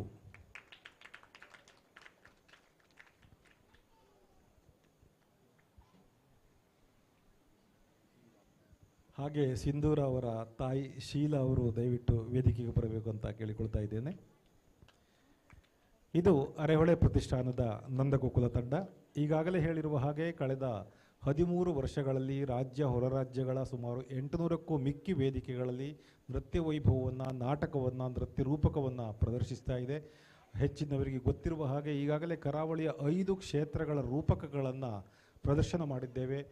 ಮಾರಣಕಟ್ಟೆ ಕ್ಷೇತ್ರದ ಮಹಾತ್ಮೆಯನ್ನು ಸಾರುವ ಬಿಡುವನೆ ಬ್ರಹ್ಮಲಿಂಗ, ಇದು 52 ಪ್ರದರ್ಶನಗಳನ್ನು ಕಂಡಿದೆ. ಮಂದಾರ್ತಿ ಕ್ಷೇತ್ರದ ಮಹಾತ್ಮೆಯನ್ನು ಹೇಳುವ ಮಂದಾರ್ತಿ ಮಾದೇವಿ ಈಗಾಗಲೇ 22 ಪ್ರದರ್ಶನಗಳನ್ನು ಕಂಡು ಮುನ್ನಡೀತಾ ಇದೆ. ಹಾಗೆ ಕೊಲ್ಲೂರು ಕ್ಷೇತ್ರದ ಮಹಾತ್ಮೆಯನ್ನು ಹೇಳುವ ಕೊಲ್ಲೂರು ಶ್ರೀ ಮೂಕಾಂಬಿಕೆ, ಆನೆಗುಡ್ಡೆ ಕ್ಷೇತ್ರದ ಮಹಾತ್ಮೆಯನ್ನು ಹೇಳುವ ಆನೆಗುಡ್ಡೆಯ ಆ ಶ್ರೀ ವಿನಾಯಕ, ಮತ್ತು ತುಳುವಿನಲ್ಲಿ ಮಂಗಳದೇವಿ ಕ್ಷೇತ್ರದ ಮಹಾತ್ಮೆಯನ್ನು ಹೇಳುವ ಮೈಮೆದೆಪ್ಪೆ ಮಂಗಳದೇವಿ, ಹೀಗೆ ವಿವಿಧ ಕ್ಷೇತ್ರಗಳ ದರ್ಶನವನ್ನು ಸಹ ನಾವು ನೃತ್ಯ ರೂಪಕಗಳ ಮೂಲಕ ಮಾಡ್ತಾ ಇದ್ದೇವೆ. ಮತ್ತು ಆದಷ್ಟು ಬೇಗದಲ್ಲೇ ಇನ್ನು 2 ತಿಂಗಳುಗಳಲ್ಲಿ ಇನ್ನೂ ಅನೇಕ ಹೊಸ ನೃತ್ಯಗಳನ್ನು, ನೃತ್ಯ ರೂಪಕಗಳ ಮೂಲಕ ತಮ್ಮ ಮುಂದೆ ನಾವು ಮತ್ತೆ ಬರ್ತೇವೆ. ಮತ್ತೊಮ್ಮೆ ಇಂತಹ ಒಂದು ಅದ್ಭುತ ಅವಕಾಶಕ್ಕಾಗಿ ಮುಖ್ಯವಾಗಿ ಜಯಾನಂದ ಶೆಟ್ಟಿಯವರಿಗೆ ಇನ್ನೊಮ್ಮೆ ನಾವು ಧನ್ಯವಾದವನ್ನು ಹೇಳ್ತಾ ಇದ್ದೇವೆ. ಎಲ್ಲರಿಗೂ ಶುಭರಾತ್ರಿ. ಶ್ರೀದೇವರು ಸರ್ವರಿಗೂ ಸನ್ಮಂಗಳವನ್ನುಂಟು ಮಾಡಲಿ ಎನ್ನುವ ಪ್ರಾರ್ಥನೆಯನ್ನು ಸಲ್ಲಿಸಿಕೊಂಡು ಎಲ್ಲರಿಗೂ ಶುಭವಾಗಲಿ. ಶುಭರಾತ್ರಿ. ಧನ್ಯವಾದಗಳು. ಹಾಗೆ ಅತ್ಯಂತ ಉತ್ತಮವಾದ ಬೆಳಕು ಮತ್ತು ಧ್ವನಿಯಿಂದ ವ್ಯವಸ್ಥೆ ಮಾಡಿದವರಿಗೂ ಒಮ್ಮೆ ಜೋರಾದ ಚಪ್ಪಾಳೆಯ ಮೂಲಕ ನಾವು ಅಭಿನಂದನೆಯನ್ನು ಹೇಳಬೇಕು ಅಂತ ಕೇಳಿಕೊಳ್ತಾ ಇದ್ದೇನೆ. ಹಲೋ ಪ್ರೇಕ್ಷಕರೇ, ಕಲ್ಪನಾ ಶೆಟ್ಟಿ ಮಾರಾಳಿ ಮನೆಯವರು ಒಂದು ಹಾಡನ್ನು ಹಾಡುವ ಬಯಕೆಯನ್ನು ವ್ಯಕ್ತಪಡಿಸಿದ್ದಾರೆ. ಅವರನ್ನು ವೇದಿಕೆ ಮೇಲೆ ಬರುವಂತೆ ಭಿನ್ನವಿಸಿಕೊಳ್ಳುತ್ತೇನೆ. ಕಲ್ಪನಾ ಶೆಟ್ಟಿ ಮಾರಾಳಿ ಮನೆ.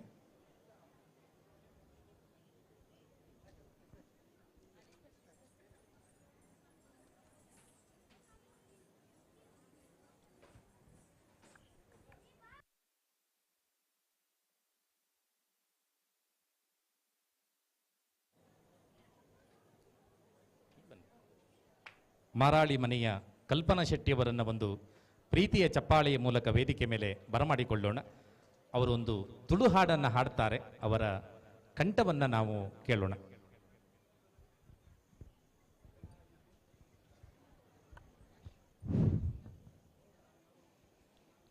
ಕೆಮ್ಮಲೆತಾ ಬ್ರಹ್ಮ ಎಂಕ್ಲೆ ಕುಲ ದೈವೋ ಬ್ರಹ್ಮ ಕೆಮ್ಮ ಕೆಮ್ಮಲಿತ ಬ್ರಹ್ಮ ಎಂಕ್ಲೆ ಕುಲದೈವೋ ಬ್ರಹ್ಮ ಕಪ್ಪು ಕಳೆದು ಬೊಲ್ಪು ಕೊಲ್ಲ ಕುಲದೈವೋ ಬ್ರಹ್ಮ ಎಂಕ್ಲೆ ಕುಲದೈವೋ ಬ್ರಹ್ಮ ಕೆಮ್ಮಲಿತ ಬ್ರಹ್ಮ ಎಂಕ್ಲೆ ಕುಲದೈವೋ ಬ್ರಹ್ಮ ಕಪ್ಪು ಕಳೆದು ಬೊಲ್ಪು ಕೊರ್ಲ ಕುಲದೈವೋ ಬ್ರಹ್ಮ ಎಂಕ್ಲೆ ಕುಲದೈವೋ ಬ್ರಹ್ಮ ಎಂಕ್ಲು ಕತ್ತಲೆ ಕೋಣೆಡುಲ್ಲ ಎಂಕ್ಲು ಕತ್ತಲೆ ಕೋಣೆಡುಲ್ಲ ವರಸಾದಿತು ಜಾವುವೋಲ ಎಂಕ್ಲು ಕತ್ತಲೆ ಕೋಣೆಡುಲ್ಲ ವರಸಾದಿತು ಜಾವುವೋಲ பொருளு பாத்தேரா பண்டுது ದಿಂಡ ಕೋಣೆಡ ಪಾಡೇರು ದರ್ಶನ ಕೊರ್ಲಾವೋ ಬ್ರಹ್ಮ ದರ್ಶನ ಕೊರ್ಲಾವೋ ಬ್ರಹ್ಮ ಕೆಮ್ಮಲೆತ ಬ್ರಹ್ಮ ಎಂಕ್ಲೆ ಕುಲದೈವೋ ಬ್ರಹ್ಮ ಕಪ್ಪು ಕಳೆದು ಬೊಲ್ಪು ಕೊರಲ ಕುಲದೈವೋ ಬ್ರಹ್ಮ ಎಂಕ್ಲೆ ಕುಲದೈವೋ ಬ್ರಹ್ಮ ಅಪ್ಪೆ ಪಂಡಿನ ಪರಕೆ ಎಂಕ್ಲು ಪೊರ್ಲುಡೆ ಸಂದಾದ ಅಪ್ಪೆ ಪಂಡಿನ ಪರಕೆ ಎಂಕ್ಲು ಪೊರ್ಲುಡೆ ಸಂದಾದ ತಪ್ಪು ಮಲ್ತಿನ ಬಾಲೆಲನ ಮಾಪು ಮಲ್ಪೊಡು ಕುಲದೈವ ದರುಶನ ಕೊರ್ಲಾವೋ ಬ್ರಹ್ಮ ದರುಶನ ಕೊರ್ಲಾವೋ ಬ್ರಹ್ಮ ಕೆಮ್ಮಲೆತ ಬ್ರಹ್ಮ ಎಂಕ್ಲೆ ಕುಲದೈವೋ ಬ್ರಹ್ಮ ಕೆಮ್ಮಲೆತ ಬ್ರಹ್ಮ ಎಂಕ್ಲೆ ಕುಲದೈವೋ ಬ್ರಹ್ಮ ಈ ಪೂಜೆ ಕರೆದು ಜೈದ ಎಂಕ್ಲು ಪೋರ್ತು ತತ್ತದ ಬೈದ ಈ ಪೂಜೆ ಕರೆದು ಜೈದ ಎಂಕ್ಲು ಪೋರ್ತು ತತ್ತದ ಬೈದ ಕೋಟಿ ಚೆನ್ನಯೇ ಸತ್ಯಡು ನಡೆಪು ಬಾಲೆಲು ಪಂದಾಂಡ ದರುಶನ ಕೊರ್ಲಾವೋ ಬ್ರಹ್ಮ ದರುಶನ ಕೊರ್ಲಾವೋ ಬ್ರಹ್ಮ ಕೆಮ್ಮಲೆತ ಬ್ರಹ್ಮ ಎಂಕ್ಲೆ ಕುಲದೈವೋ ಬ್ರಹ್ಮ ಕೆಮ್ಮಲೆತ ಬ್ರಹ್ಮ ಎಂಕ್ಲೆ ಕುಲದೈವೋ ಬ್ರಹ್ಮ ಕಪ್ಪು ಕಳೆದು ಬೊಲ್ಪು ಕೊರಲ ಕುಲದೈವೋ ಬ್ರಹ್ಮ ಎಂಕ್ಲೆ ಕುಲದೈವೋ ಬ್ರಹ್ಮ ಕೆಮ್ಮಲಿತ ಬ್ರಹ್ಮ ಎಂಕ್ಲೆ ಕುಲದೈವೋ ಬ್ರಹ್ಮ ಕಪ್ಪು ಕಳೆದು ಬೊಲ್ಪು ಕೊರುಲ ಕುಲದೈವೋ ಬ್ರಹ್ಮ ಎಂಕ್ಲೆ ಕುಲದೈವೋ ಬ್ರಹ್ಮ